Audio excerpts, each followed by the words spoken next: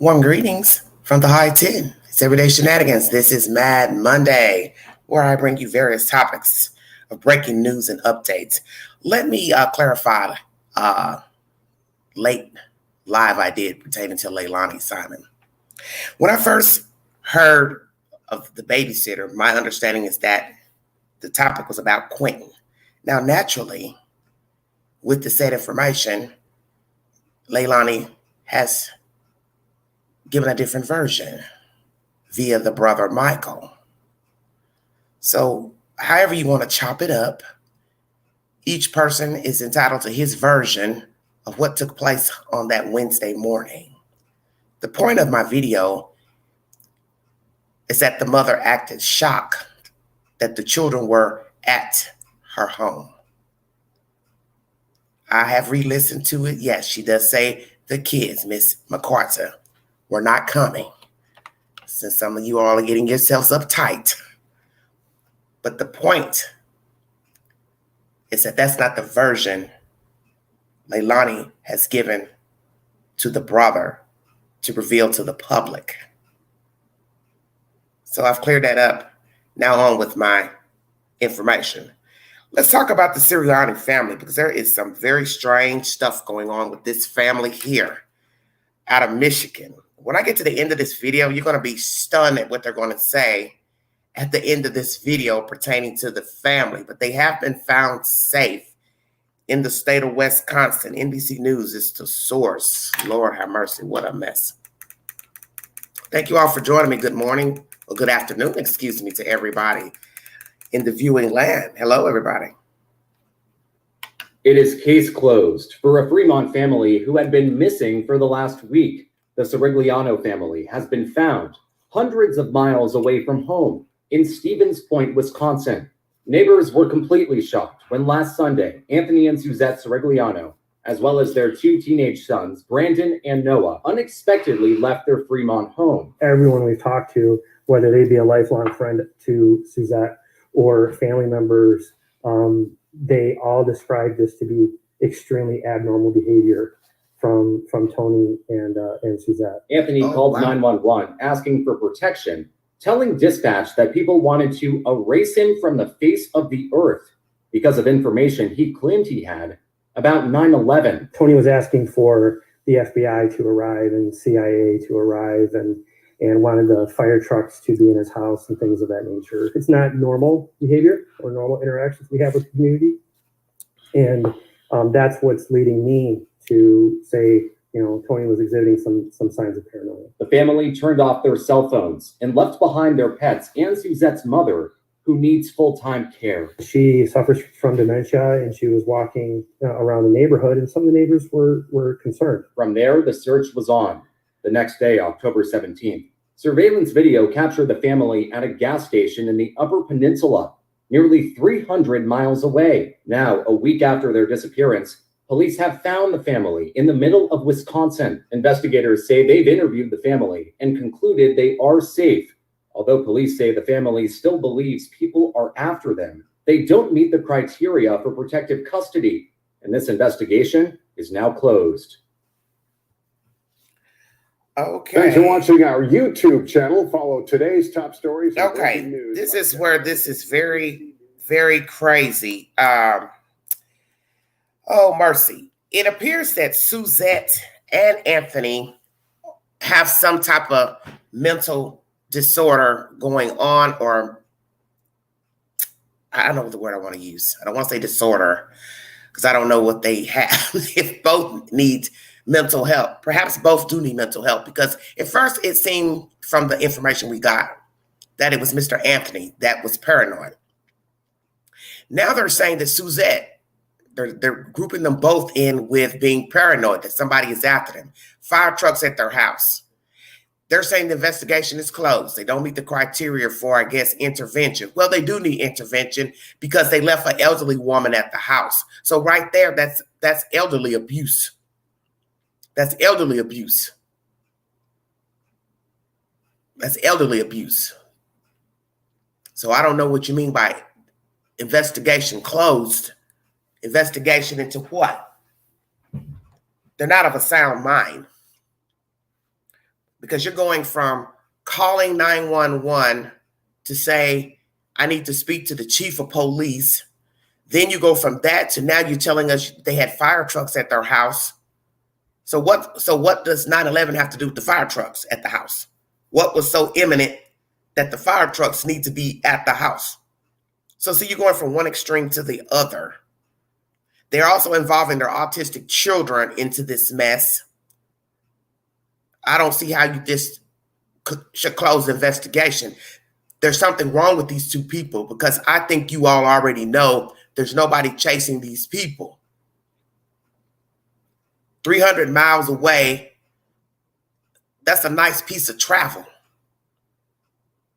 So he's lucid enough to be able to at least drive a car and go to a different domain and also rent a room.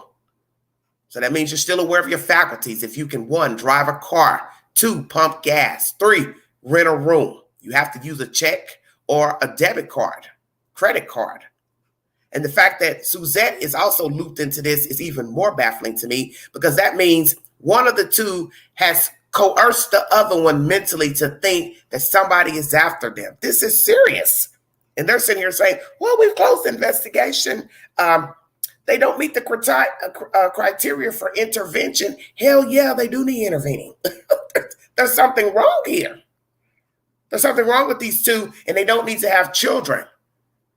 Although one is grown, but I don't know if he's autistic as well as the minor child. Is he able to go out on his own and live on his own? Can he go right now, apply for a job and rent an apartment? Because he doesn't need to be in the house with these people, he or the other child, the minor child. Okay? And mainly, besides those two boys, they left an elderly person behind. So listen to what you're saying. They drove out of the house, left their phones, which one shows that you're lucid, to cut the phones off. Because at first you said the phones were left behind. Now you're saying the phones were cut off. So which is it? One phone was left behind, or all phones were left behind? Or was it just that Mr. Anthony was the only one that had his cell phone? And I can't see him driving that long distance without a cell phone. But they left an elderly person behind. That lady could have gotten hurt. She could have been assaulted. She could have got ran over by a car. She could have set the house on fire, anything. So I don't want to hear that BS that, oh, this investigation is closed. No, it needs to stay open, because they need to be brought up on charges for leaving an elderly woman at the house. Those people, whether they are both under the delusion of some secret entity chasing them, they are still aware of their faculties to travel that far down the highway. That's my opinion. And nobody needs to be in their custody. Not those children and not the elderly lady. And that's the spoken word on that. NBC News is the source. All right, everybody. We're going to jump up to Uvalde. A lot of things have transpired with Uvalde, with lawsuits and accusations, and it's just been an uphill battle with this crazy town, the firing of the chief. Now we're getting the teacher who propped the door open. She's finally decided to talk to the national news about what happened. So we're going to chop up what she had to say. ABC News is the source. Thank you so much for joining me. If you'd like to donate to this great network, thank you. $sign Beganji 129 Cash App. All super chats and stickers are welcome during this live. Hello, everybody. Thank you so much. Hello, AJ Kinsley, Michelle, Off Home. Sorry about that. Hold on. Let me get started here. Massacre authorities blamed a school employee for leaving a door open at Robb Elementary, allowing the shooter to get inside. A school staffer is now speaking out and trying to set the record straight. ABC's John Quinones is in Uvalde. Tonight, nearly 5 months after the massacre at Uvalde's Robb Elementary School, the staffer at the center of the controversy over the door where the gunman entered, speaking exclusively to ABC News. I'm suffering mentally, of course. Emotionally, I still don't sleep. Amy Marin, an after-school program coordinator, had only been working at Robb Elementary for a month, but the trauma of that day has endured. Her words now come out stuttered, and she suffers a tremor. On that day in May, she says she saw the gunman's vehicle crash outside and watched as he jumped the fence with a rifle, hearing him firing shots. She says she kicked a rock out from under the school's outer door, which she had used earlier to prop it open.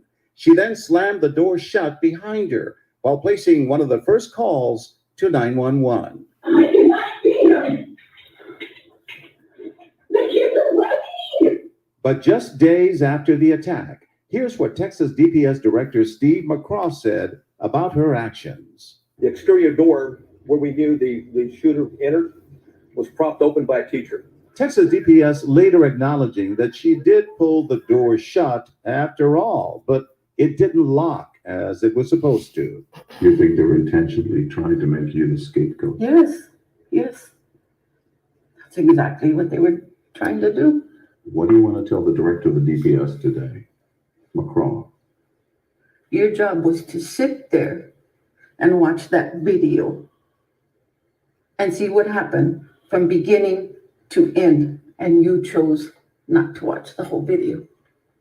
You chose to blame me. Is there any way they could make up for that? No, sir. And Lindsay, tonight, the Department of Public Safety issuing a statement saying it apologized to Amy Marin and her family for the additional grief this has caused an already horrific situation. For her part, Amy Marin says she just wants the world to know she did everything she could here at Robb Elementary to save those children. Lindsay? Hi. Okay, everybody, let's chop that up. When this story first broke, I think most of you know who followed the content pertaining to Uvalde. There were different versions of what in the world was going on at this school. And then as time went by, we started hearing more and more different things about the timeline, who went in first. Even now we're hearing of another female who went in as a first responder, and she had the nerve to make a nasty comment that she would go in if her son was in there. And they have her on audio saying this. I brought you information about that a few weeks ago. So you're now getting bits and pieces of different people who entered the building besides the school chief, Arredondo. So different people going in, but nobody is the lead. Nobody wants to take the responsibility as the lead. Arredondo just cowered out altogether, basically saying, yeah, I got there, but I wasn't in charge, which was the stupidest thing we had ever heard. So here we have all these guys and women gathering outside the building like a bunch of, roaches, scurrying around, don't know what the hell to do, which was so pathetic. Then you even have a Caucasian guy suited up. He's saying, what are we doing here? That's on a body cam. Private conversation that I'm sure nobody ever thought was going to make national news. So here's this guy saying, what are we doing here? So maybe he was bored. He's standing outside the building wondering why he's not in there. So see, this goes to show there was no direction on that fateful morning. There was no direction, there was no lead, and nobody wanted to assume responsibility. Excuse me. And as long as it took to find the keys, which was the craziest thing I've ever heard, why did the principal not have the keys already? You're the first person that should have keys to every door in the school. Why don't you have the keys? Where did he even go find the keys? I still haven't learned that. Where the principal or whoever found the keys. Arredondo stumbling with the keys once he gets them, hands them to somebody else, then they fumble with the keys and finally open the door, breach the door. And I get it. The guy had heavy artillery. But the point is, there are teachers and students in that room, and they deserve help because that is your job. It's to help. And you know the risk every day you go out here as a sheriff deputy, state trooper, state police, police officer or detective. This is your job. And of course, you didn't know what was on the other side of the door. You're assuming it's only one shooter. And you knew he had heavy artillery from him shooting through the door, the walls, blah, blah, blah. We get all of that. But nonetheless, that is still your job. Now, let's go to the versions pertaining to the door. There were many versions.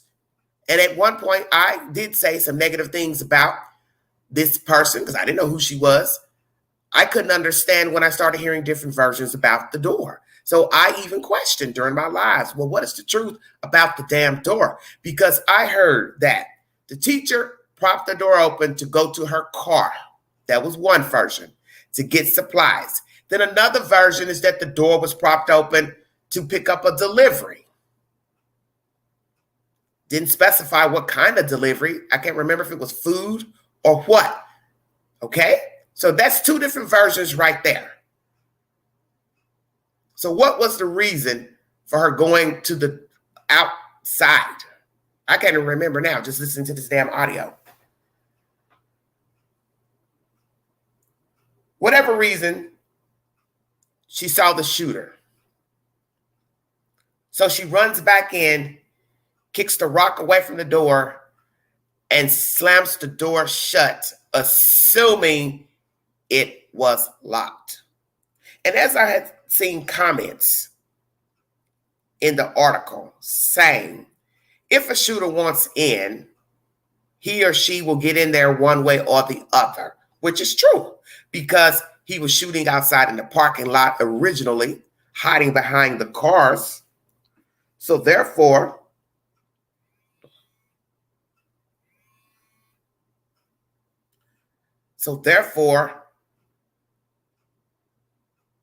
he was going to try to get in one way or the other, shoot at the windows, whatever. So what we have to ask ourselves is, did this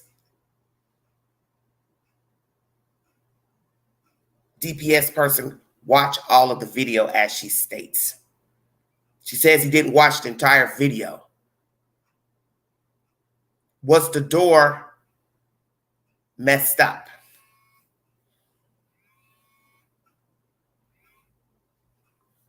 See, those are the questions you have to ask. Was the door messed up? If the door was messed up, how long was the door messed up? Hello, closer. So I haven't heard anything about that because at some point I phased out of the Uvalde mess because every day was something new, something about a parent, something about this, a complaint, a city council meeting. It just became overwhelming listening to all the hoopla pertaining to this storyline. But that's what needs to be told. Was the door broken?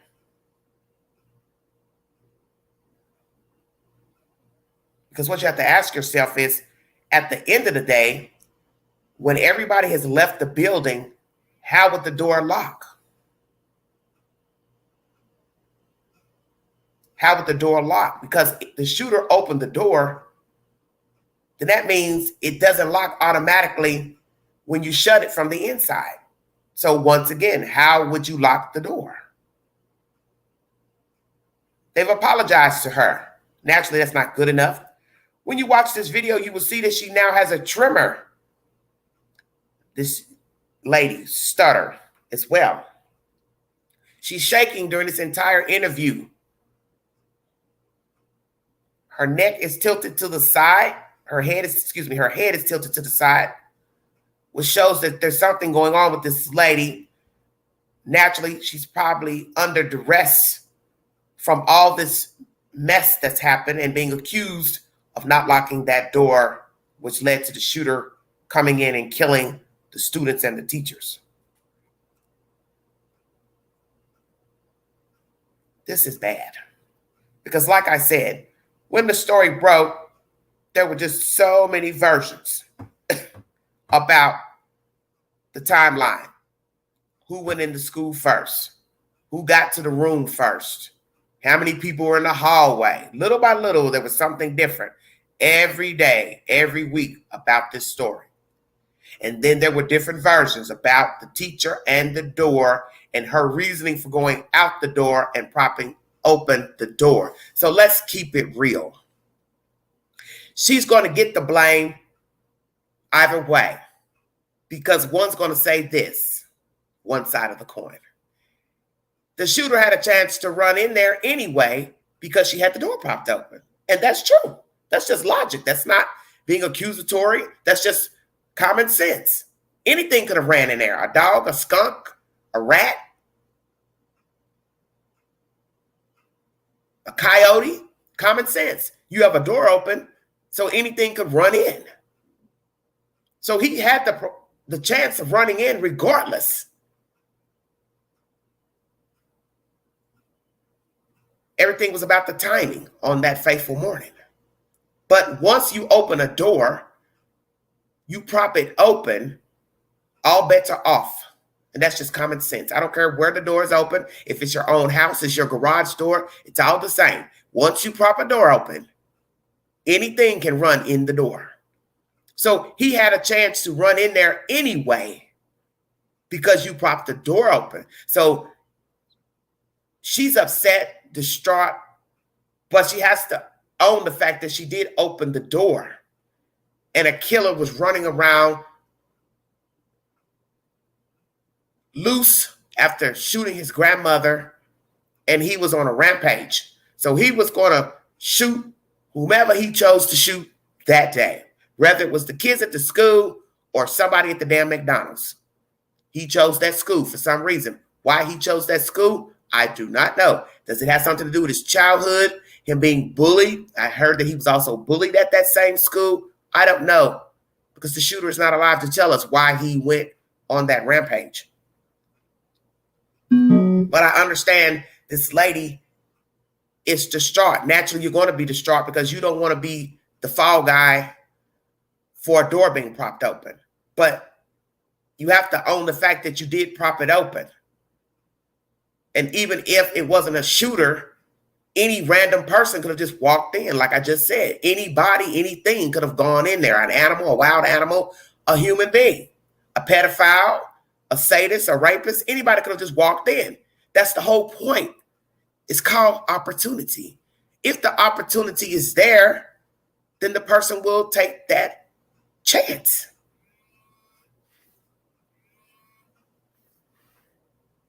And that's what happened. The shooter wrecked his grandparents' truck, jumped out, ran. I think he was in the parking lot at one time, hiding around the cars. A car allegedly went through. Police car went through the parking lot. Didn't see him because he was hiding behind one of the cars. And somehow, even with this heavy artillery, he jumps up, shooting outside, because we have people across the street at a funeral home saying they saw him shooting because he shot at them and they took cover. So at some point he wasn't hiding. He was out visibly shooting. And this lady said she saw him because you hear on the 911 call saying, I see him, blah, blah, blah. The kids are running. And sadly, she possibly thinking she's okay inside of the school building, not knowing the door is breached. So let's ask her, because he didn't ask her. But you know somebody will.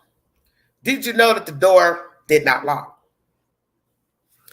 Naturally, she's going to say, I thought it locked behind. Because that's what she says. I shut the door. I thought it locked behind me. But it didn't lock. So now you go to the next question. Is that the truth that she knew it wouldn't lock? Had they had problems with the door before? Was there a problem with the door and nobody fixed it? But then that goes to the next question. How do you all lock the door at the end of the day? Because you do have doors that don't have handles on the outside, depending on the location of the building. It's just a flat surface with no handles. You can go out of the door, kind of like the doors at the movie theaters. They have the side entrances. You can exit out, but you can't go in. They're just exit doors. But we know this can't be an exit door. I don't know.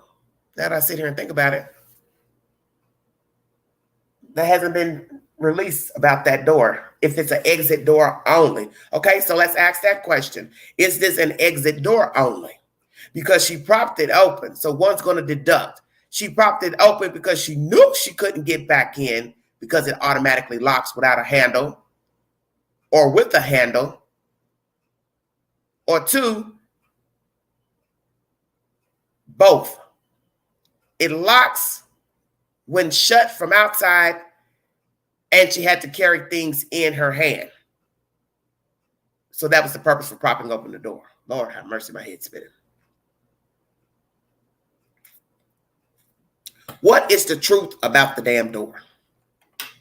Would somebody like to tell us what's the door operational on that morning? It's a door with a handle, no handle, automatic lock. It was broken. She knew it was broken, but don't want to admit that she knew it was broken. That's why she propped it open. What's the truth? Because like I said, she is not going to want to admit she knew that the door was broken. Who's going to admit that? Nobody. She admits to propping it open. That's her downfall. She propped the door open. And allegedly, she shut it after she saw the gunman. And then she goes in to call 911. But sadly, she assumed the door locked, but it did not. That's the sad information, everybody, by ABC News. Woo! This is Mad Monday. Next story. Savannah, Georgia. I also like to say this before I get off that subject. I wonder if she's suing these people for distress. The school board for defamation of character. Because, you know, some of us did have negative things to say because we didn't know what to think. We had so many versions about the damn door. Hell, I didn't know what to think either. I didn't know if she had propped it open and he ran in when the door was propped open. But see, we had got so many different versions. You didn't know what to believe.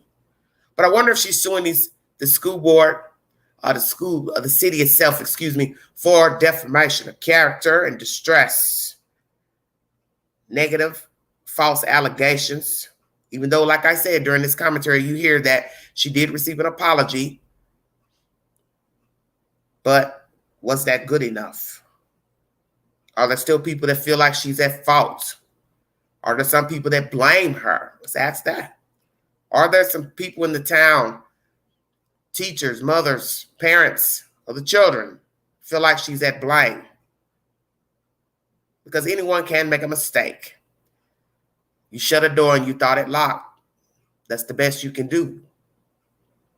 But also, the flip side is that she did have that door propped open and anybody could have came in the school while the door was propped open.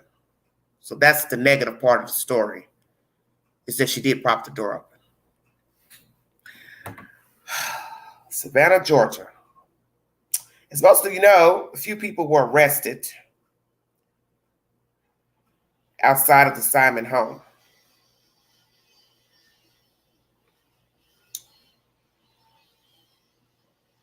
I'm going to play that content again. It said 4 protesters, but I have an article that says 3. So let me go in and look again and see if they have another update on that.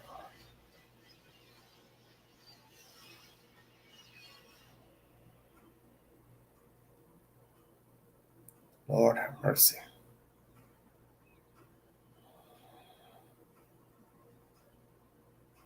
Still saying 4 protesters. Okay, here we go. Searching for a reliable. Hold on 1 second, you guys. Make it loud enough for you to hear.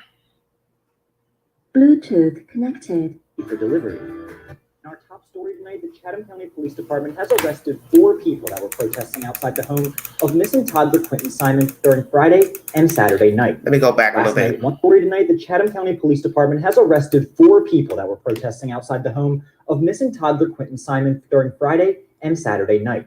Last night, one protester was arrested after they reportedly were banging on the windows and doors of the home on 535 Buckhalter Road. Police have identified the protester as Kimberly Taher and charged her with criminal trespassing. On Friday night, police say they had to visit the Buckhalter Road home twice after receiving complaints of people acting disorderly. 3 of the protesters blocked the driveway of the home, which prevented people from leaving. Each will be charged with disorderly conduct. All right, everybody, that's the said information. WSAV3 is the source. It was uploaded 3 hours ago. You will see one of the protesters' mugshot. She's smiling, blonde-haired female. Very ridiculous situation.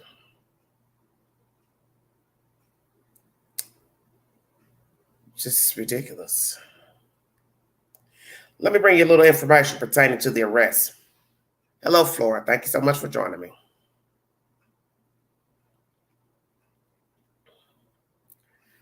WTOC is the source.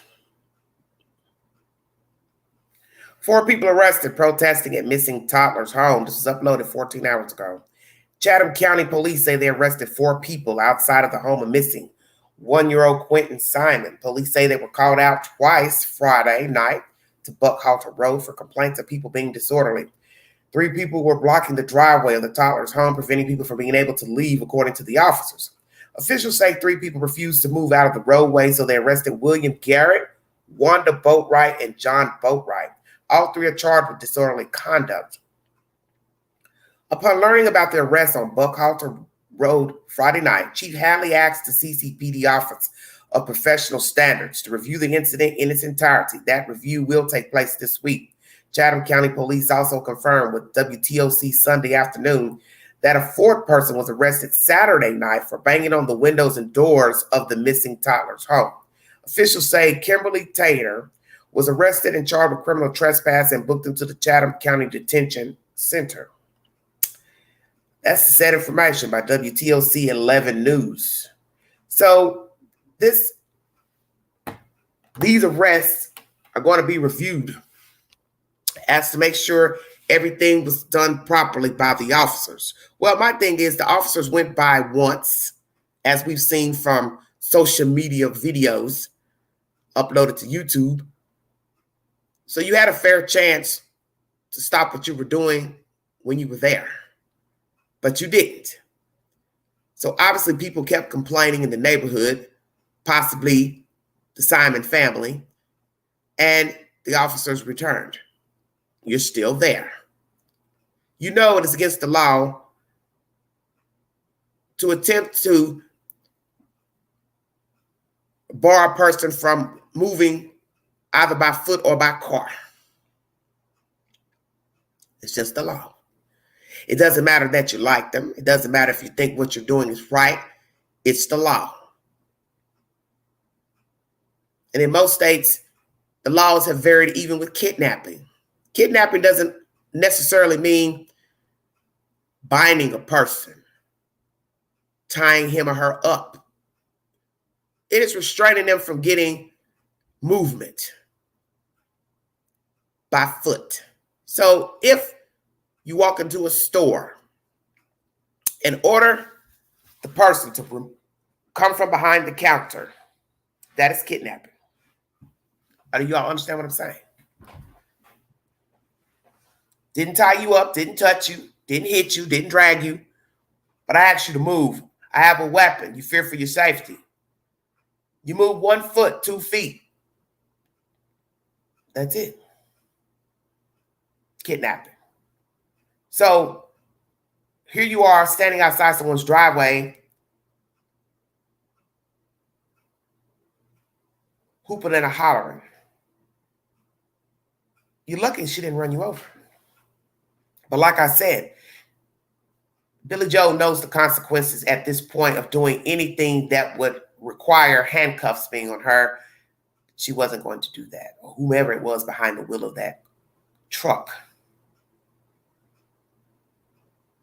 They do need to be arrested. They should have been arrested. Whoever was out there hooping and hollering. Frankly, they should have taken all of them in for hooping and hollering. Because, see, this is what people don't understand by trying to play possum, as one YouTuber tried to do. You think because you're sitting in your car and you're not the one standing in the road or the driveway that you are not a part of the Klan, but you are part of the Klan because you're there. And when it comes to officers rallying everybody up, they're not going to sit and try to watch to see who's yelling obscenities and who is not. Just gather all of you up. And as you see, they need money for this investigation. So obviously they don't even have enough officers to come out to arrest all of the people that were standing there. And I don't even know how many it were standing on the road. So how many were there? You know this behavior cannot continue because you're disturbing the peace. And those other neighbors, they didn't sign up for this. They didn't sign up for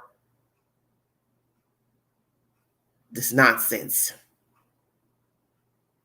And just because they're not out there doesn't mean they condone the behavior of the Simons and Leilani, that they're in conjunction with this woman killing her kid.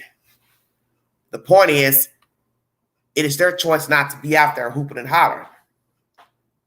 You can't get mad at a person because they don't want to stand outside in the middle of a damn road or on the side of a road, cussing and fussing, knowing there are people who have to go to work, go to sleep, study, read, peace, enjoyment of their fucking house. That's their house.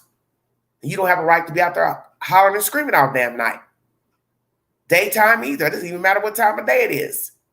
It's principle. You don't have any business out there. You want to put something out there for the child? That's your prerogative. Because really, I'm stunned that they even let you all put anything on the property. Toys, considering they've never fought for the child. And naturally, Billy Joe is putting out a ploy of, well, you're welcome to come over here if you're bringing gifts for the baby. Well, the baby is deemed dead. So Quentin won't be receiving those gifts. So that's why I said it's pointless to even be over there. Just leave those people alone. What is the point? There is no point. There is no point. All this is just sickening. And I think these people need to should have had some jail time. Maybe sit in jail a couple of days to give you time to think about what you've done. Because see, the thing that's interesting about people that do these type of behaviors, as was said on social media, the one woman arrested was whimpering and crying. And then we heard the one in the car. I don't know if that was the same lady because I couldn't see her in that video. What are you crying about? You're out there disturbing the peace, and then you're going to cry when you get arrested for what? And then two of you had the same last name, man and woman. That would lead us to believe you're married. So that means you're not even thinking about your own livelihood. You don't have a plan B. Because this shows that you're not thinking this thoroughly while going out there hooping and hollering. Why would a husband and wife want to get arrested? For blocking a driveway and or disorderly conduct? What is the point? Do you have children? Do you have school-aged children? If so, where were they? Or are all your children grown? We will hope for your sake that your children are grown. And I believe in standing up for certain things. Everybody has a right to assembly, free speech, but this isn't free speech. And this is not a peaceful assembly. Once you start cursing and screaming, then it's not peaceful. Yelling at people, hollering, blocking a driveway, you're going from one extreme to the other. And you can't say that they're right because they're not. Because we already know that many people commit crimes, and it doesn't mean that their family is involved. Now, I'm not speaking of this family per se. I'm speaking of some other people. It wouldn't be right to go stand out in front of somebody's yard, cussing and fussing because their niece killed a baby or drinking and driving incident. So what are we going to do? Just go rally at everybody's house that's related to the person?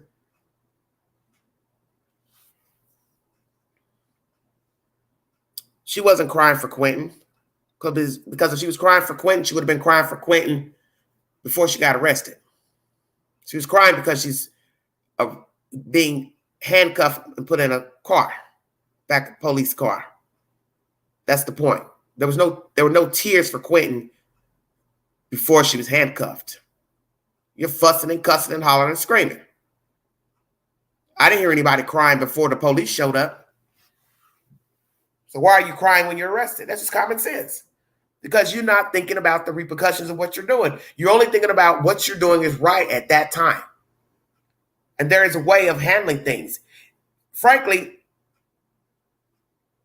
I would be at the police department because these are the people who are allowing her to walk free. That's the gist of the story. Chief Hadley is making the call to let her walk free. So therefore, if you all want to raise hell, that's who you should be raising hell with, because you want her arrested. She doesn't care about you hooping and hollering. And that's what I tried to tell you all in my past lives.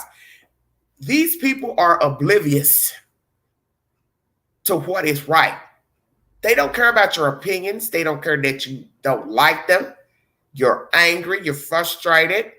You want justice. What do they care? They don't care. So you can hoop and holler and ride by and honk your horn and run up and bang on the windows, try to block the driveway, hell, even try to break in. You're not going to do nothing but go to damn jail. That's what you're going to do. And she'll still be free while your ass is locked up for disorderly conduct and, pilfering on the lawn, whatever it is you decide to do to break the law. So you're not helping the case of a dead baby. Because one, he's dead. Two, she's free. Don't you see the correlation? The biological mother's free and the child is dead. And you're going to go all the way out of town and risk your own livelihood to go to jail and get a fucking record hooping and hollering. So who's the biggest loser? Wednesday will be 3 weeks that this heifer called 911 to say her child was missing. So maybe you need to think about that. She is free. And she's hoping that baby is not found in that landfill. And today, they commenced on searching for baby Quentin. We have to pray they find him. But I do have faith because they have evidence. They do not have to tell us what the evidence is. They know something. That's good enough for me. And I'm not going to think negatively that they won't find the child, because my first case on YouTube, a baby was dumped in a dumpster, construction dumpster, in a neighboring apartment complex. It was a vacant apartment complex, and the suspects put the baby in the damn construction dumpster. And the girl told it. One of the suspects told where the baby could be found. So the dumpsters are unloaded at the landfill. They find the baby. Voila. Now, maybe her case is a bit different, but the point is, she still was in a dumpster for some time until the suspect broke and told where she could be located. So possibly they didn't have to dig a lot to find the kid, cupcake.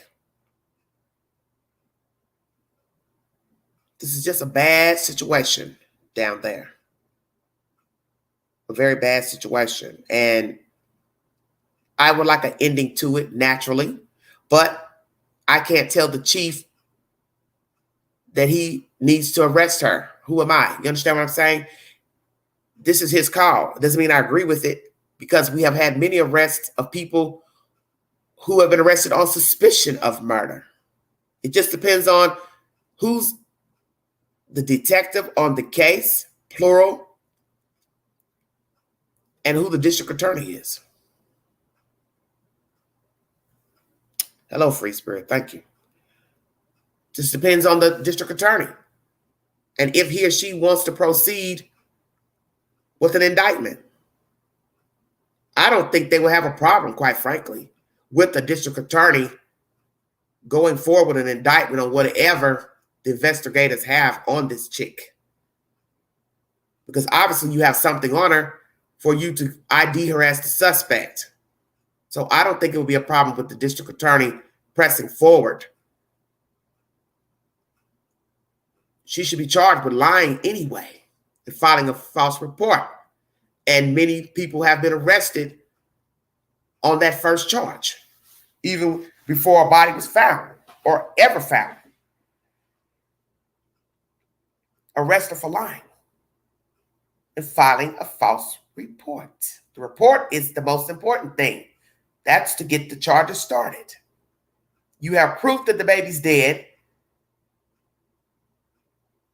You have proof, or assume you have proof, that he's in the landfill. So therefore, how did he get there? You believe the mother put him in a dumpster to get to the landfill. So then that means arrest her for filing a false report. He can't be missing if he's dead in a landfill. And she's claiming not to have no knowledge of how he would get in a dumpster, how he would end up in a dumpster. I would have went to her and asked her, well, ma'am, I want to ask you a question. We have information that your child's in a dumpster. I'm wondering, did anybody ask her that? Because she would have been floored at this point. And we hear that the brother says she doesn't have a lawyer. So therefore, what was her answer? Did you ask her? Hey, ma'am, I got to ask you a question. We need to talk to you. We can either come by your house or you come downtown. Well, my understanding, she hasn't been downtown. So did you go to her house to speak to her again after the initial report of the child being missing? Hey, ma'am, I'm coming over. How about that? The police might need to act like the protesters. I'm coming over any damn way. I got to talk to you.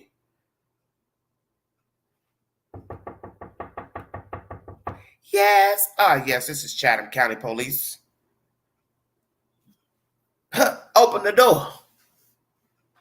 Open the door. Oh, hi, how are you doing? Not so good. Well, I need to talk to you about your child. And then we commence with telling her, hey, we have information your baby's in a dumpster. Do you know how he would get there? And then you wait for a response. How about that?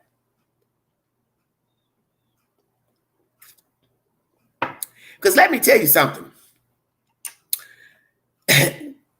When people commit crimes, they do not think, one, they're going to get caught.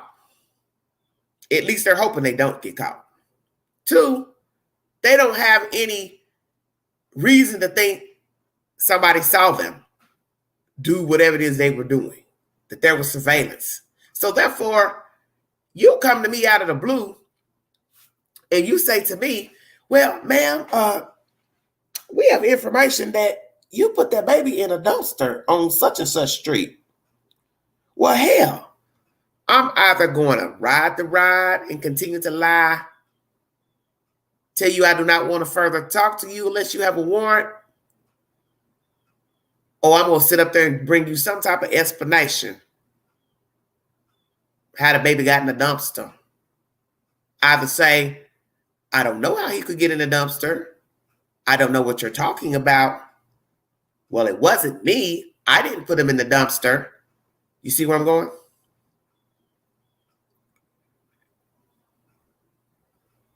But we don't get any of that. Because my understanding, she hasn't talked to law officials formally. So obviously she knows her rights because she has been arrested before in the state of North Carolina for larceny of $20, stealing from her business where she worked. Popcorn bandit. She doesn't steal money, but she's going to steal cigarettes, popcorn, and some type of punch juice. because she knows if she steals the money, it would have been deemed worse, because that means you have to open the register and take the money out of the register, if indeed she was a cashier. So I'll just steal stuff out of here. Just little stuff. Right, petty thief. And that's probably how she thought. You don't ever take the money because that's going to be on camera.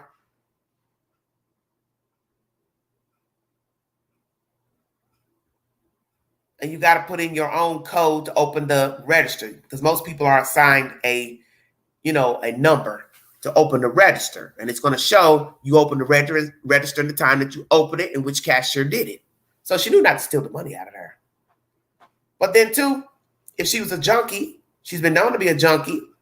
I know she's a junkie at that time. Some would say, well, why didn't she steal the money? Because she didn't. Because she didn't. She chose what she wanted to steal. That's why I always tell people, you can't put no logic behind these crazy people. But nonetheless,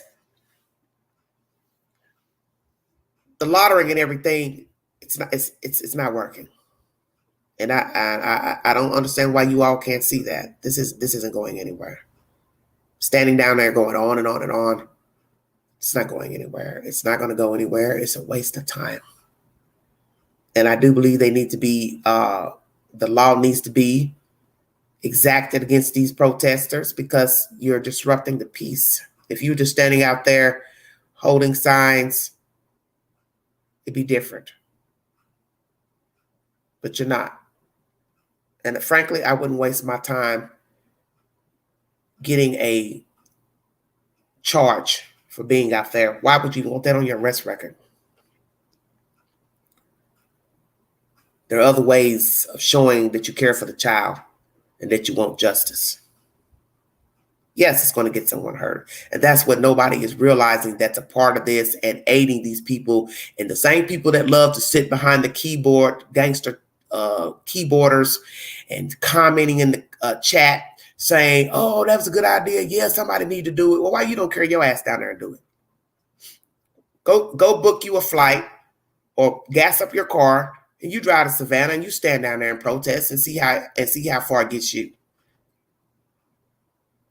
I wouldn't put $10 of gas in a car to go down there. For what? Now, you driving through, you're curious to the house where this crime took place. You're curious, because most people are. You want to drive by the house. Okay, cool. You can't tell somebody not to drive on the street.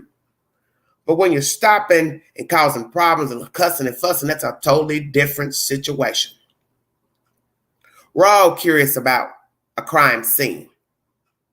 Whether you're just sitting in your own home watching it unfold on TV, they're telling you somebody was murdered somewhere, a child or a person went missing somewhere. Okay, you want to see the location, you want to get the information. But you just don't jump in your car, gas up, or take an airline flight and just start, you know what I'm saying? Go run up to the scene, start banging on the damn doors. Hello, kid, how are you? You don't go bang on the doors. Kit, how are you? You got something you want to say to the queen, Miss Kit? Yes, it makes you look crazy. And that's what people don't understand. And you can't keep using Quentin as an excuse that you're concerned about the child. You can't say you're concerned about the child. He's dead. He's deemed deceased. And the fact that we're going into week 3, one could use deduction that he's not alive. He's not handed off to somebody. He's not human trafficked. He wasn't sold. They have not found evidence to any of these theories. They've deemed this woman involved. That's the bottom line. Kit, do you want to have something to say to the chat? Would you like to speak? You or Miss Alicia, can you all form some words to give today? Got only a few viewing. That's fine. It's kind of early. This is an early live. I decided to go ahead and do an early one and get that information out about Uvalde and the Michigan family. What you say, or go HV Jason Party? What? Say what, Army medic? People shenanigans all over this Monday. Yeah, it's. Oh, kid says no, not today. Maybe later. Well, kid, I may not be on later. That's why I'm on early. That's why I'm on early. I can still put it in just in case somebody that's quiet. Oh, well, you can't talk because you're working. So that's understandable. I understand. That's fine. We don't want you getting fired. Because you got somebody that would be crazy enough to go on a live chat on their job and get fired. And their boss comes up like, what the hell are you doing?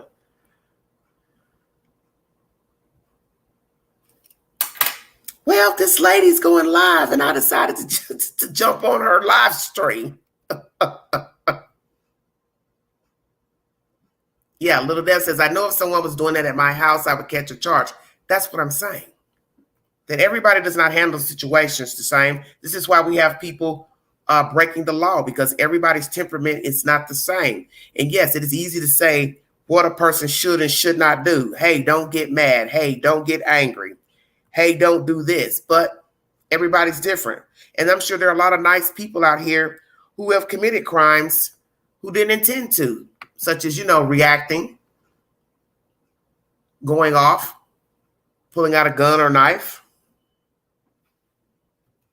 They were decent citizens, law-abiding citizens, but they lost it. Somewhere down the road, they lost it. Because it happens all the time. There's always somebody that loses it. Hey, Pretty K, how are you? Alicia says, dang, work interfering with my YouTube interests. No, you have to have a job to pay your bills. You've got to work. I've often wondered when I've talked about a lot of these stories, there were people who always had something to say in the comment section. They always had a comment. They go over to the IG comment. And the first thing I thought was, how do you have a job and you're on YouTube this much and Facebook? I found that interesting. Because even if you work full time and you're a YouTuber, or you work part-time in YouTube, something's going to be put on the back burner in order to keep up with these stories. And when you have a story like this, where the people just nonstop stay in the news, stay on social media with some type of shenanigans, something in your life is not going to be attended to. I'm just going to keep it real. I don't care if you are single or you're married or you have children or you're dating somebody, you have children. How are you keeping up with everything that's going on YouTube and social media and have a job? That's strange to me, because I don't see how people can keep up. That leads me to believe you don't have a social life. You don't go anywhere, because there's no way you can keep up with all this mess, this type of mess that's going on, like this case, Summer Wells, Cal City. They were high drama. And there's just no way you would have a social life and you could stay on social media to keep up with all this bullshit. There's just no way. Say what? Going off once at a restaurant that set my head on fire got me a disorderly conduct record. Okay, Army medic. Wow, that's interesting. Would you like to share that with the chat? I've dropped the link. I've got 59 viewing. It's a slow run this afternoon because naturally this is the start of a work day. But if you want to give your commentary, please hit the link. Give us your opinion about the 3 stories I've brought to you. Uvalde is the subject matter in this live. The Michigan family have been found safe in Wisconsin. And then the last topic is pertaining to Simon Quentin outside the home where he lived. 4 people were arrested Friday and Saturday. And the chief has taken this information to a board of ethics to determine that the arrests were done properly and legally. Which that was noble of him to do that, because I think he doesn't want anything extra to distract the case due to the fact that he has not arrested Leilani Simon for the murder of her child. So he doesn't need any extra hassles coming out that, oh, you arrested these people, you were harassing these people, and you arrested them for no reason. Lord have mercy. What a mess. Just very sad, because I hate when these cases get like this. It distracts away from the topic, which is the child. And when you start acting erratic, it's not about the child. That's anything.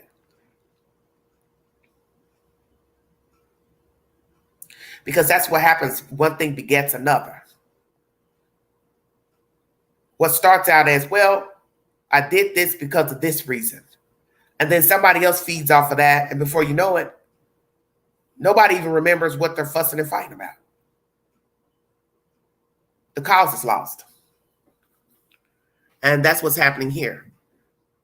The cause is not Quentin Simon. Because in the end, these people do not care about the child. That's why he's dead. So you cussing and fussing and running up and down the road doesn't mean anything. They don't care. Kinsley Master, how are you doing today? I'm good. And yourself? I'm alive. I'm making it. What do you have to say about, let's start with Uvalde. You know, at this point, everybody that was involved, like law enforcement, the city, the state, whoever and whatever, they all just need to just take responsibility of the big fuck up that they did and do what they got to do, whether it's pay these poor parents out, whether it's them losing their ability to be in law enforcement, or government officials, state officials, board of directors. It's a wrap. They fucked up. They did not protect these children. Why would you go? Your job, right, as law enforcement, you need to protect and serve your community. You are all out there. You have bulletproof vests. You can't say you didn't have some sort of firearm on in your patrol vehicle. You know, what were you waiting for? What? You know, well, let's talk about this lady. She's got tremors, she's stuttering. I mean, you can see her in the interview. She's jacked up really bad. I don't know what's happened to her, but she's suffering from some type of meltdown. How do you feel about her coming forward and speaking and saying, yes, I propped the door open, but when I shut it, I assumed that it locked? And that very well could be, right? I mean, she shut the door. Is there actual proof that she shut the door? Let's say she didn't shut the door. Accidents happen. I mean, we can't sit and blame her for that for the rest of our life. Okay. What if she did shut the door and the mechanism did not work? Yeah, I want to know about the door. I haven't heard anything. I don't know if you heard anything about the door itself, because that needs to be discussed. Was the door messed up?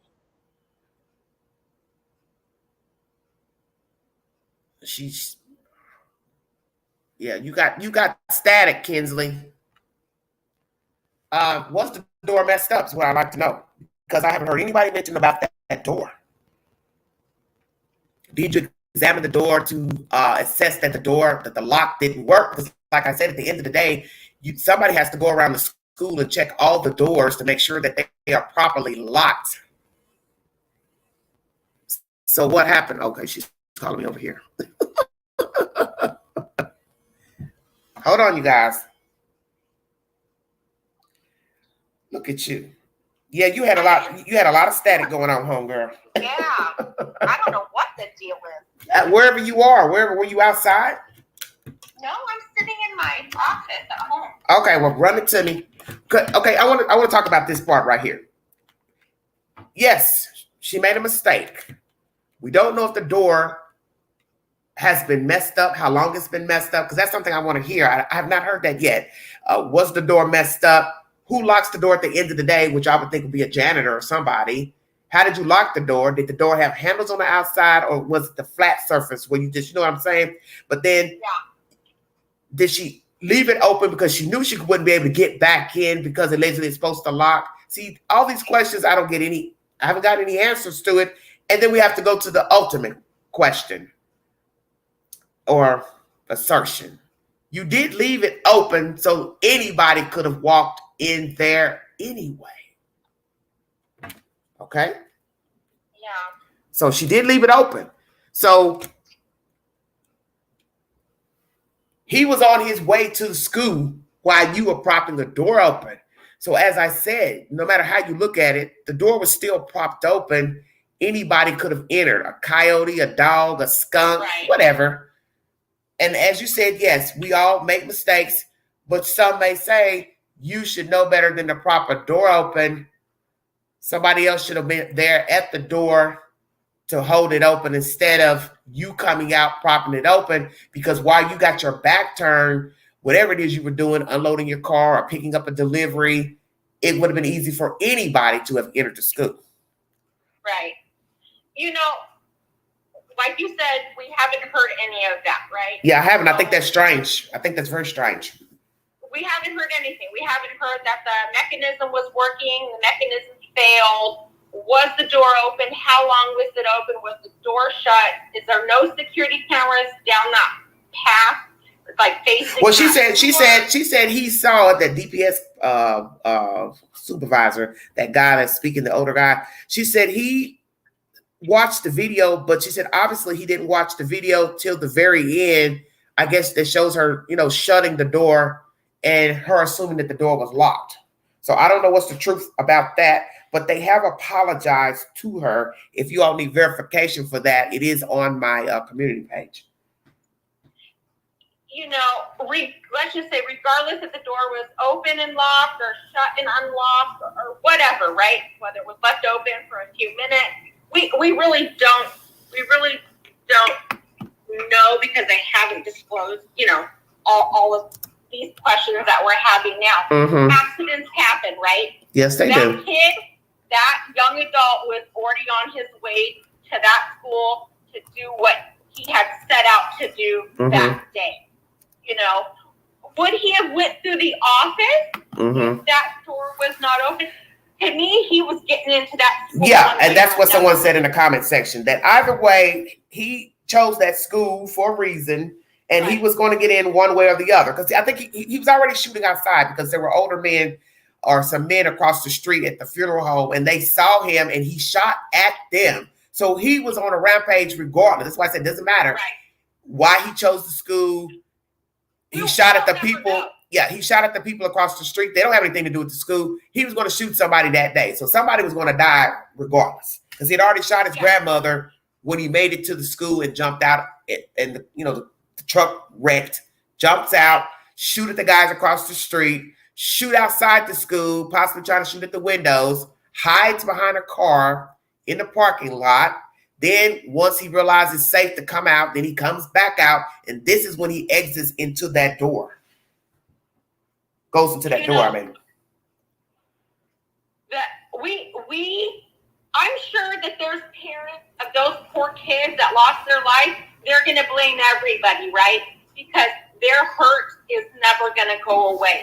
It doesn't matter how you chop it up or who did this or didn't do that. Their kids lost their life that day. Right. So they're going to blame whoever it is that makes them feel better, right? They have sorrow, and none of us or nobody is ever going to take that away. But what law enforcement failed to do is tragic. They sign up, they take an oath that they're going to protect and to serve. Okay. What the hell took them so long to get in there? What were you going to sit and strategize about? I think that's so crazy. You know what's crazy to me is that when things happen, nobody thinks that any of the information is going to ever be repeated, such as what I said. The guy standing outside with the gun, the heavy artillery, his webcam or whatever, his not webcam, but his body cam, he's talking and saying, what are we doing here? Now, naturally, he's not thinking that's ever going to be recorded on a national news story. Well, it was. Then you got the other lady recently who was trying to apply for a job with Uvalde, got hired and then fired. Here we go with her body cam. She's talking to somebody out there and she's saying, yeah, I would have went in, I would have gone in, but I ain't going in there. My kid ain't in there, because some guy asked her. He says, oh, is your kid in the school? And she says, no, my kid's not in here. I was stunned. And she didn't think that was going to be repeated on a live broadcast. Well, it was. It's tragic. Like, who's going to take responsibility? Nobody. That's the whole point. Aaron Dondo was the chief of the school district police. So therefore, he bowed out the moment he walked in there. Once he realized, hey, this guy's got heavy artillery, we're done. Oh, I think everything's okay. Until I guess he started shooting again, and then you realize, okay, this guy's serious. But that's the point. This is your job. We understand it's dangerous, but if we're going to have people carrying out, then what are we supposed to do as far as law enforcement? Somebody has got to go in to get the people out, to assess the situation. So when he says, what are we doing here? I mean, you can have people say, like, Yeah, this was an average. This wasn't Aaron Donald. This was a younger guy who's just standing outside waiting, wondering what's going on inside of the building. Yeah, like, what the heck was it? Like, what the hell are we doing here? Like, yeah, that's what he was saying. And then you've got that girl's commentary, that woman's commentary, like, well, I ain't going in there because my son ain't in there. Now, if my son was in there, I'd go in there. I thought, lady, do you hear yourself? Yeah. And she never thought that was going to ever be recorded and repeated. Well, it was. They should never, ever be able to hold any sort of public or state license, whether, you're a cop or a DA, nothing. You know what? Should ever be able to be employable. But I think it's strange that she would quit her job or whatever she was doing. I can't remember what the position was she had before that. But she then goes over to Uvalde to apply for a job. I found that very interesting. When you're just repeating, you wouldn't go in the damn school to save the teachers and the kids because your child wasn't in there, and then you would go apply for a job at Uvalde. That was strange to me. It's sad, and they just need to take 100% responsibility. Well, nobody is. Nobody's taking responsibility. Yeah, and that's the shitty part. All these kids, they lost their life. Those parents pulled up to the school, whether they drove them or walked them or bus, and you hand your kids to school because that's what we're supposed to do when our kids are registered. We're doing our part. We never ever assume that that's going to be the last day or last moment that you ever see your child again because they lost their life at a school. Well, that shit is horrific. I forgot what I was going to say because I'm just speechless. I don't know what to say. At this point, I don't even think there is nothing left to say. They need to take responsibility, and whether that is, you people need to financially award these parents something. Well, they're going to get something anyway because every state government, every town, city has insurance. So these people will get something, but it's a matter of nobody seemed to want to go in that day. That's what the problem is. Nobody wanted to go in. Oh, sharpshooter. That's what I wanted to say. It was revealed in the beginning that they called in for a sharpshooter. So I said that in the beginning when I covered this story. Why didn't you go as a sharpshooter and look through the windows? You want me to believe that class didn't have any windows to where you could get a bullseye view of the shooter? Because the thing about a person in a room, he or she can't see 360 degrees around. Right. So if your back has to be turned at some point in a room where you can't see behind you. I don't care what you're standing in. Your back is to something. So why couldn't somebody have taken a shot of him? Because I'm not about to believe those kids and teachers were standing around. They weren't standing around. So you had at some point for an hour a view of him if the class had windows. And I still haven't heard that the class had windows. Did it have windows? No, I haven't heard that either. But at some point, they had a view of him. That's what I'm saying. I'm just thinking. I'm thinking someone had to. Yeah, because I just refuse to believe that the classroom had no windows. Most classrooms have windows in them. I haven't seen. The only rooms that would possibly not have windows is depending on how the school is made. Do you understand what I'm saying? So when you have rooms like a band room, depending on how it's made in the building, maybe it wouldn't have no windows. But I'm just saying, a classroom, just a standard classroom, this was ground level. I was assuming that the room had windows. So why couldn't you take a shot at him? I'm trying to think, does my son's classroom have windows? You know, the one that's in junior high. Yeah. So you walk in because there's gates around the whole school. So you go into the school, and I want to say they all have windows. Yeah. Because because I'm sure there's rooms. I'm sure there's rooms in lots of schools, daycares and preschool, kindergarten. Just depending on how the school is made, there may actually be some rooms in a school that don't have windows. But I haven't heard if that classroom, because it was 2 adjoining rooms. So let's go there. Because at some point he maneuvered between the 2 classrooms. Because he ended up shooting at one teacher. Right. Went back in there and shot her. Because she was alive at one point. Did both of the classrooms have windows? Let's go there. I'm gonna have to get on there and look because, I'm trying to picture my own son's school. Yeah. And I really think almost every classroom has a window except for like the trailers. You know how some of the schools have trailers like on their lot that's like Somebody in the chat is saying that the sharpshooter was allegedly told to stand down. Well, I think everybody was told to stand down. Yeah, you know what? I believe that because I don't think that he gave him permission to shoot. I don't even think he fucking gave him permission to go in, to be honest. But my thing is, who was going to give permission to the shooter when nobody was assessing anything in the hallway? Nobody was in charge in the hallway. So who was going to be the person to tell the sharpshooter to shoot? So that makes no sense either. You're going to say, because I think they said Arredondo asked for a sharpshooter, but you're the same person that said you weren't in charge. So why are you asking for a sharpshooter? If he asked for the sharpshooter, he's in charge somewhat. See, that's what I'm saying. You don't have the ability just to call in people and then turn around and say, you ain't got no authority. You know that was his excuse when all this stuff jumped off. I wasn't in charge. I just showed up. But I was not the designated person. But yet you're the same person that asked for a sharpshooter. So that makes no sense. And I think it's interesting, too, when he had got a hold of the keys and he was trying to put them in the lock and he couldn't get the key, find the key. He hands the keys to somebody else who just miraculously found the key to put into the lock.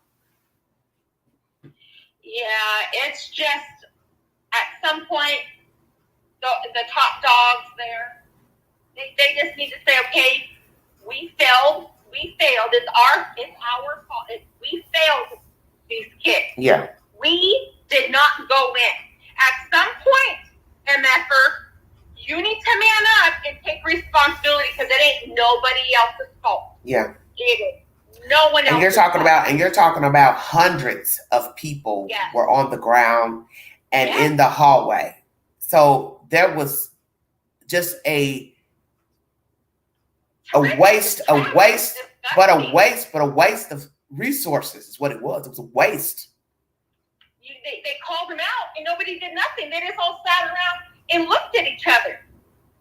Like, what were you waiting for? You're waiting for SWAT to show up? You're capable to start shooting. You got a rifle. It's just terrible. You got handguns. It's just terrible. All right, second story.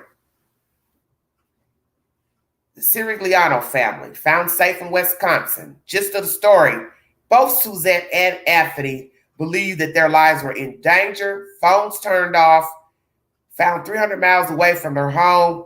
Investigation closed. Their case doesn't meet the criteria for intervention. But I feel like this is bullshit because you left behind an elderly woman, which shows you were lucid. Yeah, you leave an elderly woman that I'm assuming that they were, either power of attorney over or conservatorship, because didn't that woman live with them? Yeah, she did. That's so, Suzette's mother. That's very disturbing. But that shows me they were lucid in what they were doing. You don't want. They had the two boys. Yeah, you took all the family, you turned off the phones, you went down the highway 300 miles, you checked into a hotel, you also got gas. That means you know exactly what you're doing. There's nothing wrong with you. You may be off. You may actually be schizophrenic, but you still knew what you were doing because it was exacted, every little thing that you did.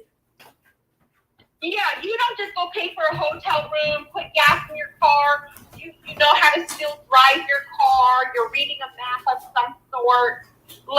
No, you don't just do that. If your youngest child is a minor and he is autistic, what is the severity of his autism? Are you even capable of making sound decisions for your child that is on the spectrum? That ain't right. That shit don't add up. No. Case should not be closed. Absolutely not. No.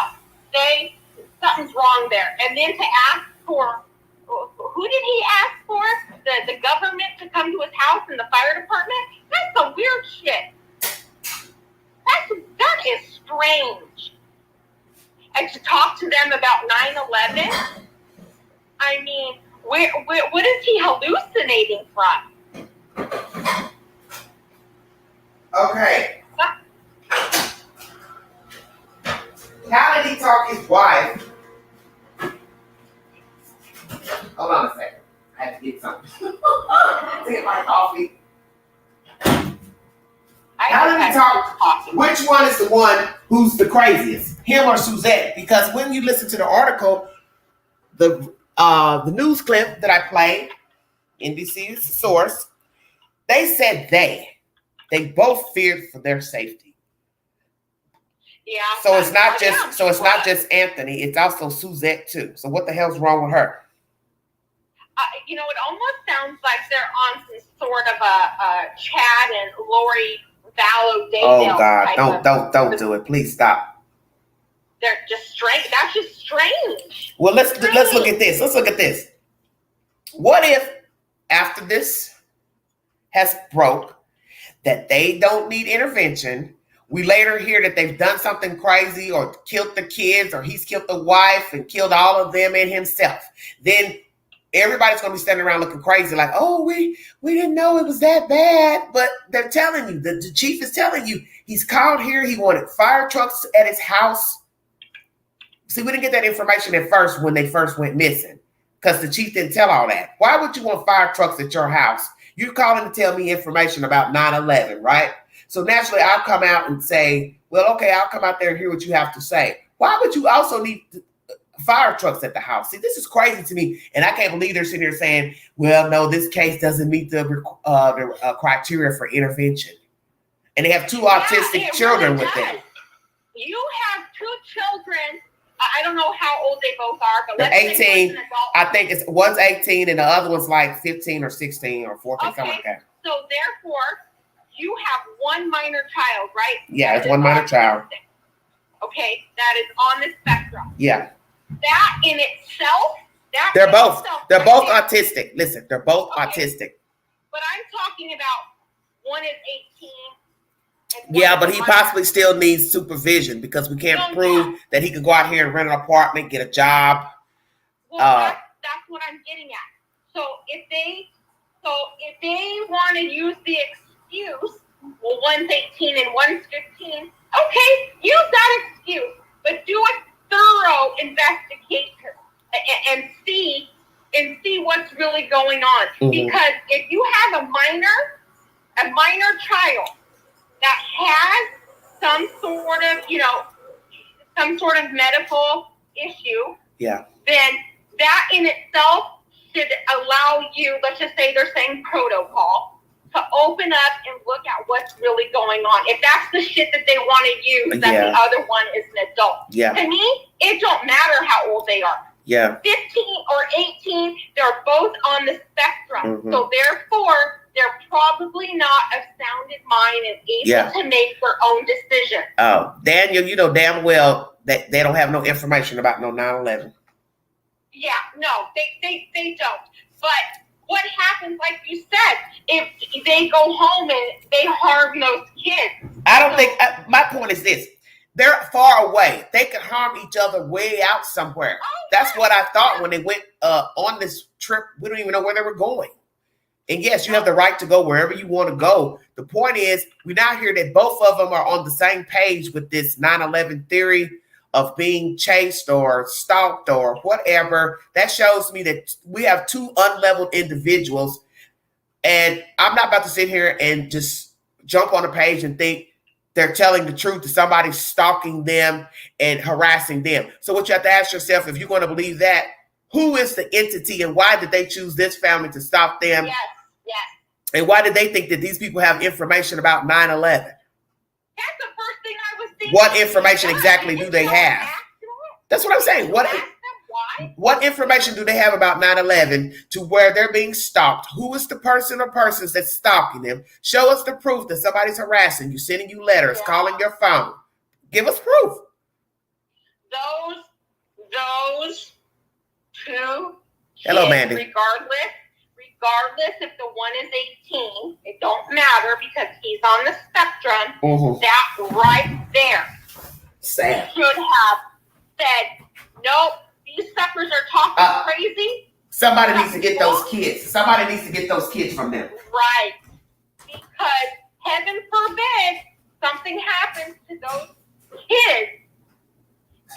That shit's gonna fall right back on that whatever police department has said, nope, they're good. End of our investigation. That is a disaster waiting to happen.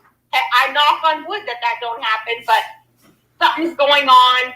The fact that they left the mother, the animals, and they have two children that are on the spectrum, and we don't even know, like, these could be nonverbal children, right? So they're not able to tell us how bad the situation is. Well, they can't, right? They got, one's got to be verbal because he used the phone at the gas station. Oh, well, see, Well, he tried. They needed to do an investigation solely based on these kids. They should have just said, you know what, let's investigate. Let's just see what's going on. Who, what, when, where, and why are these people, trying to contact you about 9/11? And if they're found unfit, then they're found unfit, and the state gets involved because something's not right then. It's just not. That's weird talk. Yeah, I want to make that clear. One of the children went in the gas station, tried to use the phone. I found this confusing because it didn't give much detail to what exactly happened to where he couldn't make the phone call. Because I told myself, I know there wasn't phone booths. So I haven't heard of anybody having a phone booth anywhere.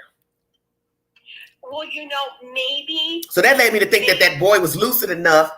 He had faculties to know that something's wrong. Something wasn't going right on that trip for him to use the phone. Who was he trying to call? What happened for him to not be able to make the phone call? Was he panicking?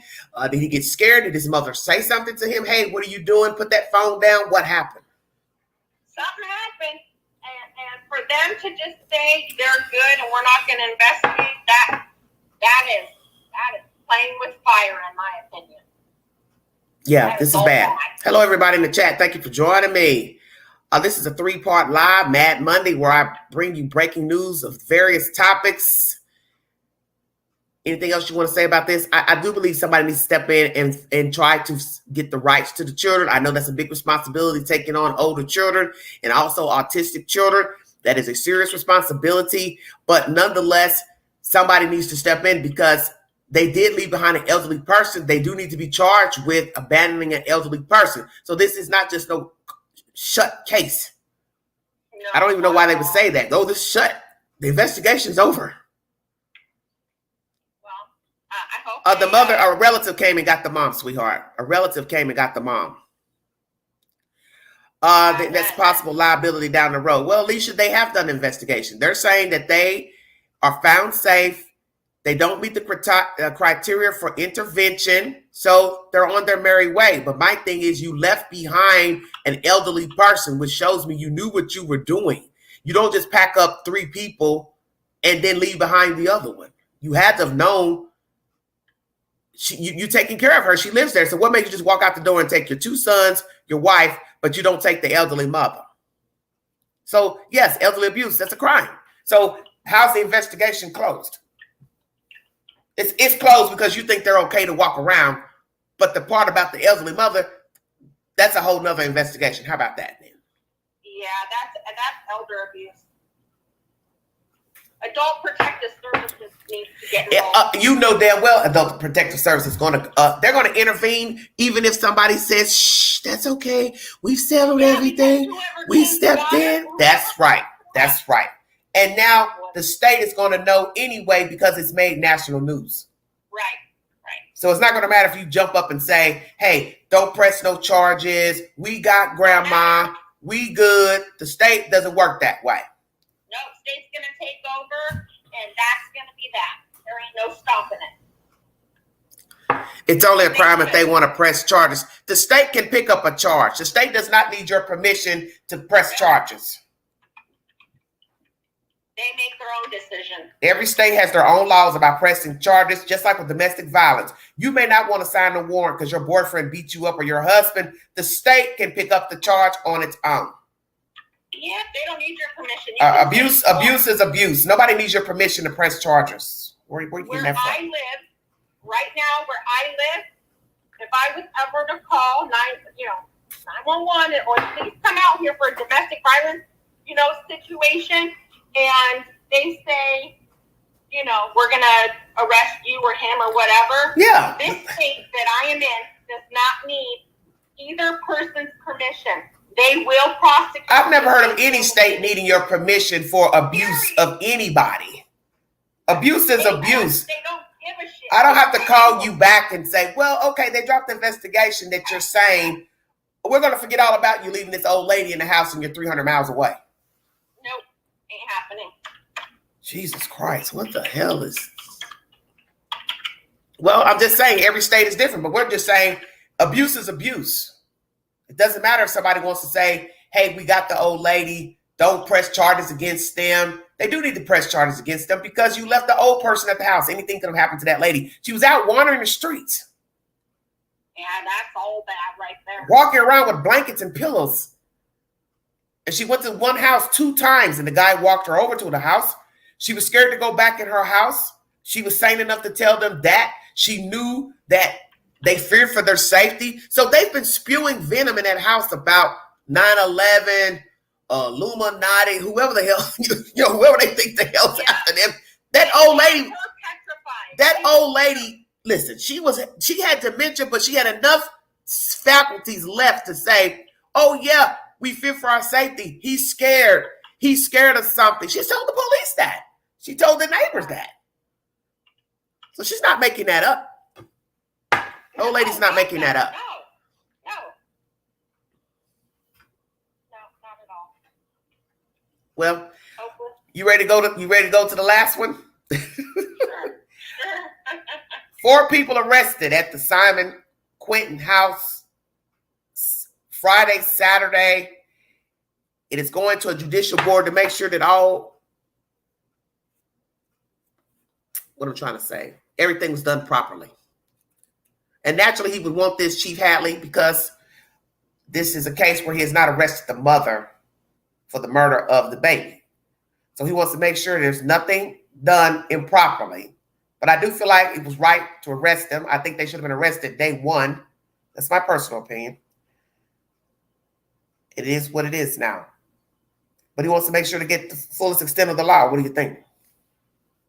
So, Thank you. I think that is the best thing for them to do, as in have it looked into. Yes, it was a kosher arrest. No, it was not. Yeah. Now, what I'm about to say is just me and my, how do I want to say this? This is me just having a normal conversation with my husband, right? Oh. This is not me having a conversation with my husband, who is an FBI agent who was there, okay? This is just a normal conversation. I didn't think you was going to say all that, Miss Lady. Well, to me, it's like whatever at this point. So I'm having a conversation with my husband, right? And we're not even necessarily talking about that what's going on right now. Would we, as the general public, would we all feel the way that most of us feel about YouTubers being there if money wasn't involved? Meaning, what do you mean? Meaning that they're there, right? They're out there protesting, and they've got their lives going on YouTube, right? And they've got 2,500 up to 5,000 people in this, audience. Oh, I see what you're saying. Are we making a stink because it's YouTubers and they getting paid? Is that where you're going with this? That's what I'm getting at. That. No, it doesn't matter to me. Listen, it doesn't matter to me about you being a YouTuber and getting paid. You get paid no matter what you talk about. Because I get tired of people bringing that up. You get paid whether you talk about baking pies. As long as you're monetized, whatever you talk about on your YouTube channel, whether you're a truck driver, whether you are you ski, you're an actor, actress, ding, ding, ding. There are people who also make good money from reality TV. Actors, actresses, they have a YouTube channel. 9 times out of 10, damn well they're monetized. So I'm going to get off that subject. The fact that you're down there disturbing the peace doesn't matter to me that you're a YouTuber. Doesn't matter to me if you're a millionaire. You're disturbing the peace, and that's just how I look at it. Well, because somebody's going to stream it regardless, even if they weren't YouTubers. Think about it. It was going to make it to social media one way or the other. Whether you just post it, you go live from Facebook. Most people go live from Facebook, so it wouldn't even matter if you were a YouTuber or not. A YouTuber would eventually see the Facebook Live of a person that wasn't a YouTuber, and then they will post it to their channel. So boom, you're back to square one. Well, my thing is this. You hear a lot of people complaining, making comments all over all the platforms. And I'm not just talking about this case. I'm talking about in general. Okay. Let me address something. Hold that thought. Let me address something that Kelly is saying in the chat. Let me say this to Bullhorn Betty directly. Bitch, let me tell you something. When you decide that you want to start talking bad about somebody because they're black, make sure you get your information correct. The chief of police of Chatham County is not African American. He is a white man. He has spoken a few times on the local news. He is white. So before you start dousing black folks with gasoline, make sure you get the appropriate title correct. Now, maybe the Savannah police is black. I don't know. I don't care. We ain't talking about Savannah police. Chatham County is the one running this investigation alongside the FBI. So if you want to go out here and throw somebody black under the bus, know what you're talking about first. I had somebody in the comment section mentioning something about an African American. Chief Halley doesn't look black to me. Now, unless his mama or daddy's black, that's their business. The point is he's a white man to what we see. So therefore, what black man are you talking about is the chief of police? The Savannah. Okay, but that has nothing to do with Chatham County. Those are two separate police departments. They're not involved right now. Yeah, the point I'm making, though, they were once merged. They are not anymore. Right. That was back in 2017 that they dispersed and went their separate way. So therefore, what the fuck does he have to do with what's going on in Chatham County? You want to argue jurisdiction? Then carry your ass up to the courthouse and hoop and holler up there. I've heard that you're a racist. I don't really care because things like that don't even bother me. You're the least of my problems I don't worry about nothing nobody do up here on YouTube, in the street, or nowhere else. Because I'm going to tell you something that I've learned about doing this YouTube business. Most of you all that sit in the chat and have YouTube channels, you're just as crazy as the people that you're talking about on your broadcasts. You're just as nutty, fruity, goofy, crazy, malicious. You're just like the people that you sit up and post their pictures and their videos and little captions and little memes about them. You act just like them. You act just like them. So save me the BS. You want to be a racist? That's your business. But make sure that when you put something in caption, you know what you're talking about. And considering how you look lately, you shouldn't be up there on a live talking about anybody because you look just as sick as that motherfucking Cher. How about that? Now I'm done with it.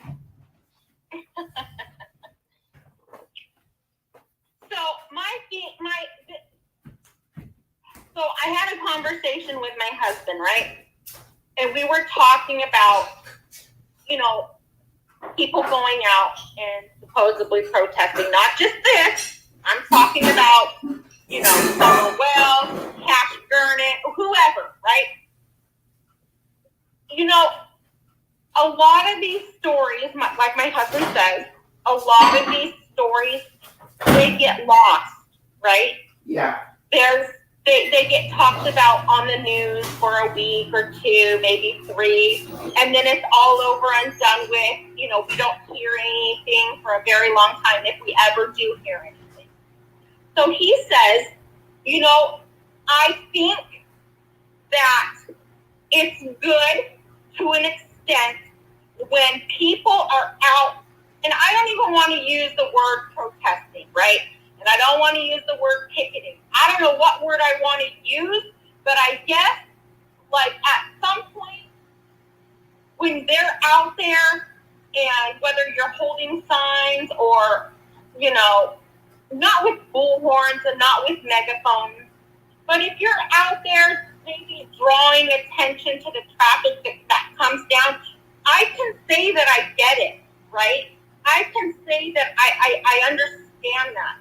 Because a lot of people feel that this little boy, his case, or the next little boy or the next little girl, that their case is going to get swept under the carpet and no justice is going to be served, right? Like, the majority of people, I think, feel that there's going to be no ramification for her, right? That they think that it's just all going to be swept, and Leilani Simon is going to be forgot about, and she's never going to be put in custody for all of this. So I guess I can say that I get it, just holding up signs and making it known. Now, going on somebody's property and banging on their doors and windows, absolutely not. No, you can't do that. You can't. There should not be any altercations out there. If you want to go out there and make it known with your hot orange signs or hot green signs, letting people know that you're not going to let it go because he is a 20-month-old little baby that was probably abused in his 20 months of life, and there's CPS that's been involved. I get it. I get it. But there should be nobody should be out there fist fighting. Nobody should be on their property. Nobody should be banging on their doors, their windows, damaging their house, throwing shit in their yard. No, I don't agree with that at all. But I do understand people's connection to the little guy because he's a 20-month-old little boy that was probably never given a shot at life. You know what I mean? You have a mom that's drugged out. You have a grandmother that looks like a dude, that they're all partying. You know, these kids were probably never really taken care of by any of them but the babysitter. Right.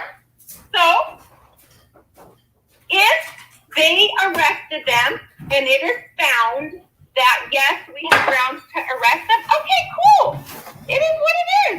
And if they weren't, well, then that's the police department's problem. Hello, everybody in the chat. Thank you for joining me. Go out there and hold your signs, but don't go harassing them. Don't go to the neighbors' homes. Don't be, bothering people that are walking by with their dogs or kids or riding bikes. No. Just do your thing and do it quietly, because nobody should be bothered, at their home at all. We all feel that the bitch should have been arrested, right? Yeah. We all feel like that. Yeah. I feel like that. Something's wrong. Something's very wrong. And I don't know if the majority of people don't know, but the FBI does not have lead on this case. Well, I've told people that this is why nobody pays attention to the information. Nobody pays attention. You just complain, but you don't pay attention. Common sense should tell you the FBI is not on the lead. No, Chatham County has not handed over this investigation for the FBI. And let's talk about that. I've got Kit joining us. So wait 1 second. Kit, hold on 1 minute. Hold on 1 second, Kit. Is this possibly somebody that wants recognition, validation? Because you got to remember, the Savannah Police Department and Chatham County, for those that do not know this, they were once one. They banded together in 2005. They disbanded in 2017. So that's a 12-year difference. Please listen to what I'm saying. 12 years. Now, it's 5 years later. They are separate. And now Chatham County needs money from their commissions board to get money for this investigation, which shows me that excuse my discrepancy, you don't have the manpower for the investigation, the tools, and a lot goes into investigating a case such as this. Somebody says they've been arrested. BH Dolly should have been arrested for disturbing. Well, they didn't. They left in time. That's what happened. But anyway, nonetheless, they don't have the resources for this type of investigation. So this goes back to what I said earlier in my lives. What are you going to do the next time somebody goes missing? There's a black male missing down there now. Okay? A young black man is missing. What about the next person? Whether they're white, blue, green, whatever. What are you going to do if you don't have the resources for an investigation to search people, get people out in the field to investigate, go in a landfill? It's all the same. You understand what I'm saying? Horseback, drones, helicopters. Yes, all that stuff costs. Setting up like they got the FBI set up over there at the landfill. Like I told everybody, while you're cussing and fussing about why they're not there, it took time to get there and set up all those mobile units. And we're talking about more than 5 or 6 little tents set up. That shit costs. Now, FBI, you already should have resources to help aid, because that's your job. You're a separate entity than Chatham County, right? You're a separate entity than state police. So therefore, you should have resources already to come in. So what is really going on here?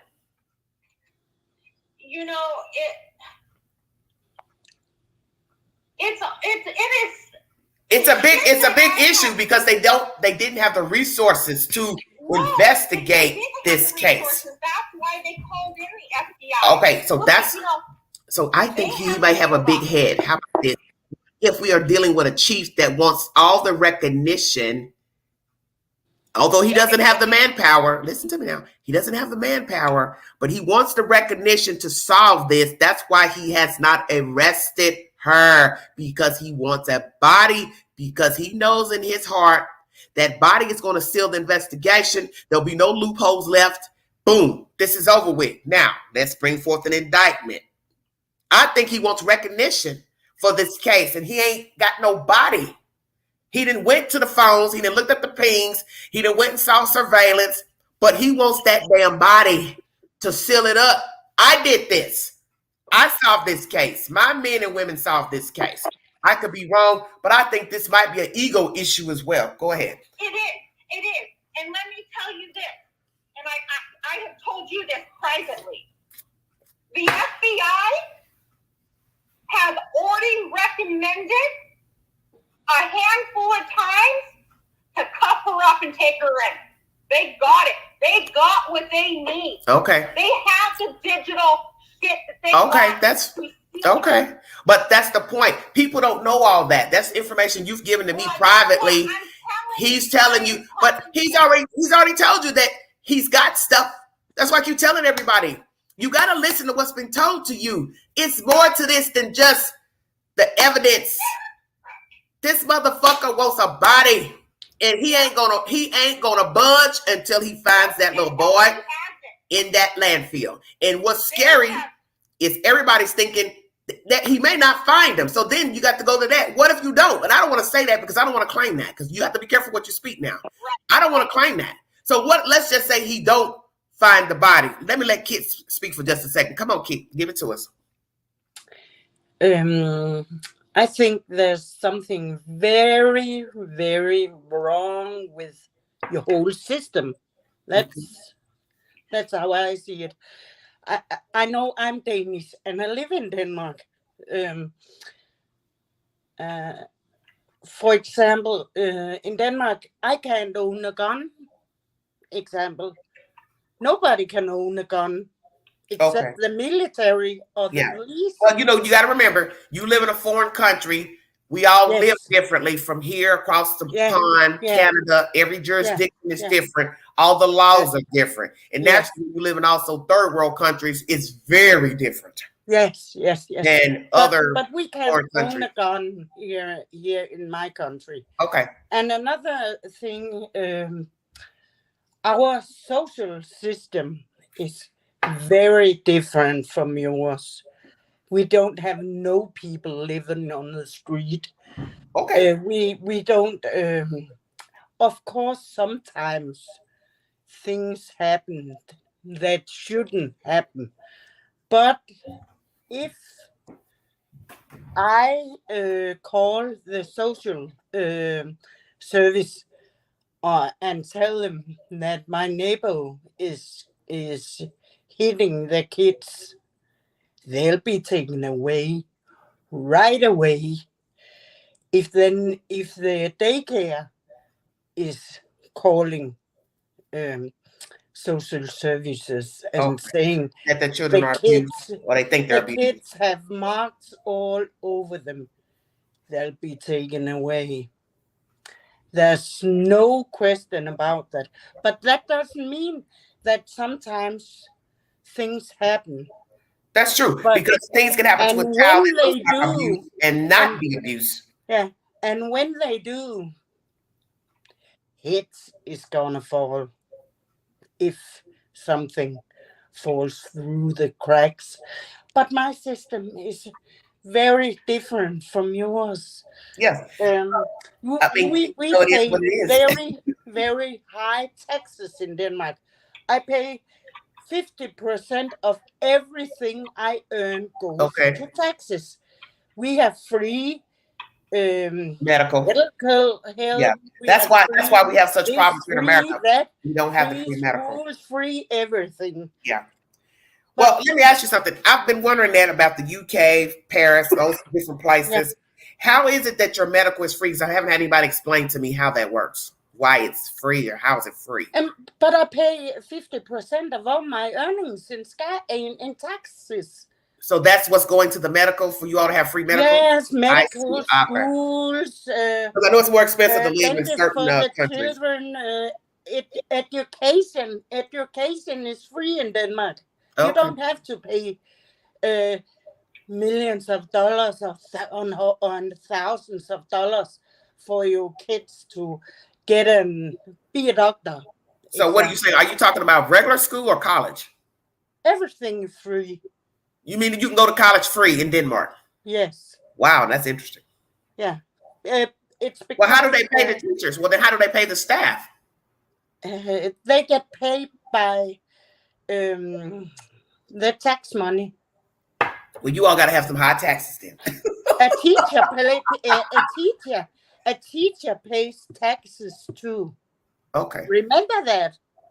Okay. A teacher also pays taxes.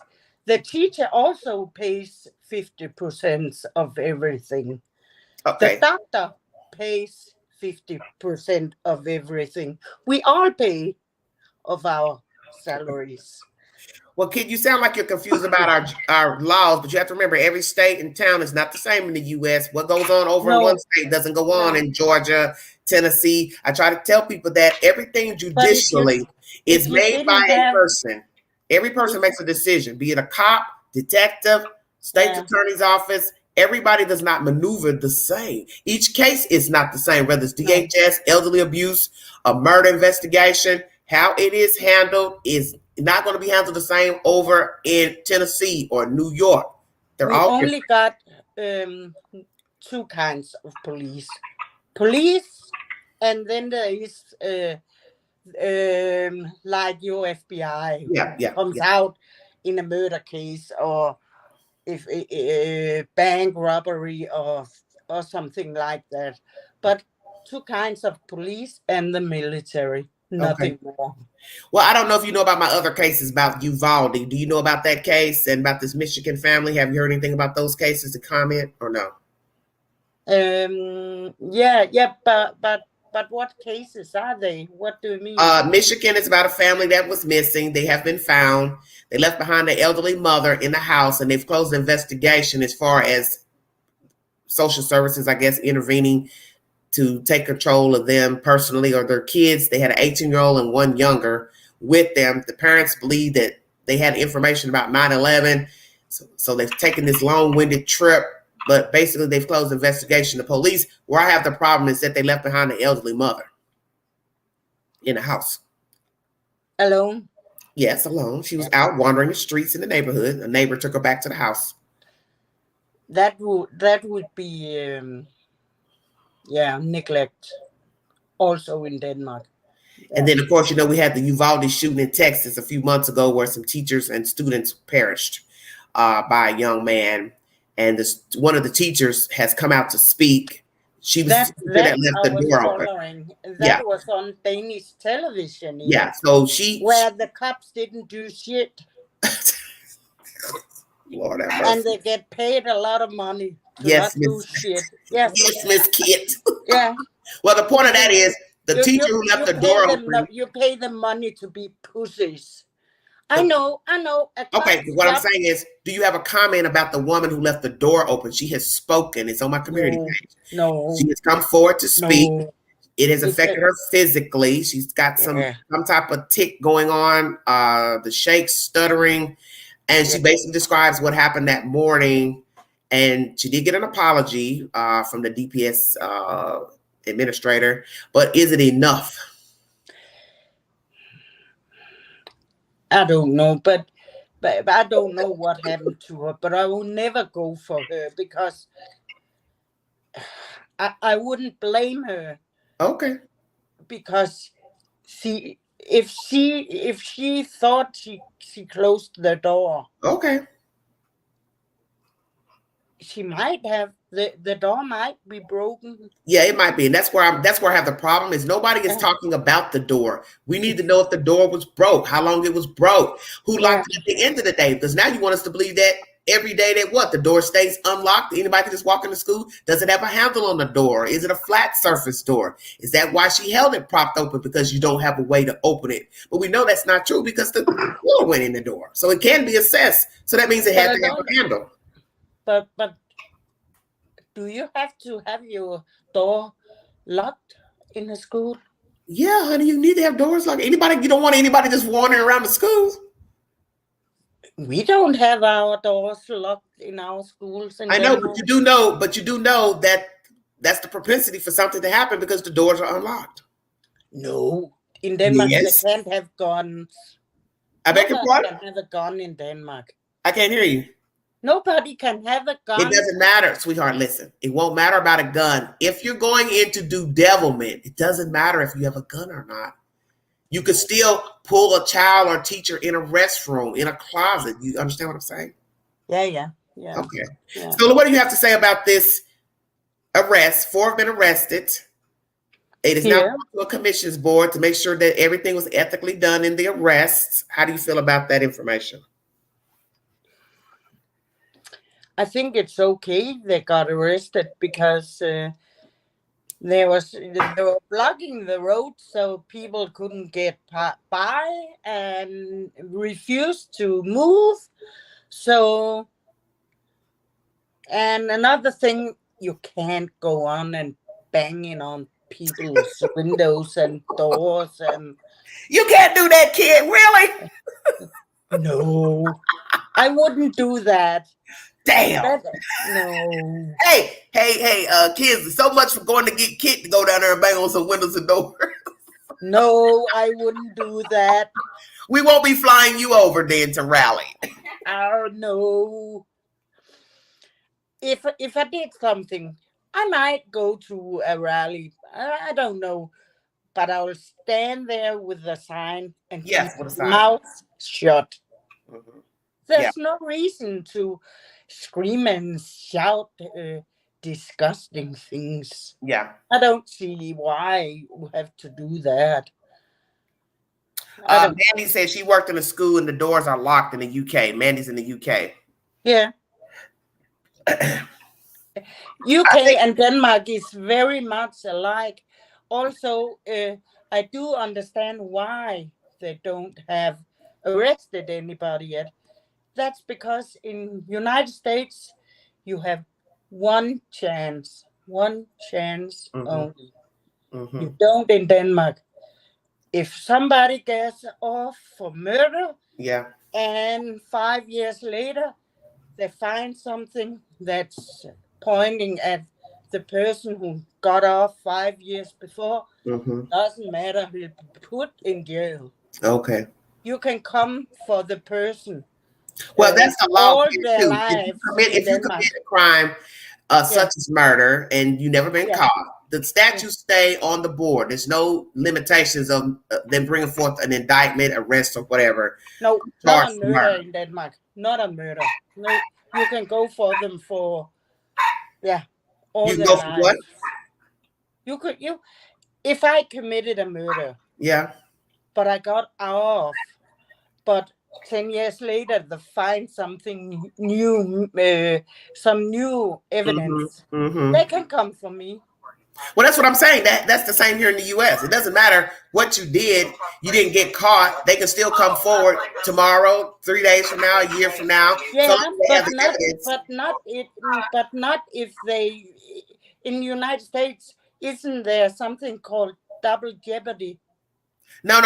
Double jeopardy is you can't be tried for the same crime twice. You can in Denmark. Understanding what you're saying. In Denmark. Oh, I see what you're saying. Okay, I misunderstood. Yeah, I can in Denmark. Yeah. If they set me free in a court of law, 10 years, 5 years, 10 years, 20 years, 30 years from now, if they find something, they can come for you. Well, you know what? That's interesting because you know what? Let's think about that for a second. Imagine that it's happened to many people. They came up on a charge of murder. Yeah. 12 people voted them not guilty. But let's say they find some evidence that ironclad says you did it. Yes, in this state, you can't be tried again. But I think possibly you should be tried again if they can find evidence. Let's say somebody finds a video or DNA that says, yes, you were there. Or, things can get messed up in processing evidence, blah, blah, blah. You can do that in Denmark, but you can't in the United States. So I do understand why they don't want to arrest until they are 100% sure. Yeah. Well, that's because they don't want to be a loophole. Watertight. Listen, kid, they don't want a loophole such as what this chief is doing, because anything can happen when you don't have all the information, you don't have all the evidence. Listen, when they investigate you for a crime, they've got to take that information to the district attorney. The district attorney is the person that's going to make the decision if there is enough to prosecute you. If it's not enough to their standard, they will tell you to go back in, keep investigating. You understand what I'm saying? Yeah. Because they want to make sure that when they bring forth the charge, get a grand jury, in case they have to get a grand jury, that they then have to vote and say, yes, this is enough to come forward to bring forth the charge of murder, fraud, whatever the crime is. And this is how a lot of times these cases down the road They find the people guilty. Then somebody goes and finds a loophole where they did something wrong. Now if the person is asking for a new trial, one on appeal. Yes. That's it. Yeah. Yeah. But in Denmark, if they find a loophole and they get it off, yes, acquitted. Yeah, and that's what I'm saying. And that's what happens a lot of times. From them for them 10 years from now. Yeah. But you can't in the United States. Yeah, no. You won't be tried. You won't be tried again. No. If they found you not guilty, you're right. They won't come back with another evidence. Even if they hear that there's evidence, they see that, oh, he did this, she did this. You're right. You can't be tried twice. No. And you should change that. They should change that. Well, you might need to talk. You might have to go. You may have to. I don't know who you're going to tell that to, but that's just the law in America. No, that's politics. No 2 times. No double jeopardy, madam. Yeah, but it's politics. So you have to vote for the right people. Yeah. But the thing is, even with the voting, y'all still got to understand, even the voting has nothing to do with people in general in certain circumstances, such as judicial. You're still talking about 12 people making the decision about a person's life. That has nothing to do with who I voted for as a mayor, a senator, the president. No. That has nothing to do with the 12 people in a jury. But you can change the double jeopardy rule. Yes, they can. Yeah. If they wanted to. But, yes. They probably won't. No, but they should sometimes. Well, I guess to some degree, yes, because there is that slight chance that you will get information later down the road that a person did commit the crime. You just didn't have enough evidence, or the 12 members, once again, as I said, the 12 members didn't think the evidence was sufficient. No. And I heard a lot about corruption in the United States. Yes. Yeah. Now listen here. Now, Keith, there's corruption everywhere, dear. Yes. There's probably corruption in Denmark too, but not as much as in maybe your country. Mm-hmm. I think that have to do with the salary they're given. If you say, for instance, Hawkins County, they were telling a cop Lawson's said that a cop earned less than a teacher. Yeah, they make around the same. Yeah, that's probably not okay, I think. Well, that's the whole point. It's what I'm going to keep saying this to you, honey. You can't make somebody pay somebody something. It's your choice to be a cop. It's your choice to be a teacher. It's your choice to be a social worker. Yeah. Those are the 3 lowest paying positions in America, but it's still your choice to become a cop. Nobody forces you to become a cop, a teacher, or a social worker. You know that they don't pay you anything. You're getting paid under $25,000 a year or so. You know you can't live off of that unless you're in rural America. That's a choice. That's just the bottom line. Everything you do is a choice. Mandy, enough. Respect the people in the chat now. But that's why your country is so different from mine. Well, that's the whole point, kid. Yeah. Everywhere is different, sweetheart. There are some things that we probably wouldn't like in Denmark, such as paying 50% of taxes. Yes. Most of us wouldn't probably like that. that. I didn't like when I went to Canada and the dollar store wasn't a damn dollar, and that was 20 years ago. How about that? I didn't like that. I didn't like paying $13 for a movie ticket in 2002 in Canada, but I wanted to see the movie, so I paid the damn money. Yeah. I didn't like having to transfer my money over to Canadian money, but in order for me to spend my money there, I had to transfer my money over. Do you see where I'm going? That's life. Everywhere is different. There are other parts of the United States that don't do what other parts of the states. I can go to North Carolina right now. I can't divorce my husband if I want to. I have to be separated from him for a whole year in order for the judge to hear my claim in court. See, every state in America does not operate the same. Mm-hmm. Our laws are not the same. That's just the way it is. Some parts of the United States pay higher taxes. They have both state taxes. Different here. We don't. Everywhere is different. Everywhere is different. It's just a matter of what you're willing to tolerate. That's it. Welcome to America. Yeah.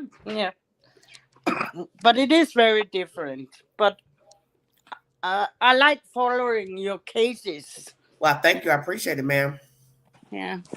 So, well, let me ask you this: since you're riding so hard on us Americans, what do you think is going to happen down in Savannah, ma'am? I don't know if they're gonna ever gonna find that boy. Do you think? Okay, let's go here. We're gonna quit beating around the bush. Do you think they're gonna find Quentin Simon in the landfill? Less than 50%. Wow, why? Tell me why. First of all, yeah. Oh, this is not nice.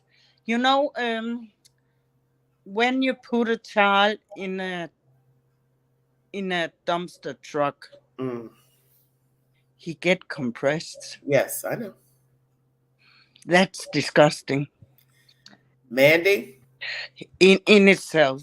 Yeah. It's yeah.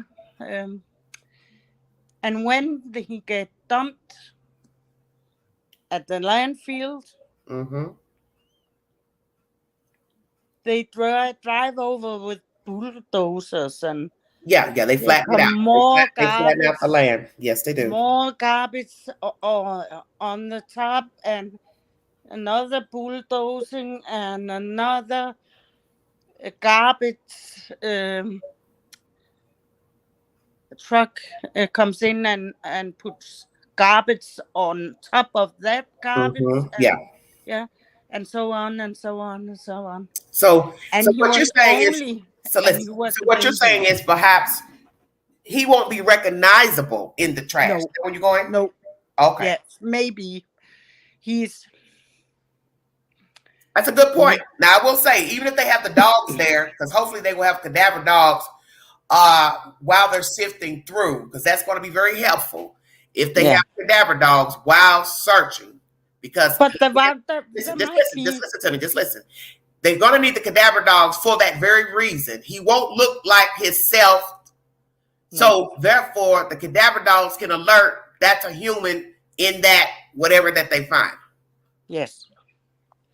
But who says there's only Quentin out there? Well, that's the whole point. We already know there's a possibility that there's some other human in the landfill. Yeah. That's just common sense. Yeah. And if they find another human, good. Yes. That'll be a good thing. Yeah. You gotta be more positive, kid. Come on. But it's very sad. I think it's very sad. Well, we know it's sad. We know it's sad. That's the reason why everybody needs to try to behave accordingly, because you don't want to do anything to make this case worse than it is. Social media is really just a demon. We are demons. The stuff we do, we get upset, we spew venom, we all get crunk, we're all guilty of it. But this is a case about a child missing. The parent has been deemed a suspect. She's not been arrested, and we have to accept that. We could bitch and moan all day, but we can't go down there and make that man arrest her. That's just the bottom line. I don't care what you feel about Mr. Hadley. It is what it is. You can't make him arrest her. You can bitch, protest. But listen, let me finish. You can go to the city council. You can go to the advisory board. You can do all that, and I advise people to do that. You want to protest? That's why I keep trying to tell everybody. You want to protest? Go to the city council. Go to the district attorney's office. That's where you should be protesting, not in front of their fucking house. You need to protest the person that's over, the chief. Everybody has a boss. That's what people don't understand about America. We all got a boss. Yes, the chief has a boss. Go protest the fucking district attorney's office. The commissioner, he has a boss. The chief has a boss. There's always somebody over somebody. Go to the city government, because the city government is over all of that. The police department. Go down there and protest. Hey, we want to see something done. Hey, we want an arrest. Hey, we don't want to wait on the body. Hey, we may not find the body. Let's arrest her on what you got and ring up the rest as you continue to investigate. But I hope when they get ready to arrest, that they arrest them all, because I know the grandma and the grandpa was in another state. They were at work. But do we know? Listen, do we know where they were? I don't know where they were. I'm not saying I know where they were. No. But we know they weren't there.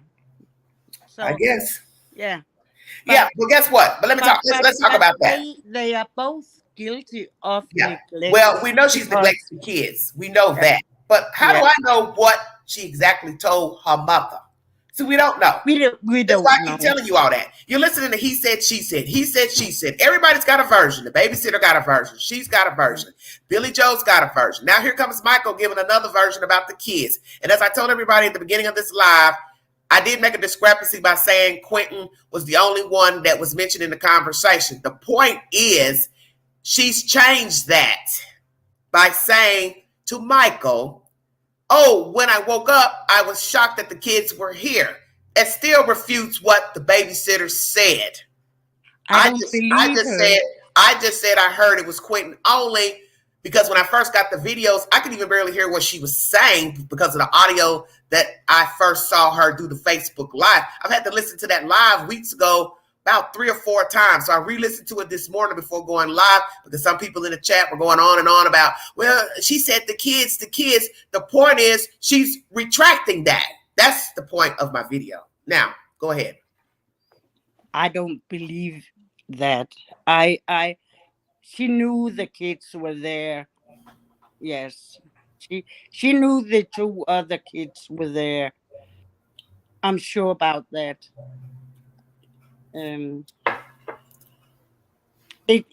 I don't think that could come as a shock to her because.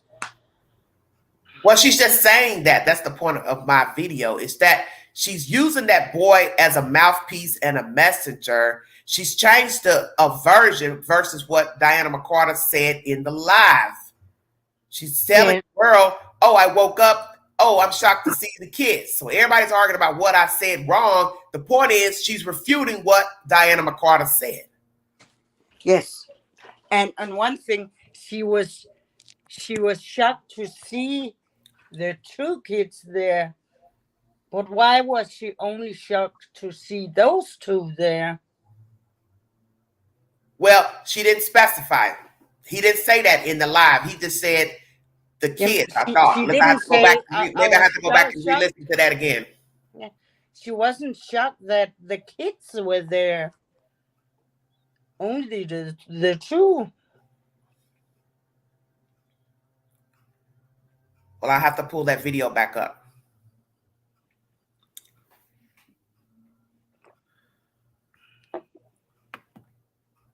So no, I don't believe her.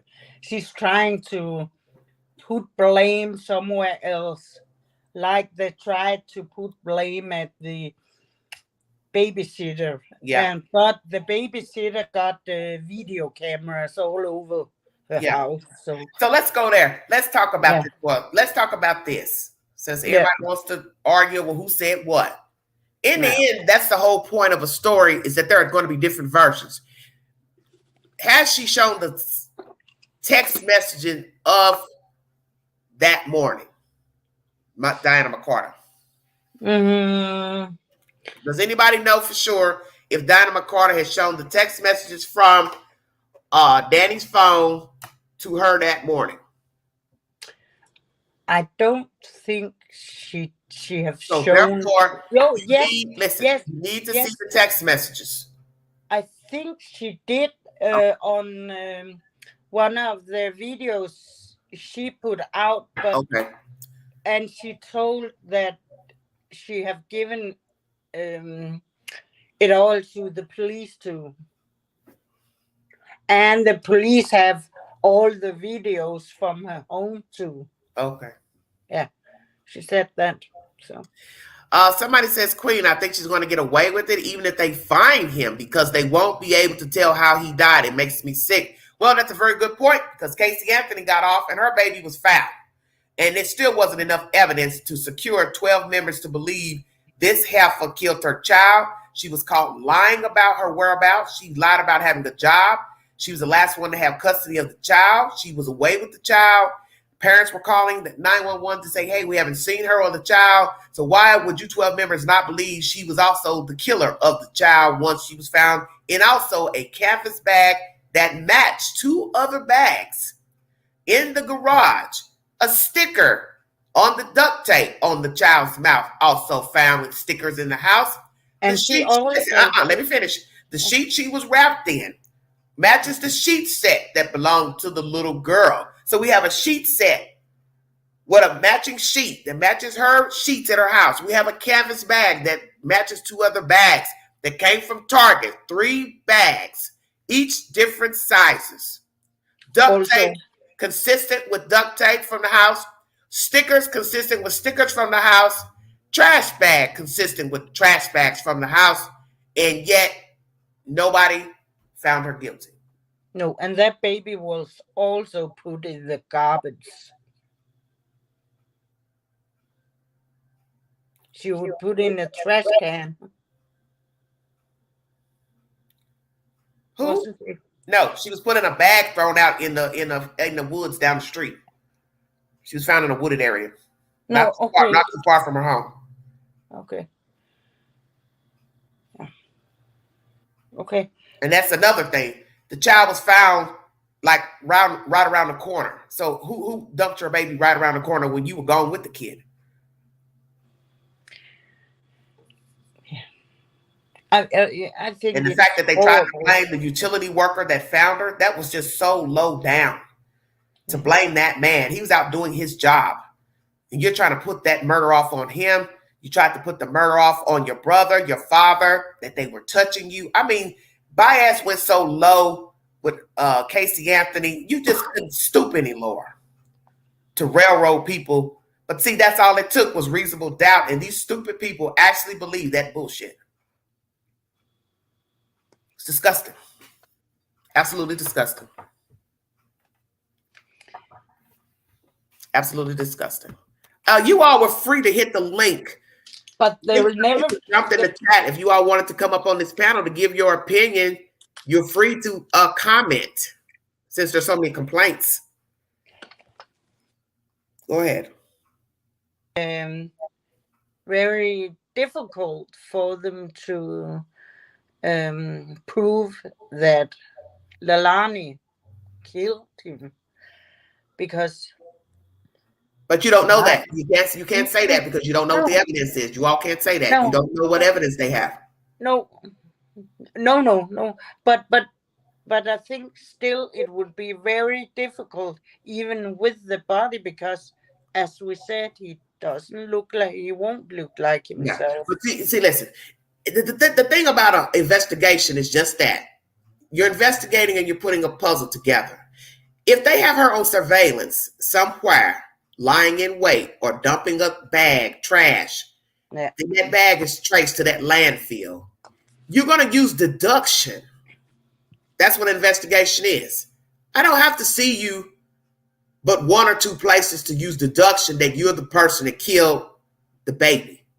No, but it could be an accident. It could have been an accident. I'm not falling for that bullshit. You know better. Come on, kid. That done got nothing to do with that baby getting in a dumpster. Come on now. Because that means you're excusing her dumping her child because the baby died. No, I'm not excusing that because he didn't walk in there himself. Well, that's the point. So it doesn't matter if it was an accident. It doesn't matter. So doesn't matter if it was an accident. Doesn't matter if you can't prove manner of death. It's principle. They've got something on her, and I don't know what it is. But it's enough for him to say, hey, she did this. So that's why everybody needs to calm down. Because you don't know what they have. You don't even know if there's an eyewitness. You don't know if she told somebody. See, you don't know because they haven't told us. Who's to say this dumb bitch didn't tell somebody, yeah, I killed him. Yeah, I put him in a dumpster. You don't know.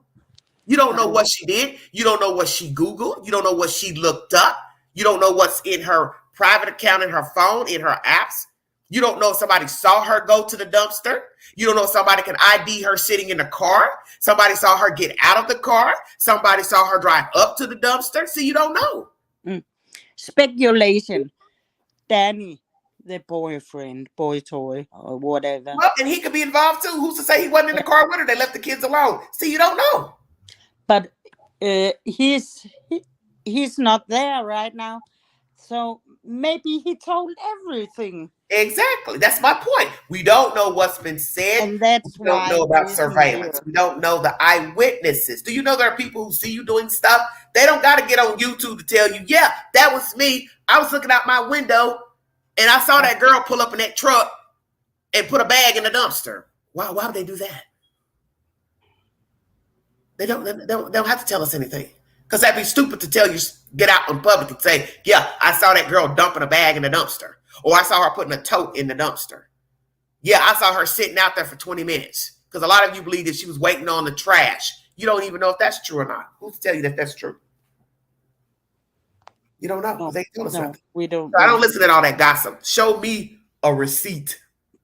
Because the police hasn't told you that she was sitting at a trailer park. They didn't tell you that she was sitting out there 5 minutes. They didn't tell you she was waiting on the dumpster.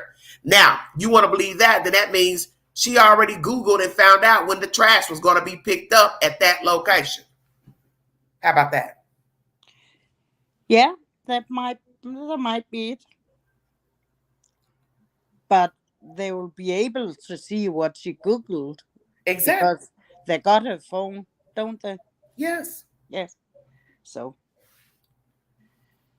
And that might be why they know where she went. That's exactly what I've been trying to tell everybody. Stop saying you don't know that they don't got no proof, they don't got this. Then why the fuck is she ID'd? They have to have something ironclad to put her at the dumpster. Yes. And the person up here who's brought me the information has just told you. They've collected digital data. That's what the FBI has done. Yes. So they've got more tools than Chatham County. They've already looked in that phone. That's possible. The evidence they have, her phone or whichever phone she used, pinged at the dumpster or dump site of the child. Then once they knew where she dropped off the baby, that dumpster has a locale with the truck. The truck has a number, and the truck has an identifying marker in the landfill. They have certain spots they dump the trash. Why do you think they are in a certain part of the landfill searching for the baby? Oh, Jesus. It's hard to some of y'all act like y'all don't understand what these people been trying to tell you. But they don't have to tell you anything. That's the thing that nobody gets. But I am wondering one thing also about the grandma. Mm-hmm. She went out on her Facebook and said, I know. The daughter did it. Yeah. And blah, blah, blah, blah, blah. Yeah. And now she's in cahoots riding around, going to the island, drinking and all that. I get it. But she did that before the police conference. Yes, I know. So the daughter might have told her something. Mm-hmm. Yeah. So she might have told her mom what she did or didn't do. Well, and that's the gist of this story is that, as Cinema Shogun has said on his channel, that perhaps this is all intricate design after all this information has come out from law enforcement. She's decided to get in cahoots to make up some stuff, use this Michael character to bring forth information, Billy Joel and Leilani. But all along, Billy Joel's only doing this because she realizes that girl killed that baby and she feels stuck with her because she was probably expecting an arrest when she first went to social media and then the news, her and Papa. They realized, okay, nobody's arrested her. I'm stuck with this little heifer. So let's put in a plan to use this Michael character to get this information out. But where they messed up is that the information that she's put out to that YouTuber is contradictory to what Diana McCarthy has said in the Facebook Live. But also, if I had 2 kids that were murders, both of them, I jump in the harbor. The what? In the harbor. In the water? Yeah. Lord Jesus. Yeah. Hang myself. I can't. We Oh, can't God, own you're killing me. guns in Denmark, so I can't shoot myself. So you would shoot yourself if both your children became murderers? Probably. Why would you do that? Why would you do that, kid? Two It's not murders. funny, but just why would you kill yourself? I couldn't live with myself if I had 2 kids that both were murderers. So you would be saying to yourself, what did I do wrong to Yes, have 2 I murderers? would think about it. What in hell did happen in their life? What did I do? Well, guess what? Billy Joe know what she's done to have 2 murderers. How about that? You're not Billy Joe, I would hope. No. You haven't led the life of Billy Joe. I don't know any murderers. Yeah. Well, I do. I don't. I do know. Listen, Queen knows some murderers. Yeah. Or know of them anyway. Yes, sure do. And they're free. Some are free. One's been killed recently. Himself. I've talked about him on my channel. Local story. You'd be surprised who's walked around, murdered somebody, and free. But I don't know any murders. But murders happen. Murders also happens in Denmark, but it's a very small. My country is very small. Okay. We live 6 million people in the whole country. Okay. Well, let me ask you this. You think naturally the child won't be whole, which I think we already know that. Yeah. Do you think if they don't find the baby, that they will not arrest her? He won't arrest her. That depends on how strong the case is right now, because they might wait to make them slip. Or yes, that could be it too. Could that possibly be a reason, besides them wanting a body, Mr. Hadley, Chief Hadley, that they want to see what these people are going to do and say and visit?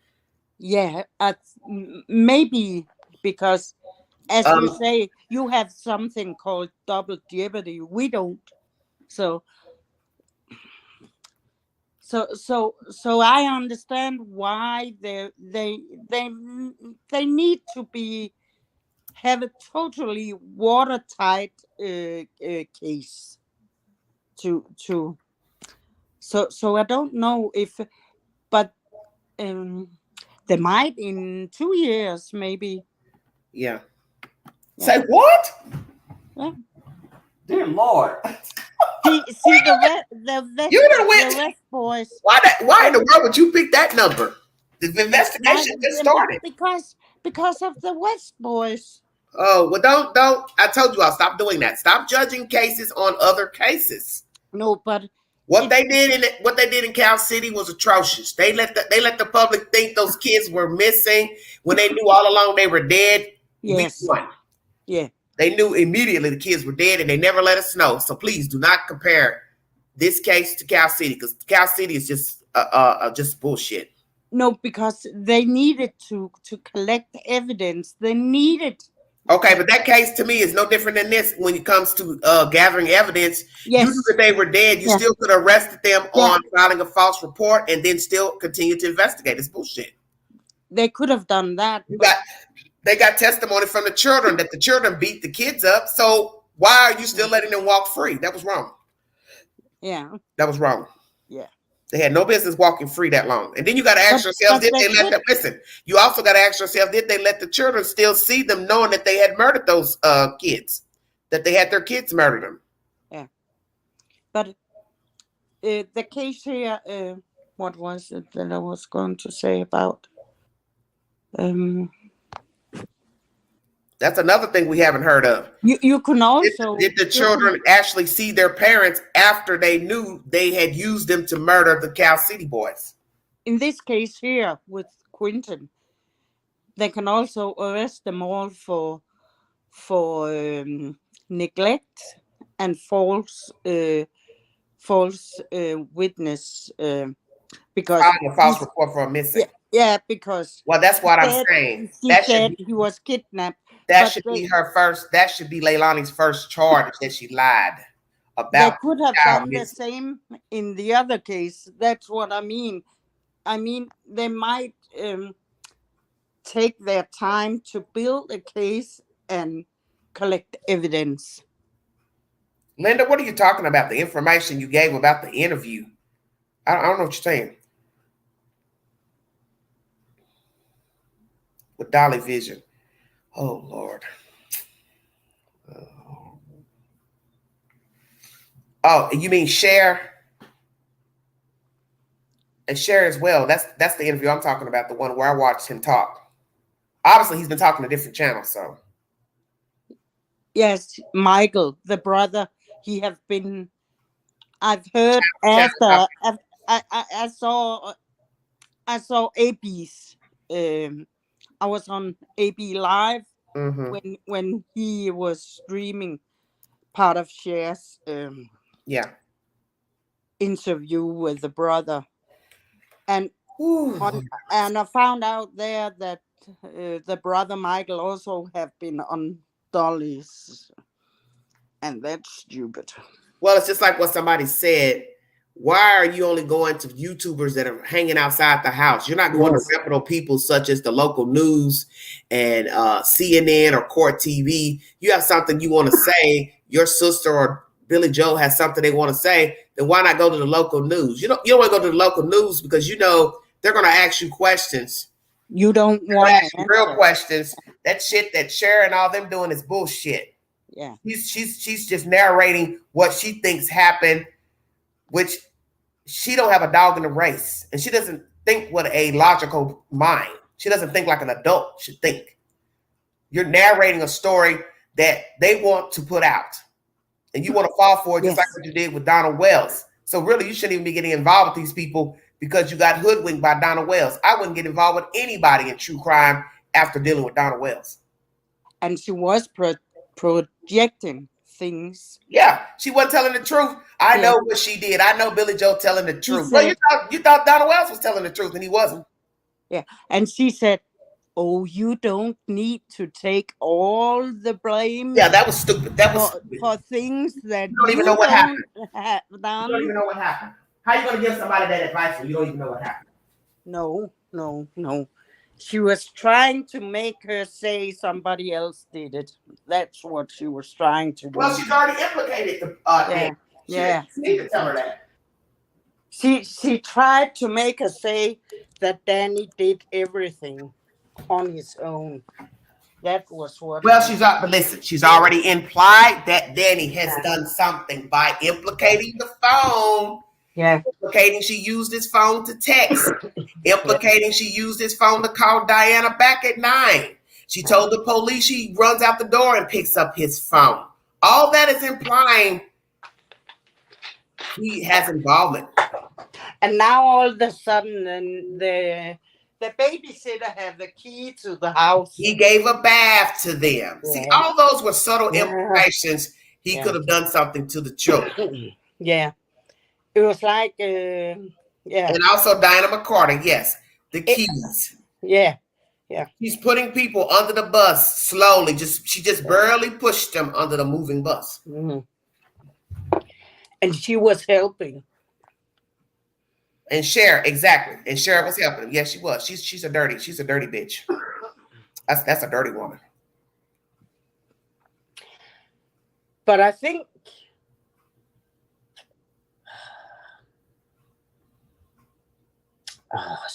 she's doing it for.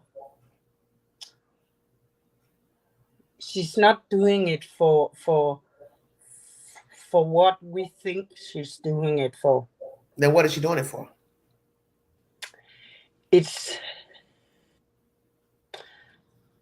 I think she's doing it for the same reasons she did it with Don and Candace. She really wants them to tell her what happened, so she can go forward with it. I don't understand what you're saying. Who are you speaking of? Yeah. I think the reason why she is talking to them or helping them or what we call it is the same reason why she, what do you call it, protected Dawn and Candace. She wanted them to tell her what was going on, the real truth, so she could put that out. I think it's just my thoughts. And I think she's doing the same thing here. She wants them to speak. She wants them to tell it out of their own mouth. Yeah, but she's not telling out her own mouth. That's the problem. No. She's helping them say something different. My thing is, you are fraudulent in your representation as a YouTuber. You have helped people spend more lives out. And when you realize that they were using you and using your platform, you still were going in and talking to Donald Wells and whomever after the fact, after knowing what he was doing and lying about Mary and calling Mary and acting like the FBI came to the house, all that type of crazy nonsense. Cheryl was still trying to say what he could call this and that. That shows you don't have any type of common sense about yourself. So you being involved with this case shows that you are needy and thirsty for attention. You are lonely. You need validation. And when you get this lonely to where you still want to immerse yourself in a true crime where a baby has died for self-serving purposes, you need to have your head checked. Yes. I totally agree with you there. I would never do that. And I don't have a YouTube channel at all. And I'll never get one. So because you do these type of things when, as I said, you're lonely, you're sick, you need validation. There are lots of people like this. Yeah. There are lots of people like this in the chat that meddle in things that don't concern them. I've spoken about this so many times that you have to know when to stay out of personal people's business. And this case is, once again, another example of meddling people. People call police stations, FBIs, with information from hearsay and gossip. Okay? People call. Yeah, from what they hear. This and that, and you stir the pot. That's the reason why we had that mess with the reward fund pertaining to Summer Wells that got out of control. Yeah. And now the child doesn't even have a reward because somebody from the UK decided to meddle in those affairs. Yes, but that reward was going to go to AgriSearch, wasn't it? After a year. That was... No, it was going to go to a local agency there in the area. If you know, everything panned out to where the child was never discovered. The point is, it didn't even get a chance to do whatever it was supposed to do because of the meddling. You worrying about how the money was donated and raised and all of this. If the bank had a problem with the donation, I'm assuming they would have let the person know that donated the money that they found some type of discrepancy with the donated money. We never heard anything from the bank coming out of Rogersville that it was any type of issue. So therefore, nobody should have been meddling in that. My thing is, the money didn't even have to be turned in by that certain YouTuber. The person could have kept all of the money. So I wasn't here to argue anything about that because, as I said, it's none of my concern. And why am I worrying myself about donated money? For what? Because none of the money, all of the money could have been kept. She could have kept all the money. Yes. What was the purpose of raising a stink about how much was donated in it? And she fraudulently represented herself as a part of the EquiSearch and this and that. It's bullshit. Just making up stuff when the case is already jacked up and everybody wanting to immerse themselves in this case.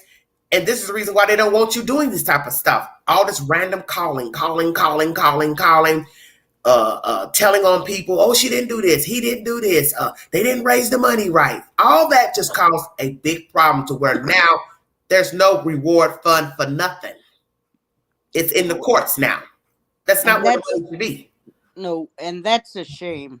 That's what I'm trying to say. But somebody will disagree with me and say, well, she did it this way, it wasn't right. My thing is, so long as the person didn't say, hey, I work for EquiSearch, I need your money, you can't say that she broke the law. Yeah. And in the end, it's your choice to donate to whomever. Nobody puts a gun to your head and tell you to send in a super chat or a donation via Venmo, Cash App. That's all your choice. Yeah. Nobody puts a gun to your head and tell you to donate anywhere. And it is a shame that the money isn't going where it should, because they probably need it.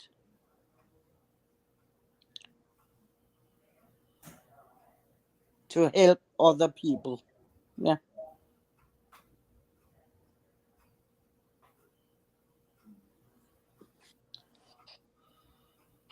Very sad. All these cases are the same. And what's sickening is that, as we have heard from many people, that these true crime cases bring out the worst in people. The most psychotic of beings come out of helicopters and drones, wanting to be important, wanting to be validated, wanting to jump around, flap around like wet seals to be important. And it's sickening, because my thing is, why? I don't know. And if how lonely could your life be that you want to be front and center of a true crime story? That means you need help. You can be a very, very, very good YouTuber in your sofa at home. Mm-hmm. Yeah, there are a lot of very good YouTubers. There's on the sofa at home in their living room. Mm-hmm. I think Abby is a good one. I like you. Thank you. I like hvad hedder han? Cinema Shogun. Yeah, I like him too. Yeah, has good. He's very, objective. Yes. Commentary. Yeah. So I have a couple I go to, and I like Chasing Truth also. Mm-hmm. Yeah. So I have a few I think are very good YouTubers. They sit at home in the sofa and do it from there. So you don't have to go outside. Yeah, that's true. Victims' homes and because let me tell you something. There are a lot of people that bring nasty words. There's people that go live from and disturb wherever. all the neighbors and make them be sick, so they have to go to the hospital. And so well, there are people who give content that just upload the videos. They don't even go live. They just make the videos, and then they have a big following, and they give the information according to their opinion or whatever. And they have a big following, and they don't go live. They don't even have a live chat. When I first started to this network, I didn't have a live chat. I just uploaded the content and went from there. And there's days when it's quieter and it's easier to do than doing the chat and putting the link in and waiting to see if somebody's going to hit the link. And then people come up on the panel, start talking crazy and acting crazy. I don't have time for none of that. And it gets ridiculous and redundant. And months ago, a bunch of junk went down on a live panel that really disgusted me, because that wasn't the purpose of the link. The link was to give you all a chance to give your opinion. Now, many of you are not going to agree with what I have to say. There'll be times I don't care for what you have to say. There's going to be people in the chat that don't agree, but there has to be some decorum and some kind of respect with all people speaking. Yeah. That's the point. Yeah. And when you get up on a live panel and you start talking crazy and hollering and shit, you ain't going to holler up here, because I'm the only one that's going to holler. Yeah, and you can throw me out. You can throw me out. I could have been through you out. I mean, You understand what I'm saying? But the point is, I'm Yeah. letting you speak because people like to judge me and say, well, you don't let people talk. Well, you've been up here a while. Yes, I've been here a long time. Yes. I'm It's going like down Kinsley soon. spoke on the phone. She was on here for almost an hour. So that's the whole Yeah. point. You don't have to like what people are saying. No. We all see things Different. differently, Yes, we do. and we're all different, and we are all formed from the life we are living, and that also have an influence on your way of thinking. Yeah, that's it. Yeah, that's just it. Yeah. By the way, I'm a nurse in Denmark, an elderly nurse. Oh, okay. Thank you. Well, like I told people in the chat, if you have a problem with what's being said on this channel, you can always remove yourself. Second of all, you want to say something, stop typing in the chat and hit the link. That's what the link is for. So you can have an opinion and people can hear what you have to say. Because frankly, I think some of you should get tired of typing. I'm just going to say that.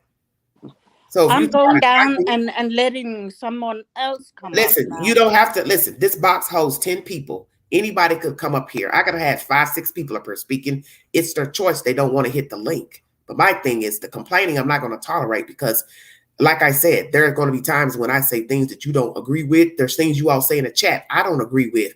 I don't agree with some of your commentary in the chat. But you're still talking down there and you haven't been blocked. And maybe you don't agree with all I'm saying. Well, that's what I'm saying. Well, that's my point. Okay. I don't agree with everything. Okay. You're entitled to your opinion. Okay. Some people may have felt that you were rude in talking about America. Okay. But I still let you speak. Yeah. But it's not about me hating America. I don't hate America. Well, you know, let me use the word, listen, dislike some things. Let me say that. Yeah. No, I think there's something that could be done better. That's what I mean, you know. Okay. Things could be changed for the better for the people, you know. Yeah. For all the people. That's the thing with any country, any jurisdiction, is that even if you vote for people, it still has nothing to do with everyday life to certain things because a lot of decisions are made by other people than your senator, your governor, your mayor. You understand what I'm saying? Yeah. In Denmark we have a queen. Yeah. We're a kingdom. She was everywhere, was she not? So we have a prime minister. We don't have a president. We have a queen. Okay. And then we have a government and a prime minister. Okay. Yeah, that's how it is in Denmark. So of course my Are you pleased with the transition now? How it is in Denmark right now? I mean, I'm talking about having a king and all that. Yeah. I think our royal royal persons in Denmark, our queen and her son Frederick, are doing a very, very good job of representing Denmark out to the world. Yeah, I do. Okay, so who is your authoritative king or queen? The Queen Mother Margrethe. Okay, that's why I'm confused because I didn't think it was the second. Okay. Margrethe the second is the queen. Okay. Her son Frederick is the crown prince. So when she steps down, he'll be the king. And he's married to Mary, who is from Australia, and they have 4 kids. Okay. Yeah. Okay. So we have a queen. Yeah, right now.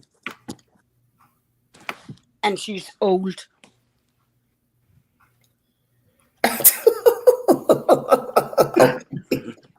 Yeah. I got you. So she might step down within the Hello, next. Cheryl. Yeah. Hey, sweetie, how you doing? Tired of talking, but anyway, what's going on?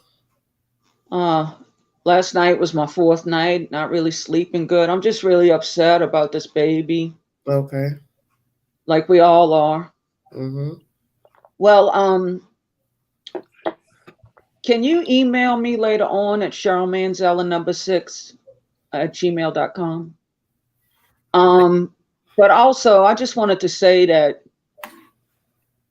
I think the police are doing what they can, and also people are forgetting about, Sincere and Classic over there, that it took a long time to get all their ducks in a row, but they're in jail now, right? And then Lori Vallow, okay, that crazy one, they killed those kids and all. They went to Hawaii and everything, and they still extradited them back. So, in this protesting, this should be in front of the courthouse, the police station, or the DA's office, not in front of these people's house. They're not solving anything, in my opinion. So do you They're just think to be persecuted to the fullest extent of the law? Because it's being brought before an ethics committee, commissioner's board, or whatever, to make sure that everything was done properly by Chief Hadley. Yeah, exactly, as it should be. These people know what they're doing. They know the laws in and out. We don't. I know I was in nursing. I know nursing laws. You know what I mean? But I have a lot of bad days, Angie. I have 4 ruptured discs and 7 herniated from a car wreck. So that's why I don't come up a lot. Sometimes I'm just in a lot of pain. Okay. Do you have anything to say about Uvalde and the Michigan family? Well, I'm glad they were found, but I just think I think it's absolutely disgusting that people disappear every day. I mean, this is craziness. What how do people disappear? Do you think somebody's chasing them? Well, they're not disappeared. They were found. That's what the. No, I know, but I'm just saying in relevance. I mean, there's just a lot of people. But no, I'm glad they were found. I do believe people are hunting them down. Hold on a Yes. minute. Mandy, listen, Mandy in the chat. Let me talk to you for a second. Stop playing crazy down there now. You know how to work a phone because you've been sitting here typing and typing and typing in this chat. You know how to type on the comment section. The same way you type is the same way you hit the link. You hit the link with your finger and it guides you up. Now stop this nonsense. Queen, I'll be going down. So. All right. Thank you, kid. Yeah. Nice meeting you. Have a good day, baby. Hey to you, Sarah. Huh? Yeah. Nice meeting you, sweetie. Have a good one. Okay. Bye, kid. How you doing, Queen? Did you sleep better last night? Well, I was up late and got I'm doing the same stuff thing. on my mind. Not too heavy, but just enough to keep my mind in rotation. But as I said, I'm a child of God and I'm highly favored, so I ain't gonna worry about nothing. That's right. He always works everything out in the end. Yes, and he always makes a way. He lets everything happen for a reason to show you something. Absolutely. So that's what I'm looking at it as. Well, it's a stepping stone. You keep it moving. So do you think they're going to find the child in the landfill or not? Well, I'm just praying and hoping at least they find liquid in a bag. And I hate to be that gruesome. Oh, Lord. But that's what I'm praying. I'm praying so hard that they find. Well, if they find liquid in a bag, that means you'd have to have a cadaver dog there. Well, I mean, if bones won't totally melt like that, I mean. No, the bones ain't going nowhere. No. But I mean, of course, the blood and all, depends if there's a hole in the bag, which is highly probable. The blood could be drying up. There's just so many scenarios that I'm thinking about and praying all night, and I'm praying that God strengthens these people doing that. It's just like what was said earlier. The crazy part, as I guess Kit was saying, is that what's going to be obvious. The child is not going to be in full form, and it's probably going to be a very horrific sight to see the state of his body. But you also have to remember, we do not know how he was disposed. So this is why I keep telling everybody, you don't know anything yet. You don't even know how the child left the house. You don't know what state he left the house. You don't know anything.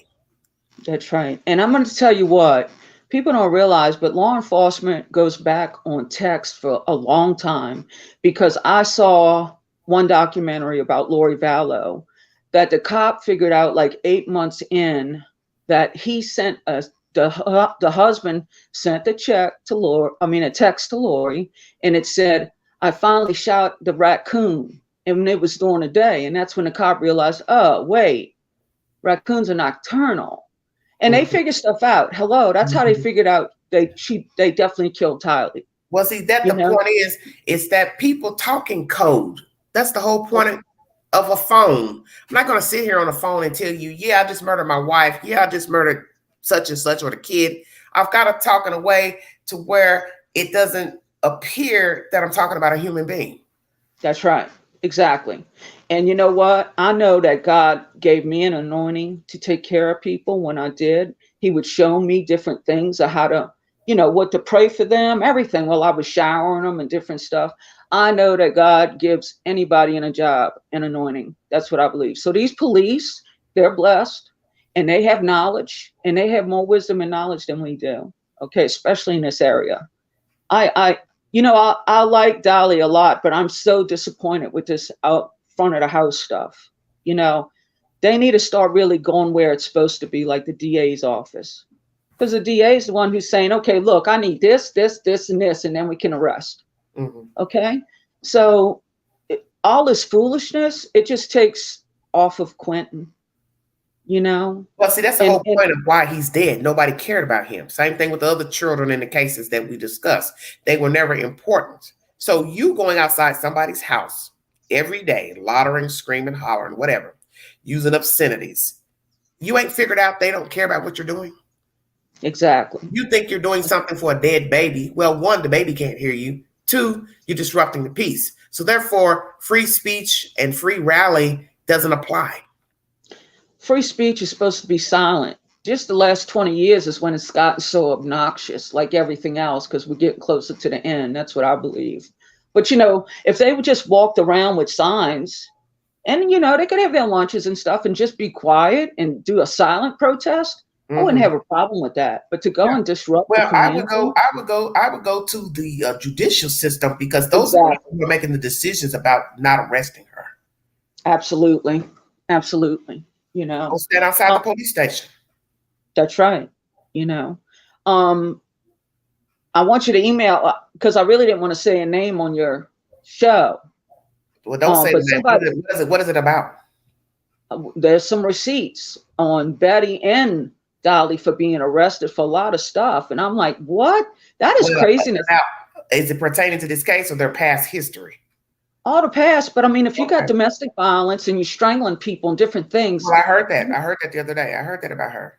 Yeah, well, I saw all the receipts today. And you know what? You have no place to judge. Slow down. Somebody said something about her choking her mama. I said, damn, man, come on now. That's not funny, but it's just.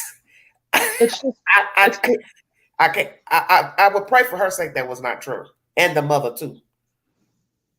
Wow. I don't know who she choked, but I know one thing.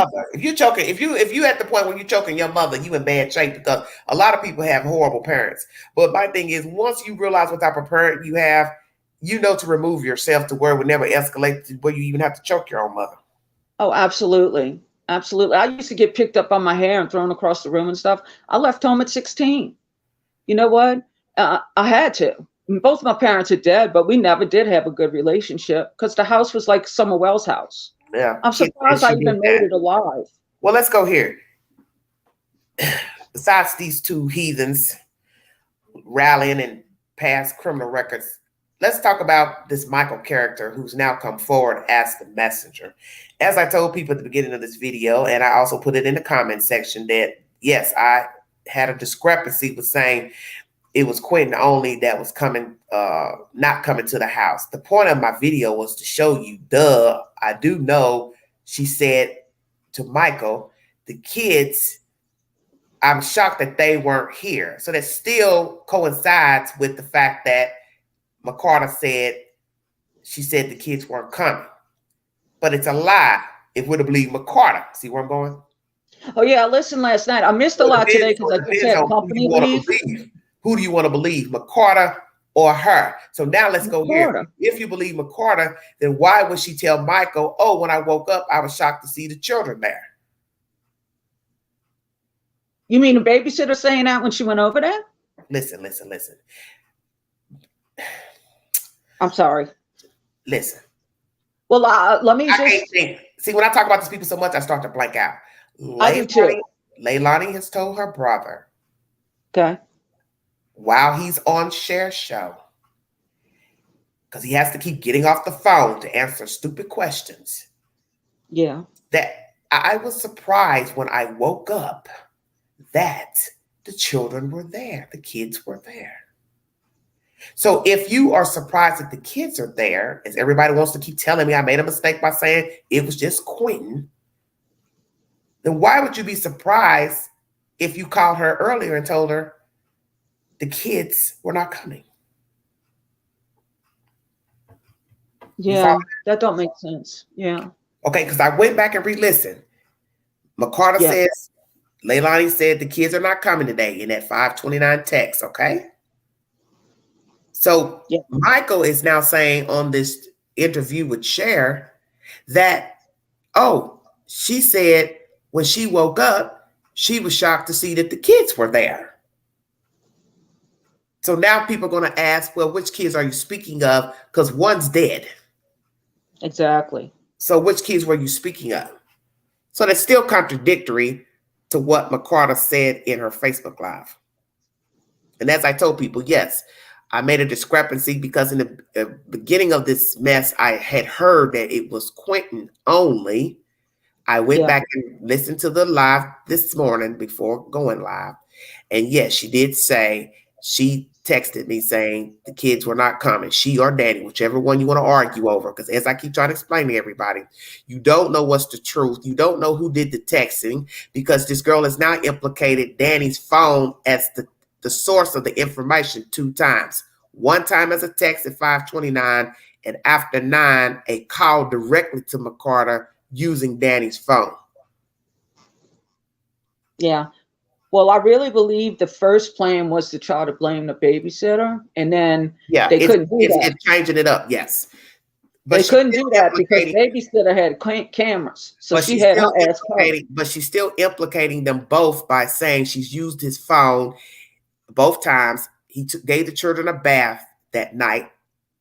Then she's implicating McCarter again by saying, oh, she has access to the house and has been known to come in the house and get the children. Yeah. That's something I would never do if I was a babysitter. The parent or somebody would always have to hand me a kid. So that's why I said it's only a matter of us waiting to hear what McCarter has to say to refute the allegations of her having access to the house, and also wait to hear if Danny's going to say he did have his phone with him after 6 o'clock or not. Exactly. Well, I know what you're saying, because I had to go back and listen and catch that when she said about that Danny glared at her. Oh, okay. Yeah. Okay. So that's what I'm saying. When I first heard the audio, sometimes you have to re-listen to things because you don't catch things a lot of times when you hear it, because you got to remember, I'm listening to the audio via somebody's own device. Yeah. That's not what I caught when I first heard it, because I've had to listen to it a few times before I did this live about Quentin and the kids, blah, blah, blah. Yeah, no, I understand, because I have to do that too. But I had company, so I missed most of this live, but I'm sure I heard a lot of it because I've been catching you even at 5 a.m. when you went on and all. Because I've been like you, it's heavy on my heart. Maybe just because God wants us praying, because nobody else is over there. Hello. At the buffoonery circus between the house and out front, the buffoonery circus. And that's the thing these people don't understand, is that You're beating a dead horse over there. They don't care about the kid. That's why he's dead. Billy Joe didn't take the responsibility to care for the children as she should have. She should have never had her daughter around the children. So now you got a dead kid, 2 kids in foster care, and a bunch of crazy people running around hollering and screaming. They don't give a fuck about you standing out there. No, And absolutely not. in the end, you're going to be the one in jail, which that's what happened. Those people are still free. That's why I don't understand. Why don't nobody get it? You're walking around here spending money to go sit in a fucking hotel and chase these people around to Tybee Island, back to Savannah, to only catch a charge. All I can say is YouTube must pay real good with them super chats and all. There's a lot of people giving them money. Listen, if you get a big following of people, just imagine some of the videos you've seen where these channels got 300,000 views. Hell yeah, that's some good money. Plus, that's not including their super chats and Venmos and the Cash App and the other ways of sending in money, the Patreon. Exactly. Because Angie, well, you do it a lot, which I'm so glad, because a few months ago I was really thinking and praying about trying to start a YouTube about just missing people in general. I mean, there's over 600,000 a year. Yeah. But you cover a lot of them, which I'm glad for. But it's just crazy how people just disappear. I mean, well, a lot of the people that are missing are not missing because they walked away on their own. That's the sad part. Somebody got them gone. Yeah, I mean, but like when I left home, people knew I was still alive. I mean, it's just, I don't know. Tyler Perry started a new series. There are a lot of people who don't have good relationships with their parents and their family. So naturally, if you don't have a good relationship with your family, they're not going to know if you're alive or dead, because possibly they don't give a fuck, or you walked away because you didn't like something that was going on with your family. You had a disagreement, a fight, or you didn't feel love. Everybody's circumstances are different. So there are various reasons why people are not in contact with people. And there possibly some of these people are actually alive. They've just walked away, or they were ostracized by their family and they just went on to live their life. That's right. That's true too. I know. But, like people knew I was alive. I didn't try to hide that. Even though I didn't talk to them like 10 years or whatever, they still knew I was alive. I'm just a different type of person, I guess. I'm a Pisces. I'm very sentimental. I know Christians don't believe in that, but I believe God created everything and Satan has perverted it. Yeah. So, we just have to use wisdom with everything, Well, it's not like I watch the horoscopes or anything. So do you think the child will be found in the landfill? I'm praying so hard. And I'm not going to stop praying till they quit, But do you think, honestly, without prayer, let's just say, in your mind of what you're hearing and seeing?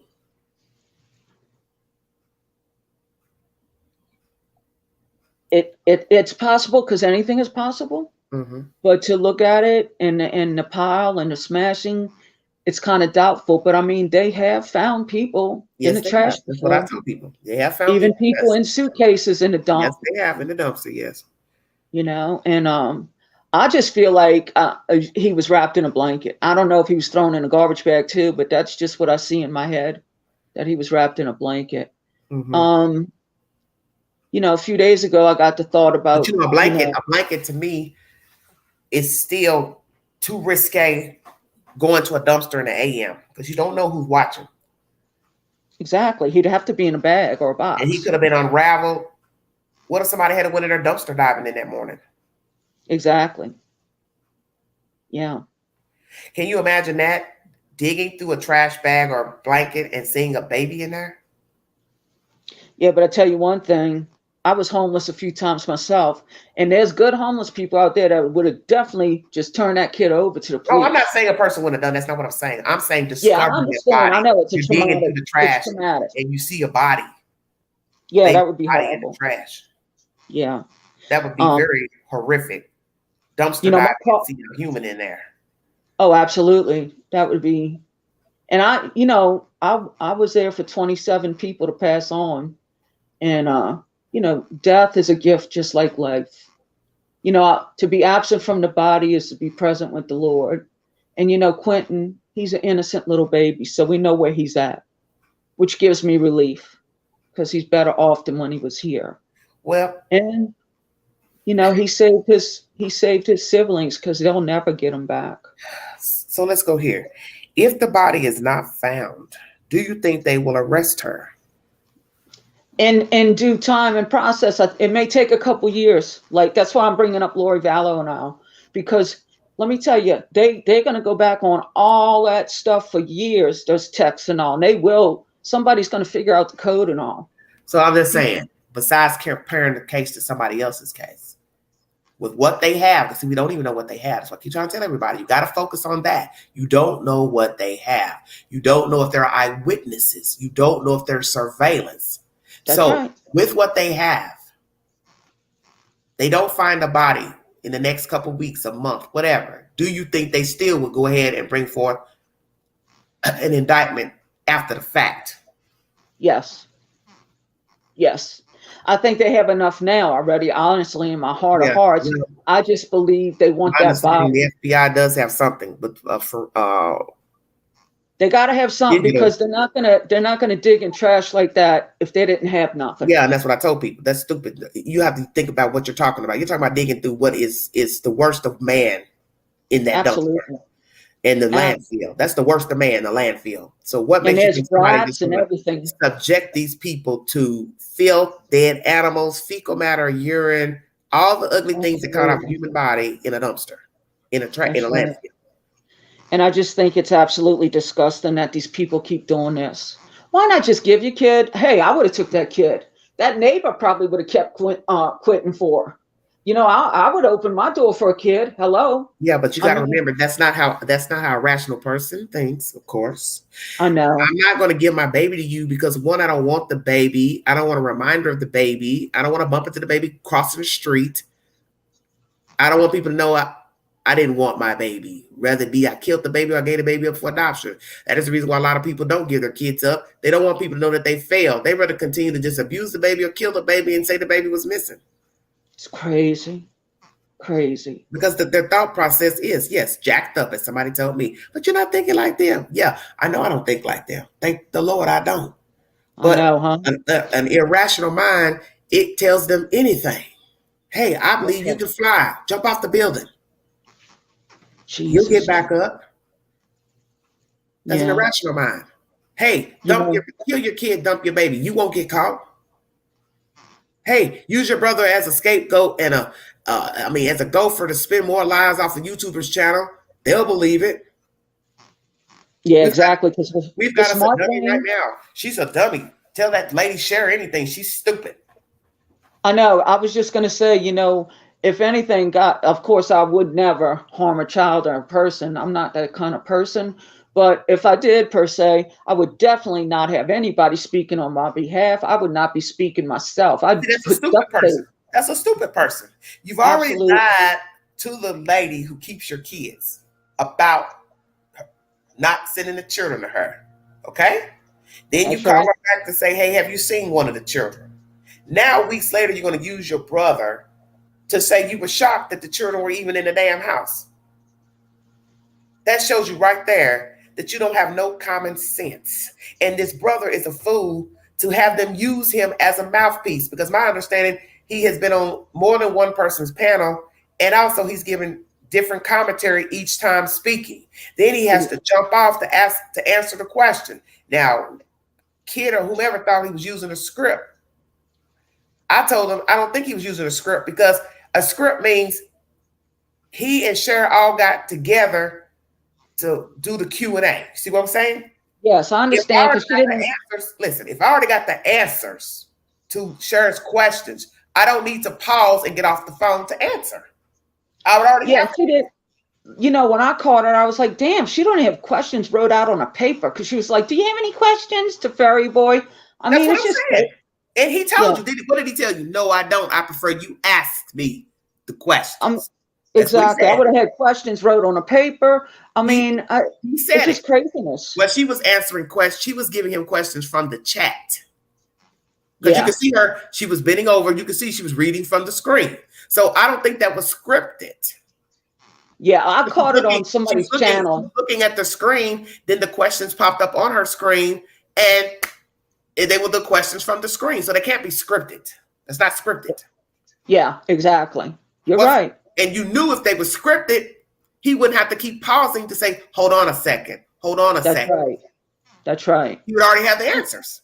If you got to hold on, you shouldn't be talking. That's for damn That's sure. my point.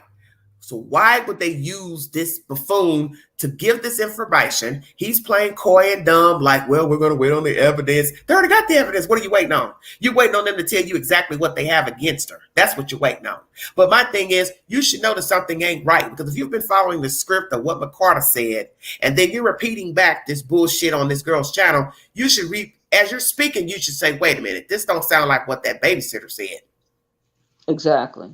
Well, he's not going to say that to none of his family, I don't think. Well, why get involved, period? That's my point. I don't have to be a mouthpiece for you. You got something you want to say to Cher or whoever, go up there and say it your damn self.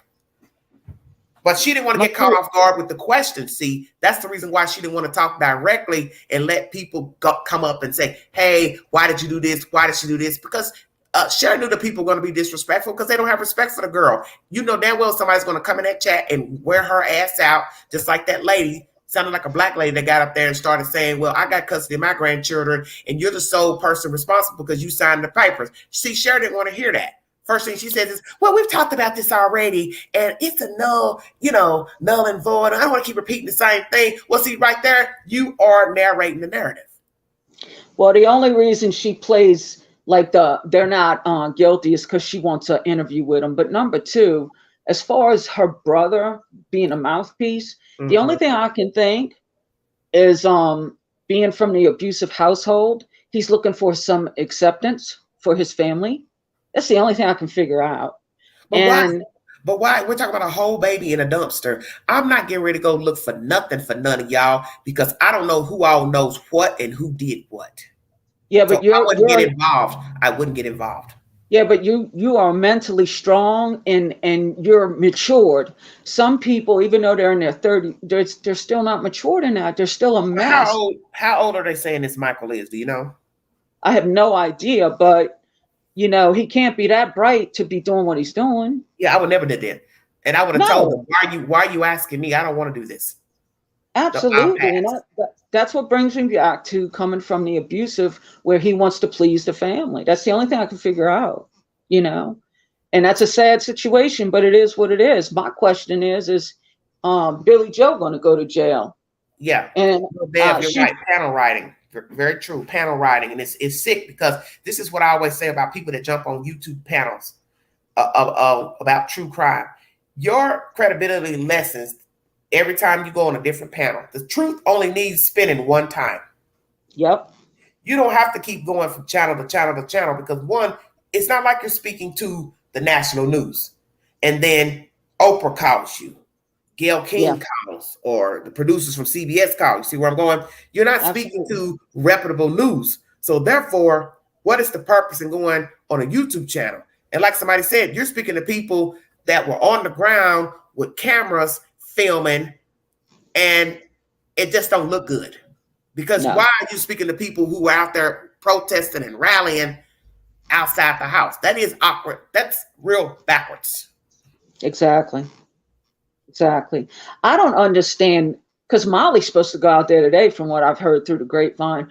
She can carry her dumb ass out there and she can get arrested too.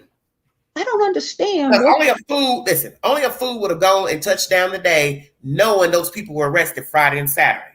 If you're keeping up with the story, you've seen the lives that they were arrested. They've got news stories. So you're a fool to go down there. I just don't understand what is in these people's minds unless they just want the super chat money and all of that and the clicks and views. I just don't get why they're even protesting right there. That's just so ignorant. Said what? Did they explain why they were out partying? I don't know if I have an explanation for that, sweetheart. I only listened briefly to his commentary with Cher, and after so long of him talking to her and she's sitting up there aiding the bullshit, I cut the live off.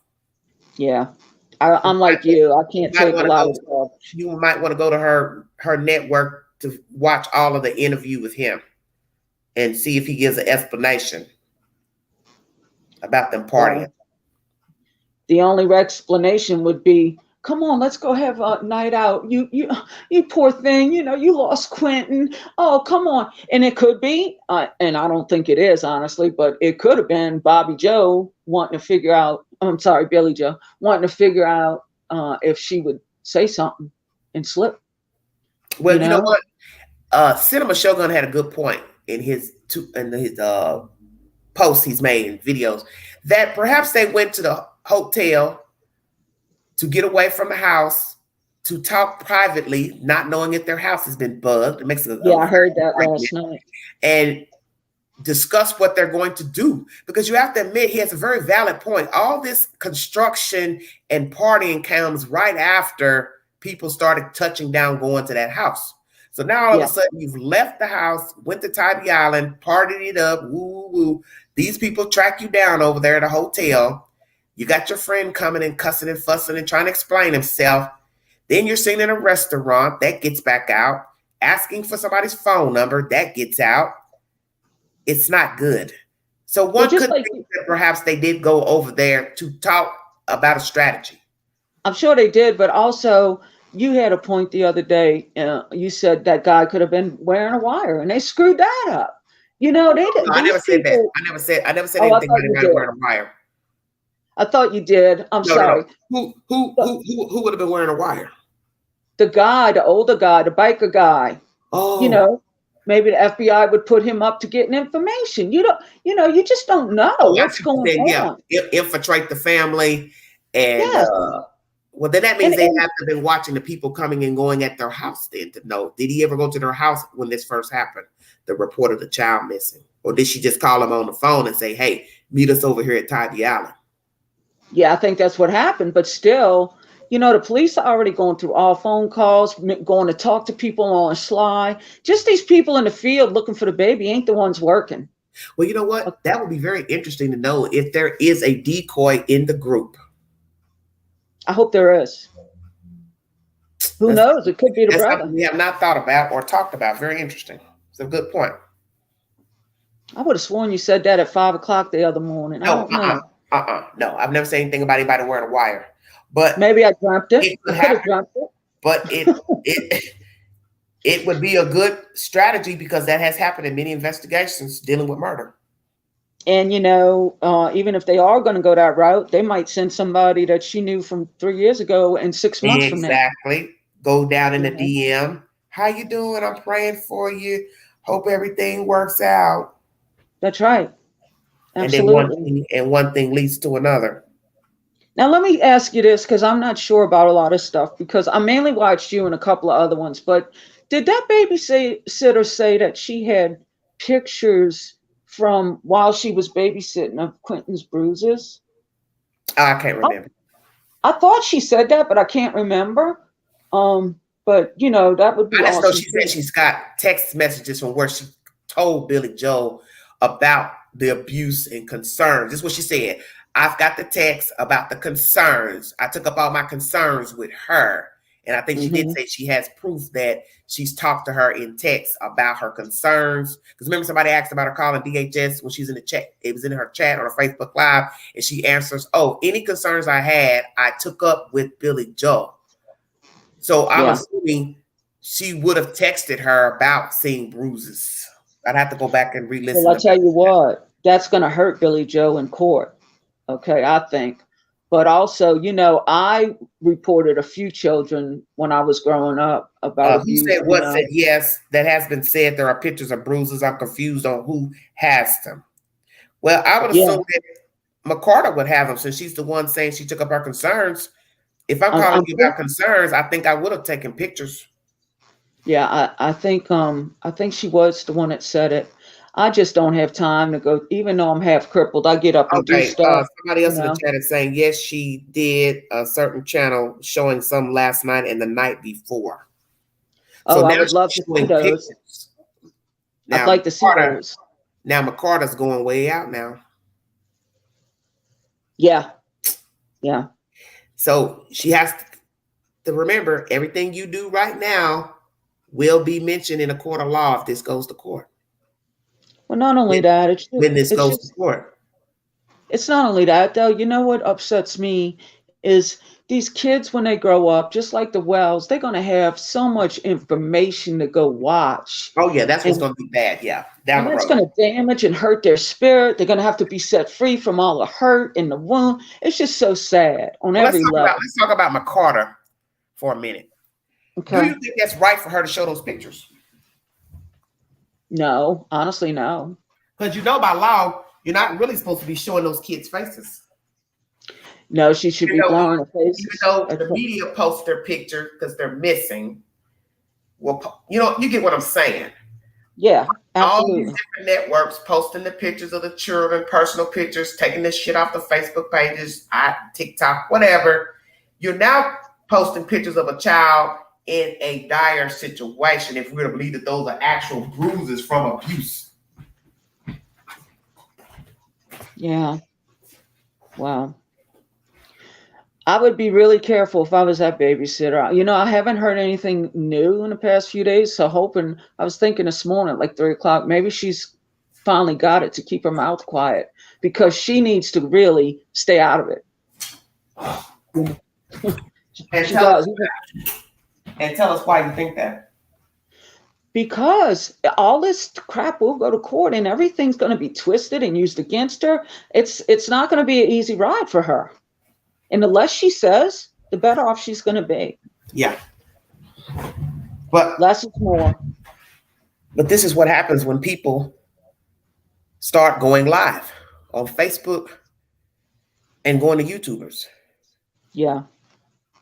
Okay, somebody said sometimes people will doctor up pictures too. Who said what says, I'm not going to go look, but I appreciate you telling me where. I don't want to see. I have 2 kids under 5 and it makes me so angry. Yeah, it'll make me cry, I do want to see him, but I'll cry. That's going to be, this is where I have the problem. And people just can't seem to get this through their head when it comes to running your mouth. This woman is not thinking that you are now dealing with a baby killer. Yes. You live on the same street with the baby killer. That's right. She has an entourage in her corner. Come set your house on fire. She will also have random strangers in her corner.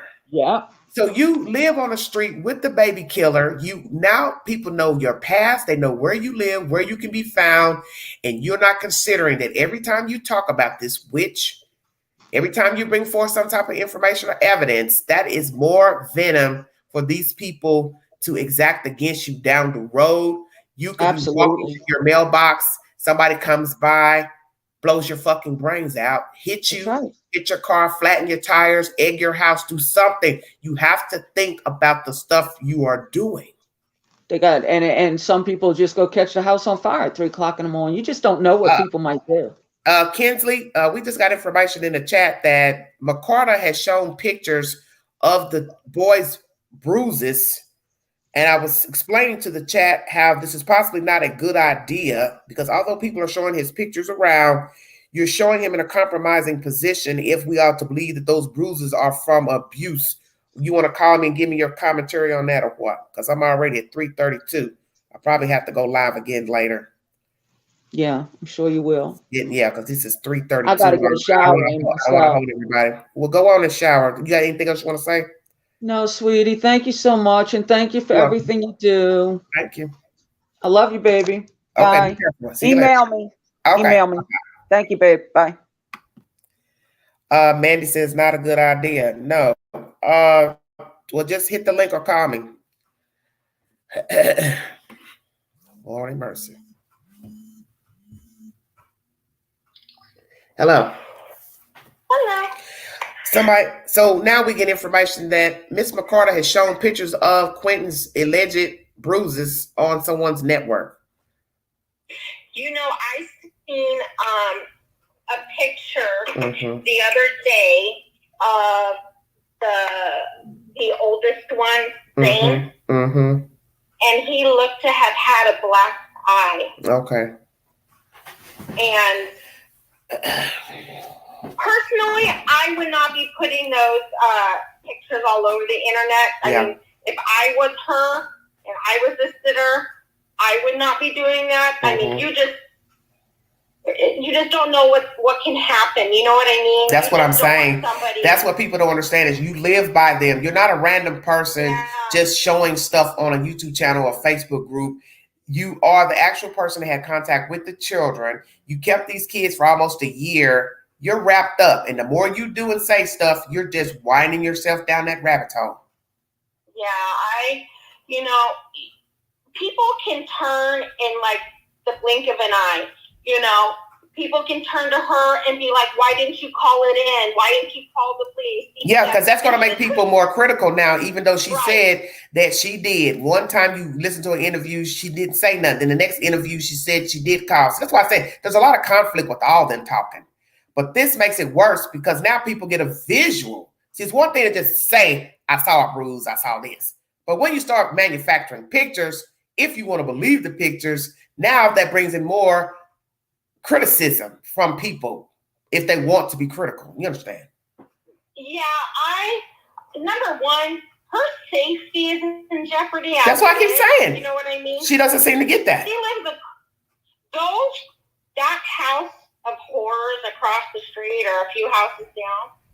If they are in fact drug users, right? Or let's just say they're drug users, or they all got lengthy records. That is a given. We know that. Yeah. But you don't know what anybody is capable of. No. Shit, you don't even know what the nice man, old man across the street's capable of. Yeah. You can't trust anybody at this point. That bitch. And she's not thinking. In her house. And she's not thinking, because if you've got strangers already standing out of the Simon house, tripping and flipping, banging on doors. See, you're really going far once you cross the property and banged on the door and windows. You went too damn far. Now imagine somebody that's aiding them and they want to pay Miss McCarter a visit or pay her husband a visit or follow her kids to school or follow her to the grocery store. You ain't thinking about none of that. I was thinking to myself, and I asked my husband, I think at one point last week, why haven't they violated her for her probation based off of her being under investigation and being named as a prime suspect in her... Well, I can't violate you. I can't violate you unless you've been arrested for a charge. That's what he told me. He was that's just suspicion. And me saying I got evidence. Well, they should go to the probation office to show their proof. Yeah, and that's what he said. He said, that is at the discretion of the police chief, right? Yeah. Mm-hmm. The FBI says, okay, here, look, this is what we have. This is concrete evidence. And we are suggesting you obtain a warrant. Yeah. Then the police chief turned around and said, no, I'm not doing that. And I never asked him, why this, why that, because he's not going to tell me everything. You know what I mean? He picks and chooses and whatever, the little things that he, kind of tells me. But I agree with you when you say that the police chief wants a body because he wants that victor call. He wants to be like, hell yeah, we did it. Well, it ain't him. And it ain't his officers. Yeah. They had to call in the FBI for their resources. They couldn't do it on their own. Yeah. At all. And so if it's for recognition, right, you're gonna have to share it with the FBI because they're also involved. You're not doing this on your own because you had to go ask for money. No, they're not doing it all. They're not. They were incapable. They called the FBI in within 3 hours. Okay, 3 hours. Boy. So I didn't know that. Okay, That's 3 hours. Quick. So he technically, they contacted the authorities on the 5th. They're saying the boy was deceased sometime on the 4th. He was disposed of after 12:01 a.m. on the 5th, right? Okay. So for them to have to call in the FBI, they already had suspicion of foul play when they arrived. Okay. She was not terrified. She was not panicked. She was not crying. There was no sense of urgency from her whatsoever, right? So the field officer Georgia field office for the FBI comes out. And they're like, okay, well, we need the big dogs, right? Yeah. We need all these specialists. They call in people like, my husband and 30 other people across the United States to come in and bring their expertise, right? They're digital people. Then they went out to the landfill, right? They go out to the landfill. They start, mapping out how they're going to start maneuvering this trash. They already knew that he was in that landfill within 72 hours. Okay. They knew they knew it. See, there is a video of this woman. That's what I was saying. There's probably more to it than what people are assuming, not just pings and getting stuff off the cell phone. You don't know if she passed a business. You don't know what business is lined up with the place that you think that the dumpster sat at. You don't know. You don't know if somebody had a doorbell camera, ring camera. Is it residential? Is it business? You don't know all that because they haven't told us anything. And, I tried to ask him, okay, did you guys go looking for this evidence? Mm-hmm. Or is it solely based off of pings? And then I said, or did this mobile home park come in, open their office that day to start because there's normally a clarify this before you get started. Clarify this. Is the dumpster at a trailer park home or trailer park? Is it a separate trailer park home on a property, or is it a trailer park development where there are other trailer parks? Can you verify that during this live? So it is we're all. There's more than one trailer. That's what I'm asking. No, it's like a little park, like a mobile home park. Okay, that's all I need to know. So that's where she's verified to dump the child. Let's make that clear during this live, because everybody's been saying it, but I don't say nothing without a receipt. So you were saying via the source that she dumped the baby at a trailer park. What I want to know is, how did that information get out when everybody was saying that a week ago? I'm trying to understand, where did everybody get that from? This is what I'm thinking, and my husband did not answer this portion of any of that. Just to be clear, I'm thinking that either when the mobile home park opened their office, because most of those facilities have some sort of office where they go and they pay their rental space, for their little plot right there. Yeah. There is a fee that's due every month. So either they opened their office and decided to look through their security cameras at night. B, somebody watched her. I said that. Do something. That's what I said. Or C, like you just said, a doorbell camera caught it, and that person contacted the office, and the office contacted. Thank you, baby. The PD. Well, what I want to understand is, who put out this rumor a week or two ago? That's what I'm asking. I honestly, truly believe that somebody that works within that park, whether it's janitorial. Yeah, because that's what I could understand. When people started saying this, I kept saying, where are they getting this trailer park business from? Who put that out there? Because remember, I told people, I don't repeat stuff just because you think I should. Because I need a receipt. You're already arguing with me about the Facebook Live where she says it was the kids that were not coming. So that's my whole point of why I don't like saying stuff unless I have proof of something. This mess in this chat. Like we call them, like janitorials, but those like mobile home parks and apartment complexes, they call them porters, Porter. And they're the ones that drive around on the little golf carts and they pick up debris, in the little roads. Empty the trash is at the swimming pool. So either, they seen something or they heard somebody in the office say something. But I really, truly believe that was leaked to the media, or not even really the media. Okay, that's what I was trying to figure out. Because where did people first see it that it was a trailer park? Because I never found out where it was mentioned. I really believe somebody that works within that trailer home told it. Posted it to Facebook. I think they probably posted it to social media first, probably Facebook. Somebody started talking down there, and then it spread. my husband has not confirmed that, but that's just my belief. Okay. That's what I'm thinking. Oh, what? You know, to me, her actions as a mother, obviously, all of us agree, probably, that she is not acting as if her child disappeared. You know, like her child just grieving in general, whether the child was in the landfill or not. No. Look.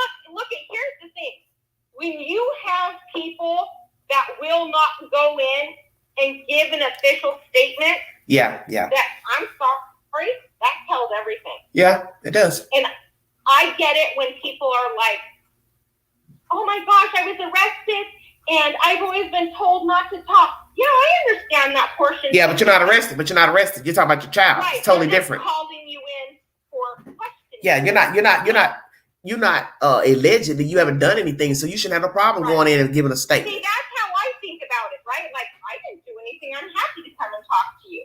You know what I mean? Here's my phone. Here's everything. Well, the thing about it is, if you felt that way, why even report the child missing? That's what I'm saying.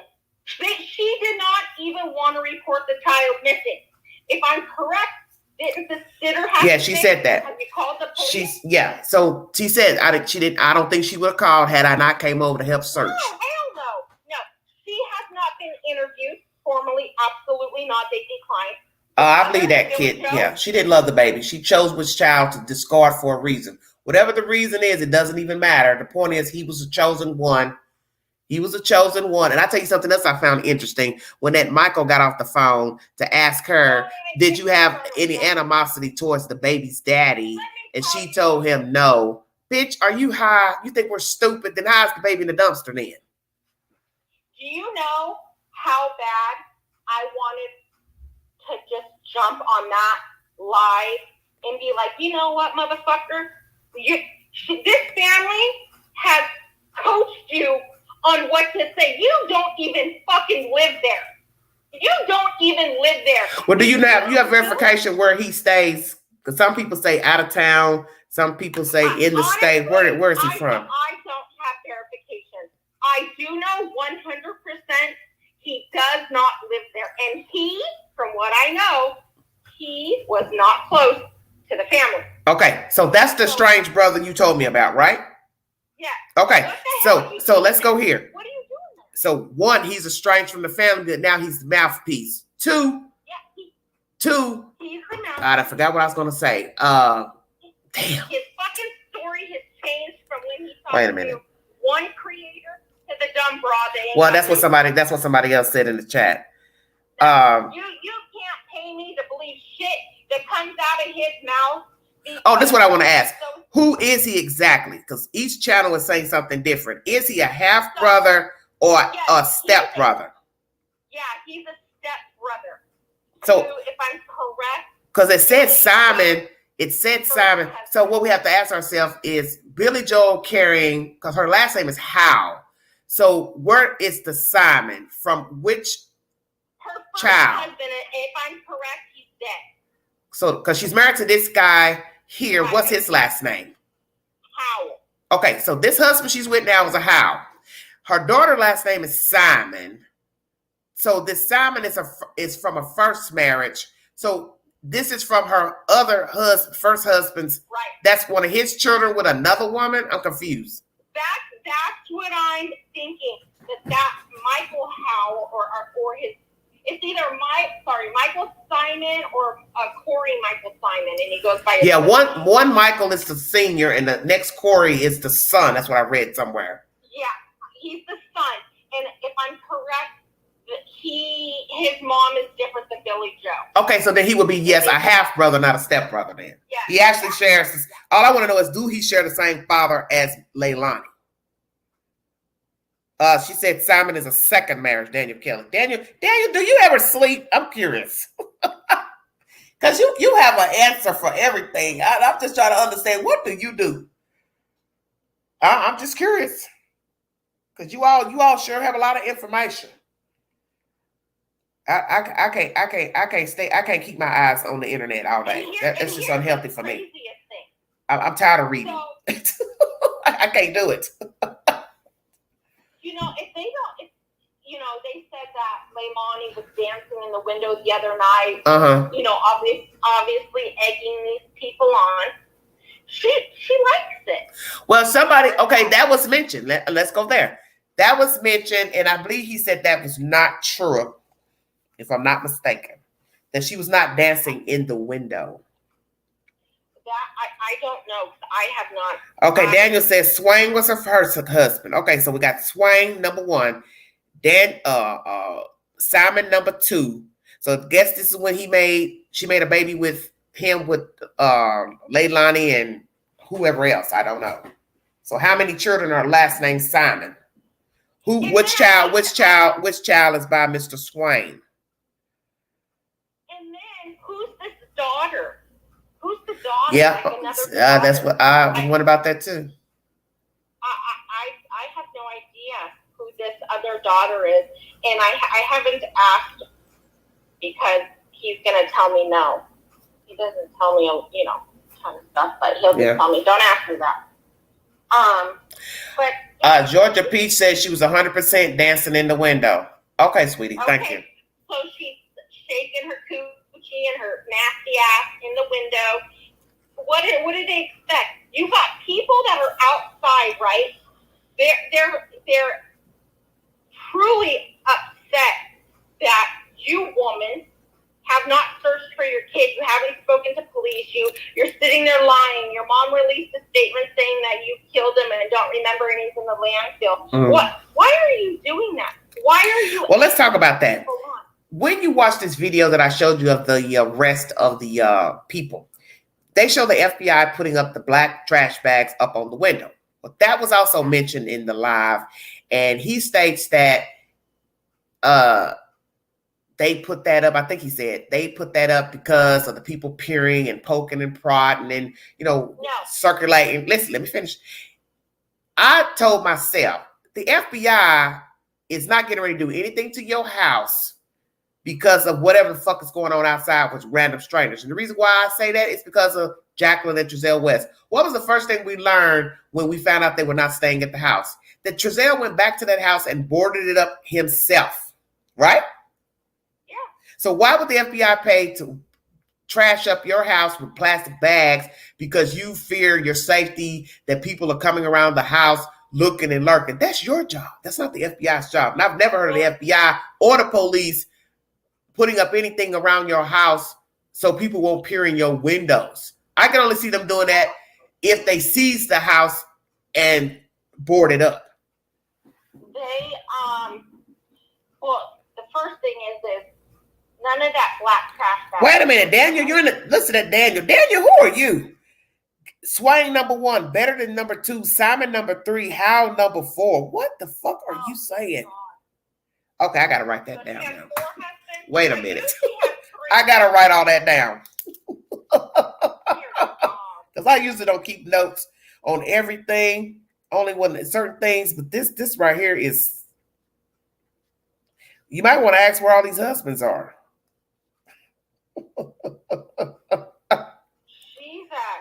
How number 4? A disaster. They're a disaster. The house. Dear God, this is bad. Exactly. That's what was said. So, thanks for the info, honey. So that's my point. Is that I can't see the FBI boarding up your house because people are outside peering in your windows or gawking. That's not their job. Well, that's not even that. The trash bags, if they're not trash bags, they're a certain type of plastic. But they came down afterwards. They're not hanging there.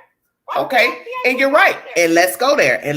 Glad you said that. When you take a look at the house from them cussing and fussing, I don't remember seeing plastic up to the windows, even though it was nighttime. But they have filmed that being there during the day. Exactly. They luminol the house. I'm telling you, that's what they did. They luminol the house. Or that room that was right there. That I know. Mm-hmm. That I know for 100%. So let's talk about that. I wonder which room that is on the bottom level. That I'm not sure, but I know for a fact it was luminol, whatever it was. Well, she's got 4 husbands. I wonder what age did she first get married, Billy Joe. I don't know. So let's go there. let's say, how many kids does she have by each husband? Damn. This other guy, he's pretty old. Say what? And who's this other daughter people are talking about? I don't know, but there was a girl who was out there tying up the rope to the driveway, and I'm assuming that's the daughter they're speaking of. Oh, did you see this morning? No, what I missed now. I mean, I've been on live almost 4 hours, so. They were seen at the gas station or Circle K, whatever the hell it was. Mm. And then somebody got the tag number and ran it. And that tag number did not match the car that they were in. Oh, shut your mouth. Yeah, and then when the car pulled up at the house, one of them got out of the car and did that motion with your hands, like, come here. Okay, they just did an interview with Leilani on WTOC. Okay, let me pull up my other device. Hold on now. Hold on. Let me pull it up because I got all these devices running together. Let me go to YouTube first. Okay, YouTube, Silk browser. Damn. This is just wicked. It's only going to get worse. I'm waiting to see them start fist fighting outside. Well, this is like the if you're stupid enough to go back in front of their house after they've arrested people, then you want to go to jail. That's your business. That's how I look at it. Anybody that wants to go? Nope. 2 days ago. I don't see anything recent. Everything's 2 days ago. Oh, like Lonnie ain't gonna talk to nobody. She's a stupid broad. Well, somebody just said there's an interview with WTOC. So I'm on WTOC's channel right now. I don't see anything. 2 days ago is the latest video. There's nothing maybe recent. They're talking about, like, maybe it was an old one. No, she never talked to anybody, remember? My question is this morning. Let me go in the articles. Hold on. Go keep talking. Go ahead. When they got out of the car and she did that motion with her hands, like, come here, come onto my property. What? Why do you want to do that? Like, you're just egging these people on. You're just egging them on. The fact, you know what's even sicker is if she really told her mama that she killed him and put him in the landfill, and I don't remember, and mama didn't take her by the hair and march her up to the cabin. Here it is. Queen found it. Hold on. Go ahead and finish so I can read this. No, I'm just saying that to me, that says a lot about her own damn life. I'll have to go live again tonight because I'm almost at 4 hours. So, mother of missing child, the only suspect in the case, discussed harassment and the search for her son. This was uploaded 42 minutes ago, everybody. It's been almost 3 weeks since 20-month-old, excuse me, I think I said 22-month-old this morning in my live. He's 20 months old. Give that discretion too. 20-month-old Quentin Simon was reported missing from his Chatham County home. Police say Quentin's mother, Leilani Simon, is the only suspect in his disappearance and death. Though no charges have been filed, police and FBI agents are actively searching a Chatham County landfill for Quentin's remains. There's been a huge amount of national attention on this case, with people from all over the place emotionally invested in finding Quentin. That attention has even driven people to what they call protesting outside of Simon's home at all hours of the day. In some instances, these demonstrations have become disruptive, with 4 people being arrested over the weekend for blocking the Simon's driveway and banging on their windows and doors. Leilani and her mother, Billie Howell, said that some people have gone so far as to leave signs that they say things like baby killer or on Quentin's memorial, which they say disrespects his memory. It makes it hard to even process what's going around us. We get to the point where we have to barricade our own home in order to even feel safe in our backyard, because we can't even process what is happening everywhere else, or even have time to do so. I can't even walk out and appreciate my own son's memorial or put down gifts that I got for him. I can't even go out there and do that without harassment and negligence and everything. Negligence, now that's a joke. It's just devastating to see how the outside world reacts, Leilani Simon said. Oh my God, I'm about to go off. Leilani said they put up security cameras around the home as well as floodlights, and that they had to move Quentin's memorial away from the street to keep unwanted attention away from him. Even with the attention since Quentin went missing, Leilani says she wants everyone to know that she's not running away. I'm here. I've been here every day since this. I'm not running and I'm not hiding. And if something does come up that I'm at fault, I will take myself to that police station, Leilani Simon said. Chatham County Police have repeatedly said that though they've named Leilani the prime suspect in her son's disappearance and death, and they don't believe she's a flight risk. Leilani says that she and her mother, Billie Howe, spend their days in the backyard of their home because it's too difficult to be inside with reminders of Quentin and the fact that he's gone. Every day that goes by is less tears and more anger, not knowing what's happening, if that's even understandable. You wake up every day angry, hoping that you'll get a phone call, and that phone call just doesn't come, Leilani said. This is bullshit, because she ain't even mentioned her other 2 kids. CCPD and the FBI haven't released any details in the case and haven't said why they believe Quentin is in the landfill. Police say they're doing that to preserve any potential court cases down the line.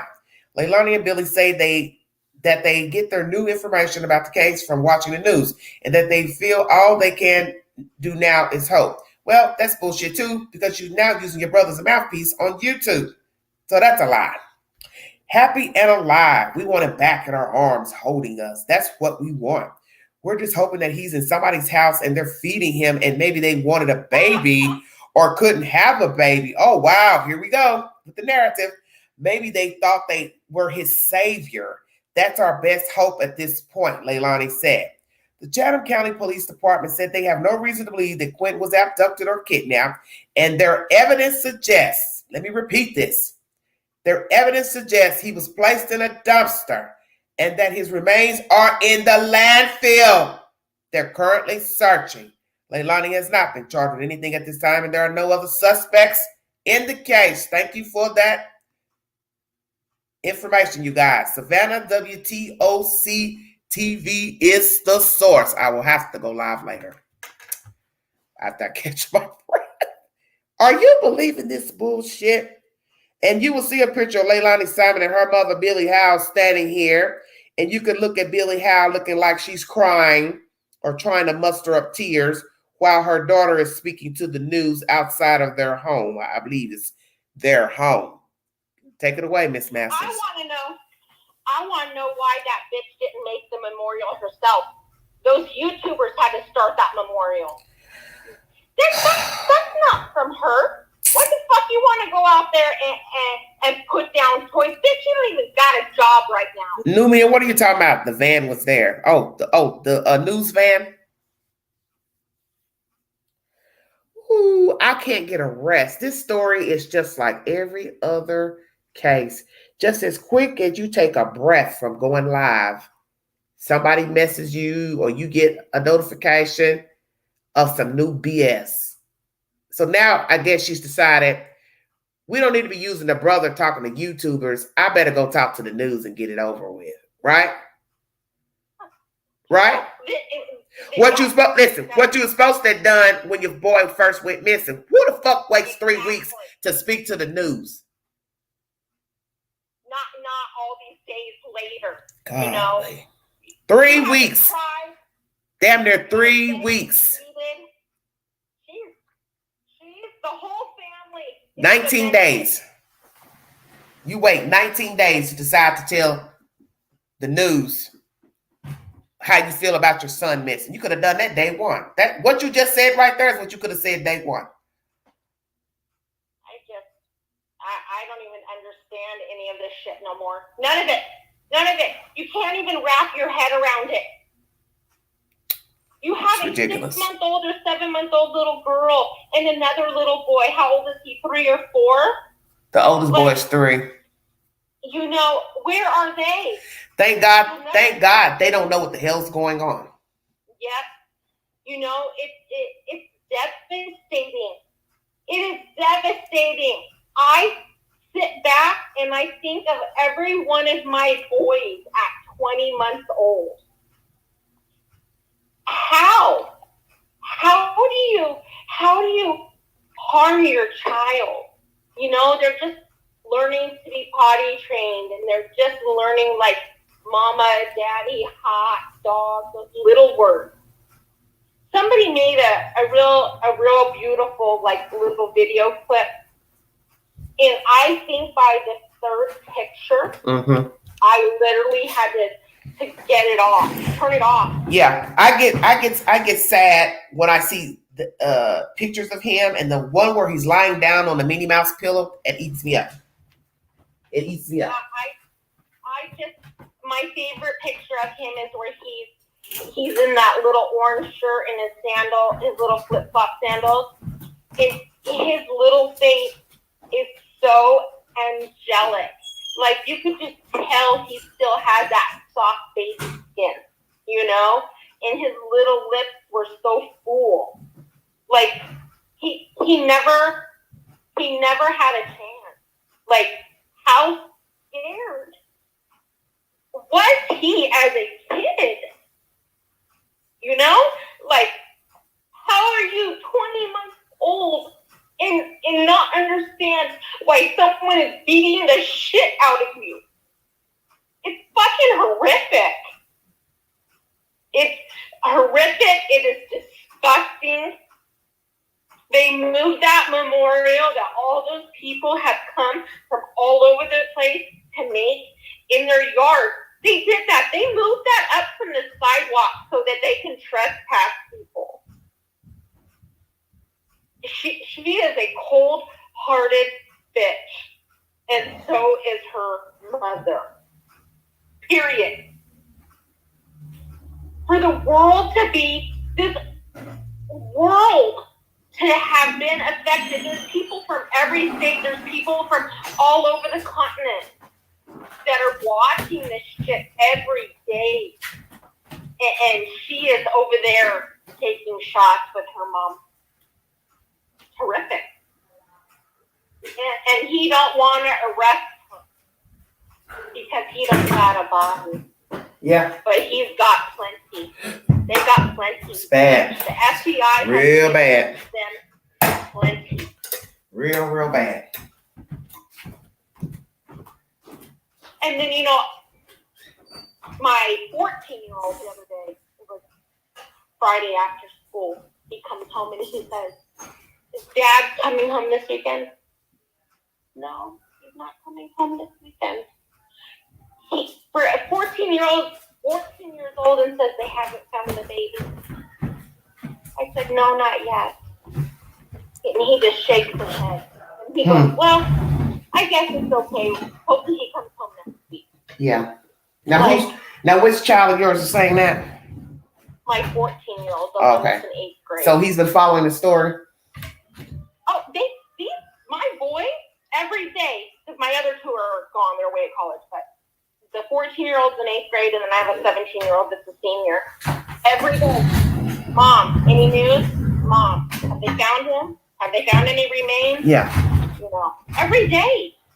They were like that with the West boys because I was so just into watching everything about it, you know. They come up behind me when I'm watching it, and they're like, oh, they still haven't got this, or they haven't found that, or, you know, they found this, or they got that, or they've arrested them for this. My kids know, they see. Yeah. You know, they understand it. Yeah. It's sad. It's horrific. It's very sad. It's so let's ask this question. Now that she's decided to go to the news, why didn't the news ask her what happened on that morning? How about that? Don't you find that interesting? You know what? She probably told them, do not ask me Yeah. about that morning. Yeah. I could bet my life on it. Oh yeah. She gave stipulations. She gave stipulations on what she will and won't say. Yeah.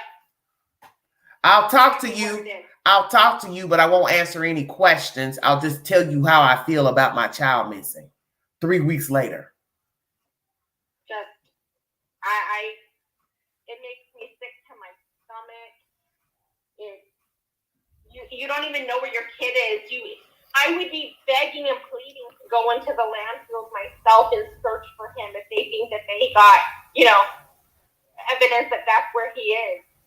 You know, and if I wasn't named as a suspect, you want to go, you want to recover them. They're not, you know what?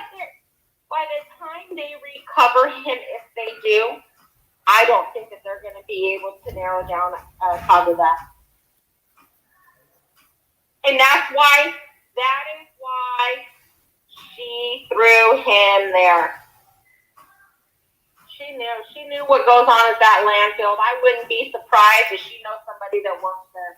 Oh my God, good grief. Who on here is who said what? She says, laugh out loud, bitch, you are high. Say what? Yeah, somebody in the comments. Who said that? Their name is who said what? What did they say? Laugh out loud, bitch, you are high. YouTube was like a focus group so they could figure out which statements to make to the national press. I don't see that because I was looking at something else. Yeah. Who said what says I was quoting Queen? Oh, Lord. Don't y'all start now. Well, it's just sad. I wish that she would just woman up and be like, I killed him, I snapped, I did this, I did that. No, she's not going to do that. She's going to do what she was doing. No, she's not going to do making that. up stuff and trying to throw everybody else under the bus. I'm going to tell you right now, her boyfriend didn't kill him. But well, guess what? Let me tell you this. He going to come out now, I bet you. He's going to come out. Oh, yeah. I said it to you in the very beginning. She's going to implicate him. And do you remember how I told you how she was going to implicate him? That's what's about to go down. Somebody repeated what you said. And you only said what I told you. Who? What? And now you mean the information that you brought to me? Yeah. Yeah. Let me tell you something. Ever since I got all this information about the door, they're 40 minutes off on the back door opening. It's only a 40-minute difference from what was told to me about 2 to 5 a.m. that back door was open. Now it's 2:40 to 5:40. Don't you find that convenient? Yeah. It's a 3-hour difference. It doesn't matter if it's 40 minutes or it doesn't matter the door was open. She did that. She did it or he did it. The boyfriend. Yeah, one of them did it. I don't give a shit who did it. Somebody did it. Right. Okay? Y'all did that to assume that you're going to do this whole, he got out and somebody kidnapped him or he wandered away. Sorry, bitch, it didn't happen that way. You're stupid enough to not know that. It's on the system. If it's a security system, it's going to say which door, if it opened from the inside, I'm sure, or the outside. I would hope so. It does, because my security system does. That's what I'm saying. So this is what I'm saying. The criminals are dumb. They don't think about stuff like that. They just think, I'll just go open the door. Well, if the security system is running, it's going to show that somebody either opened it from the inside or opened it from the outside. It tells you how long it was open. It's going to tell them everything. She's dumb. She is real stupid to think that when the FBI when they asked for the FBI's help, that's bad. You better start running and crossing the border because the FBI, that's the big boy. Well, just like they say, and we know she's not going to run because she's codependent. People say, well, you don't know that. Yeah, I do. Codependent people don't go on the run. She's cocky. She's arrogant. She's not going anywhere. If she can't pay her bills on her own, what makes you think she's going to go on the run? Now, could they hide her out at somebody's house in another state, another stupid relative? Yeah, possibly. But that shit ain't going to last long. No, that's just what I was getting at. You can go on the run, and then the FBI is going to call in their big boys. They're going to call in the marshal. And the marshal going to grab you, 48 hours? Marshals know everything. They got it. The marshals are the big bad bulldogs. You can best believe they're still tracking devices on them, and they're watching that damn house. I'm going to tell you right now, for 1 minute, don't you ever not think that there is not a tracker on every. Of course, that's what I'm saying. You know damn well they've been watching them people. They've been watching them since the moment they got there. Those trackers are? Those trackers are the size of a dime and they're magnetic. All it takes is for one of those cops or one of those agents to walk by a vehicle and flap it there. Seconds. I'm talking 2 seconds. It's done. Don't think that they don't have no warrant and that there is a bug in the house. Mm-hmm. I won't be surprised if there is one in there. No, when all that shit went down with my nephew, we had no idea that they had went to his school and put a tracker underneath his car. That nobody had no idea. The only reason we found out that there was a tracker on his car was because his car went into the shop to have some work done on it. And after he was apprehended, two FBI agents and a detective walked into this auto shop and said, I need to retrieve a tracker off that vehicle and pointed to my nephew's car. So it's quick. It's quick. And you know what? I had a feeling today. You know how they say they sold their camper or their motorhome or whatever it was? I personally don't think that was sold. I think that was being moved somewhere and they're going to go stay in it.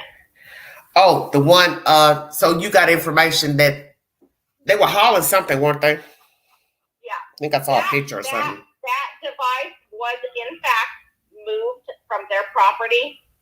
I personally don't know if it was sold. My connection did not tell me either way, but I have a feeling it was not sold. I think it was taken somewhere because they're going to go stay in it, or Leilani's going to go stay in it. Because I have a feeling if she keeps up the little hand gestures like, come over here, come on my property, or dancing in the window, or instigating, there's going to be an actual physical altercation at some point. And that's something a sick person would do. Your child's missing and deemed dead, and you're the suspect by the police, and you're going to dance in a window. Yeah, no. That's what I'm saying. They are demented. Why the hell are you doing that? You're fucking instigating all those people that are out in front of your house that want to cause bodily harm to you because your son is missing and you were named the prime suspect. Why? She has no class. None. Zero. Well, she got it from her mama. Both of them got different baby daddies, husbands. She's got different baby daddies, young. Different kids, don't got them now. To show you, she learned from Billy Joe. Billy Joe's a street person. She's a street walker, street woman. That's what her daughter's become. She's no different. What do they call those women? She don't have a prostitution. She just don't have a prostitution charge yet. That's all. But she's walking to Billy Joe's footsteps all day long. Billy Joe looks like a lot lizard. She probably was a lot lizard. What didn't I tell you? There's no telling what the hell Billy Joe's been doing while she's welding. When she's off welding, you don't know what the hell she's doing. Oh my God. I don't even know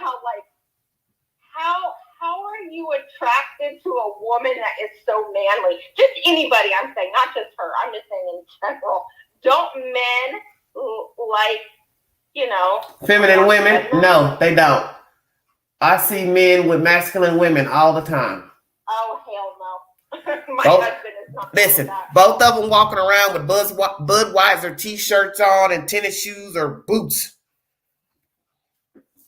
Yeah, no, because you do have some masculine women that do like men. They act like men, but they do like men. No, thank you. Because I know one right now. She's got kids and she looks like a guy and she acts like a guy.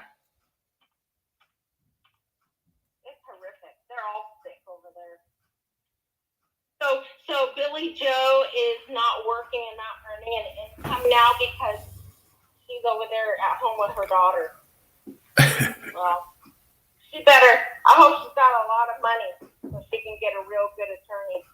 Yeah, well, let's see if she holds on to being a mother to her when she gets arrested, and her ass needs to go down with her too. I was just gonna say I won't be surprised if they pick her up as well because you had custody for a reason, whether the state gave you or took them and made you take custody, or you chose to take custody. You left them with her. It's going to be real bad if the state said to her, hey, we're going to take them, or you need to take them, right? And she takes them, and they weren't supposed to be in that little twist present. Well, let's talk about this. It was mentioned on that live that the state didn't intervene for her to take custody of the kids. So then why did one or the other exact the custody papers? I'm telling you right now, you remember that message I sent you on Friday? What about? About who showed up over there? Yeah. That only happens when there is money involved somewhere, like taxes. Or fraud. IRS only involves if it's fraud. Somebody claimed somebody, and now that this child is missing, the FBI Look, there says too many welding fumes. That's a good one. I can't with you guys. Ooh, she needs to take that mask off. Go hand it to Michael Myers, the one you let get on that damn live stream.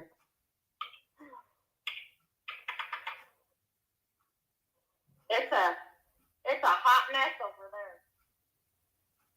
there. Street people. Right here in my home. Let me tell you all something. This is what you get when you behave like a moron. You don't have any standards. You just go out here and breathe. You have got to set some type of standards for yourself at some point, because this is what can happen to you. You get yourself tangled up. You make bad decisions. You hang around bad people. You become a bad person when you don't have to live like this. These people didn't have to live like this. This woman could have implemented some type of structure with her children. Her daughter right now could have been off in school, going to a graduate school, doing something with herself. This is a choice. All of these are choices. Billy Joel being a street person, now raising a street woman who now has a dead baby. These are all choices.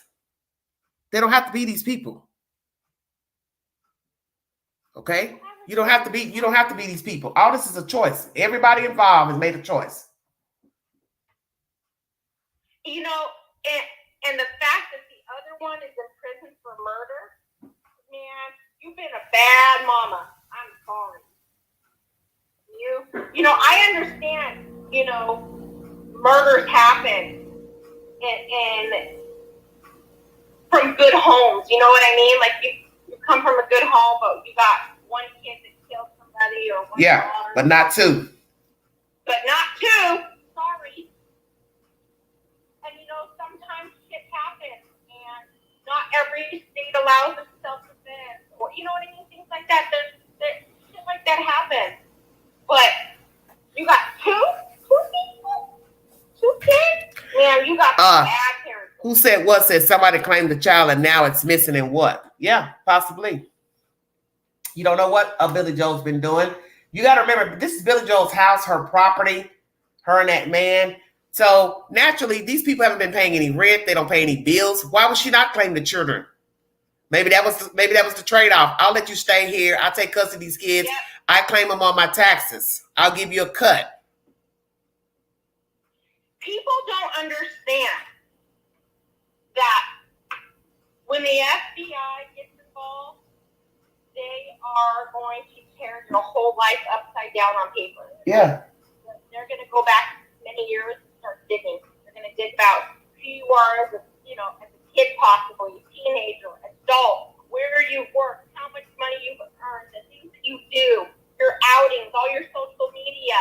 And if there is any inkling that there is a possibility that there is a financial trade-off, believe me, they have found it.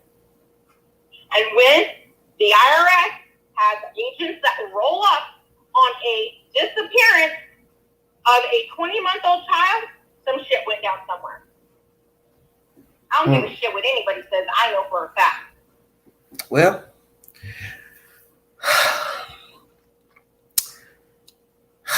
she probably claimed all 3 children on her taxes. Yes. And she's probably been doing it since they were born. Yeah. Because she's been taking care of this daughter who won't do anything. So she probably told him, I'll claim these kids because you don't pay no bills. You won't pay for anything. So I'll claim your kids. Or she could have claimed them and not even asked. I told her, yeah. Because some people don't tell that they've claimed you. I just wish, yeah, I know it's wishful thinking and it's not going to happen, but just please tell them what happened. We already know he's there. They know he's there, 100% sure he is there. The longer the time goes by, she's not going to tell anything because too much time's gone by now. Hell no, I'm not going to tell you that I killed the kid and put him in a dumpster. Yep. She's thinking she's good. Yeah. She's thinking by the time they find him, he's going to be completely, decomposed and or bones, and they're not going to be able to have a cause of death, so therefore you're not going to get murdered. Yeah. Lord have mercy. But Billy Joe coming to whoever she texted that day and said that Leilani killed her and he's in the landfill. Woman, you're a sick broad. You're a sick lizard blot with dirty, wrinkled skin. You look like a nasty ass smoker. Oh my Lord, Kinsley, what's getting into you, honey? I'm going to tell you, my husband's been gone for 50 days. I'm lonely. My senior is killing me. He's going to cause me to drink. Well, don't you end up on the damn news. Look, I hate to be doing a story about my own damn mod. When my husband called me earlier, he goes, "What is the matter?" And I said, "What are you talking about?" He said, "Well, Noah and Sebastian are calling me." And I said, "Well, Debbie's calling you to tell you that I'm going to break his teeth because he broke his $300 retainer." Oh, Lord. And that other one over there, who knows what he's coming up with? He has shit to call you about every day. Oh, my He God. said, "Oh, God." He's like, "You got it? You good? You got him under control?" "Oh, I'm good. Jesus. I'm good. When you coming home?" Well, maybe he should go talk to Leilani. Tell her, hey, I got a family at home that wants me to leave. So, lady, are you going to tell us what you did with the baby? And it's not just my husband. There's so many agents that work different things, right? All those people. There's about 60 of them that are there. They all want to go home, girl. Most of them are married with kids, or regardless if they're single. It don't matter. These people want to go home. Oh, I know they want to go home when it comes to going in a landfill. That's the worst of an investigation. It's different just going around asking people questions and stuff. But when you start talking about going in the landfill, that's just going a bit much. That's just too far. That's too far. Daniel says there's supposed to be an update on Debbie call you tomorrow. I don't know. I hadn't gotten a notification on anything. Oh, wow. Deb says they need to cut and burn her fallopian tubes. Honey, hey, that heifer don't even need to be walking. Cut that bitch off at the kneecaps. Cut her legs off. Cut her legs off. If they really gave just cut her legs off. And everything up between her navel and from her navel to her kneecaps. How about that? You know how they were saying that they were trying to get someone's phone number over there at that bar? Yeah. You're a sick bitch. Yeah. You got a dead kid. Yeah. And you're trying to hook up with everything. Dancing in windows, not talking to the news, using the brother as a gopher to spend more lives to a goofy ass YouTuber. These people are wicked. They don't care about nothing. That's why I keep trying to tell people, you all want to rally behind these people running down there, jumping in front of their house in the lawn and on the road. They do not care. That's why you're talking about them. The stuff that they're doing shows you they never care. That's why the baby's dead. So did you think they were going to behave after dumping a kid? Why would I care to behave after dumping a kid? I didn't act right when I had the kid. So now you want me to act like a Christian because the baby's dead? Hell no, I'm getting ready to get crunk. I'm going to do what the fuck I was doing when I had the kid, which is absolutely nothing. It's the bottom line. I got news for Mr. Michael. Stay the hell off of social media because you'll look like an ass. Well, he's an ass. They're all asses because guess what? She didn't tell the news nothing.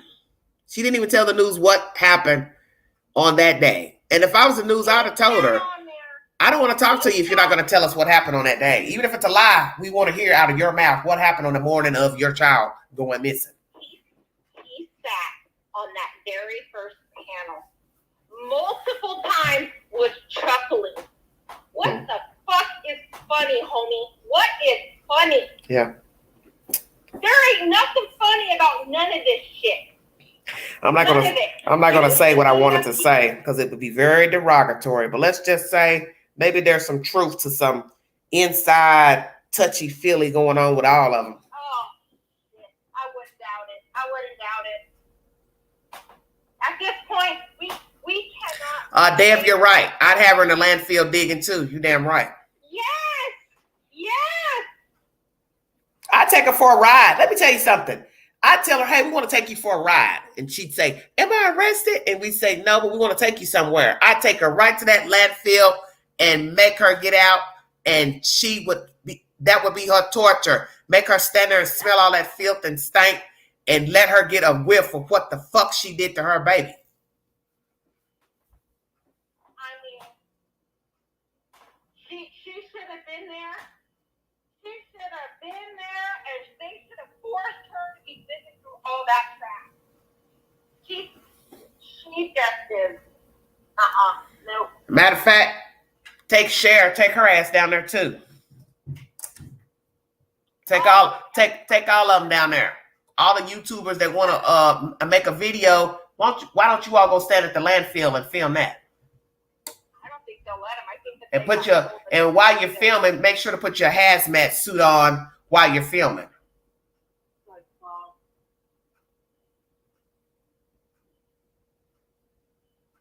It's just too much.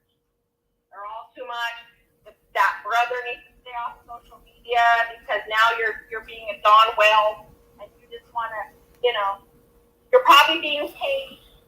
You're probably saying, I'll do this for $100, $300, $500. You don't believe anything you say. You sound like an asshole. You look like an asshole, and you come from an asshole. So get all the way out of here with your bullshit because we don't believe you. Nobody does. Well, where is her father, I wonder? Since the brother's coming out, a half brother, they don't know nothing. Where is the biological father? Where is her father? You got a half brother coming out that don't know anything. And where is her biological father? Where are the uncles and aunts? Where is the family? What do you all have to say about this spawn? Yeah, all those people that guy that came out and was arguing with the YouTubers that day at the motel, he said, I came over here to see what was going on or to see what she would say. No. Yeah. We don't want you. He's Billy Joe's friend. That's Billy Joe's friend. Yeah, I know. He said so. Why would you want to even, I would not want to associate with them people. I'm not after that. Hell no. Yeah. Cut. We're cut from the same cloth. Can you imagine? She gets to go to sleep every night in her bed. Yep. For her little boy. Exactly. He had no clue what was about to happen to him. Oh, Lordy. Mm-hmm. It'll make you want to drive you to drink. Well, I was drinking that morning. I did that late live.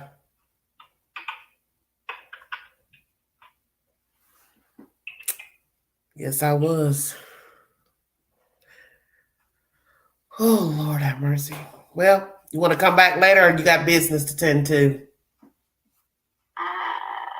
Well, you're ahead of me in time. What time are you thinking? Because when you go live at like? It'll be later. It'll have to be later. I gotta recoup from all this nonsense. It's almost 4 o'clock, so dinner time will be coming up. I haven't even had anything to eat except for coffee. Because I've been on this live. I've missed breakfast and lunch and everything. So I'm getting ready to get me a little snacky poo in, and I'll come back about, let's see, I don't know, maybe 9, 10, somewhere around there. That'll be 3 hours, 7 o'clock your time, or 6 o'clock. 1:40 where I am. Yeah, but so you're gonna do dinner about what, 5? Yeah, I start cooking dinner at about 5. So y'all gonna take 2 hours. So 7 o'clock, that'll be. It's just us 3. It's just us 3, and them boys don't pay me no attention right now. Okay. So I can talk to you or listen while I'm cooking. So 6 o'clock will be around 3 o'clock your time. Yeah, that's fine. So let me go 6, 7, 8, 5 o'clock your time. I'll try to go around about 9. Okay. Okay. Thank you so much. Okay, bye. Okay, bye-bye. All right, everybody. That's Kinsley. Sorry this live went so long. I didn't know it was going to go this long. But anyway, you could chop it up, those coming in, and read it. Listen to it in intervals till you get to the gist of what we're talking about, because we were kind of all over the place as the news was coming into the chat. People bringing in information pertaining to Billy Joel's marriages, and somebody put in information that the hag has spoken to the news. So for those coming in, this was a 3-part live pertaining to the Uvalde, the teacher that opened the door. She has spoken. Also, the Cirigliano family out of Michigan, they were found safe in Wisconsin. Investigation closed. I do believe there needs to be an investigation into the elder abuse of leaving the mother home. The mother is Suzette's mother, the wife. She's also in cahoots to this theory of somebody chasing them, dealing with 9/11. They're both wacky, and they don't need to have access to children. So they don't need to have that 18-year-old autistic child or the one under him. And they need to be, as I said, brought up on charges of elder abuse for leaving an elderly person alone, because she was wandering the streets of the neighborhood. Code. Third topic, the rest of the protesters down in Savannah, Georgia, outside the Simon home. They're going to be brought forth to the highest extent of the law, is what Chief Hadley wants. He's taking it to the board, commission's board, to be investigated, the arrest, to make sure everything was done properly. But I do think they need to pay a heavy fine and maybe make them stand out in front of the town square with a sign saying, "I'm an idiot who likes disrupting the peace." How about that? And once again, Leilani Simon has spoken to the news. WTOC is the source. Thank you for the person who brought that in the chat. I will go live a little bit later tonight. Hopefully we get a little more viewership, because this is Monday. People are, getting in work, doing everything. We'll get a few more people that want to come in and hit the link and give their public opinion pertaining to these buffoons. This is an all-in circus, a circus act that mirrors Cal City, Cupcake, McKinney, and Rogersville, Tennessee, somewhere else. They're all similar to me. They're all buffoons. They all have stupid parents. They have parents that don't give a fuck. They have parents that like to stay on social media and Facebook talking and yapping, and other relatives yapping and talking. And that's when you know that the children came from street people, because that's the one thing that's different that you need to recognize in a true crime case. Always look at the people surrounding the victim. When you look at the people surrounding the victim, it tells you the story of what the victim was like, what kind of life they had. And when you have people that love talking to social media, Facebook, TikTok, sending other messengers to the news, that shows you that the people were never invested in the children. Because I'm not going to send a messenger to talk to the public about my missing child, my dead child, my child being deemed dead. I'm now a suspect. And we already know you should never really speak if you are deemed a suspect, because 9 times out of 10, you will be brought up on charges, and anything you say will be held against you in a court of law. Did I play the news? Did you play the news interview? It wasn't an interview. I didn't see it. It was an article. I didn't see where I could press play that she spoke to the news. No, I didn't. I'll probably bring that up later in the next live. There'll be an all-inclusive live pertaining to the article. I will play it when I go live later tonight. But I didn't see where I could play it when I read it. And if it's probably won't be as long as the article itself. I'll just play part of my video from here where I read it, because I'm not about to read all that again. Thank you all for joining me. If you'd like to donate to this great network, Everyday Shenanigans, $McGanty 129 Cash App. Thank you all for the stickers, chats. God bless all of you. No, I do not. But I thank you all for following the content. God bless all of you. I will be back a little bit later to convene this information. The things that were said about Baby Q by Leilani is so disrespectful in the highest form, because you killed that baby and you've used your mother as a crutch all your life. She's enabled you to become a murderer. You used your brother as a mouthpiece and to spend more lies on YouTube. And now you have the audacity to go before a news agent and spend more lies about your feelings of Baby Q when you know you never gave a fuck about that baby, and that's why he's dead now. And this is so disrespectful, but this is what most of you have been wanting, was for this clown to come forward and speak about her child. But know that the information I read, there was no mentioning of what happened on that Wednesday morning.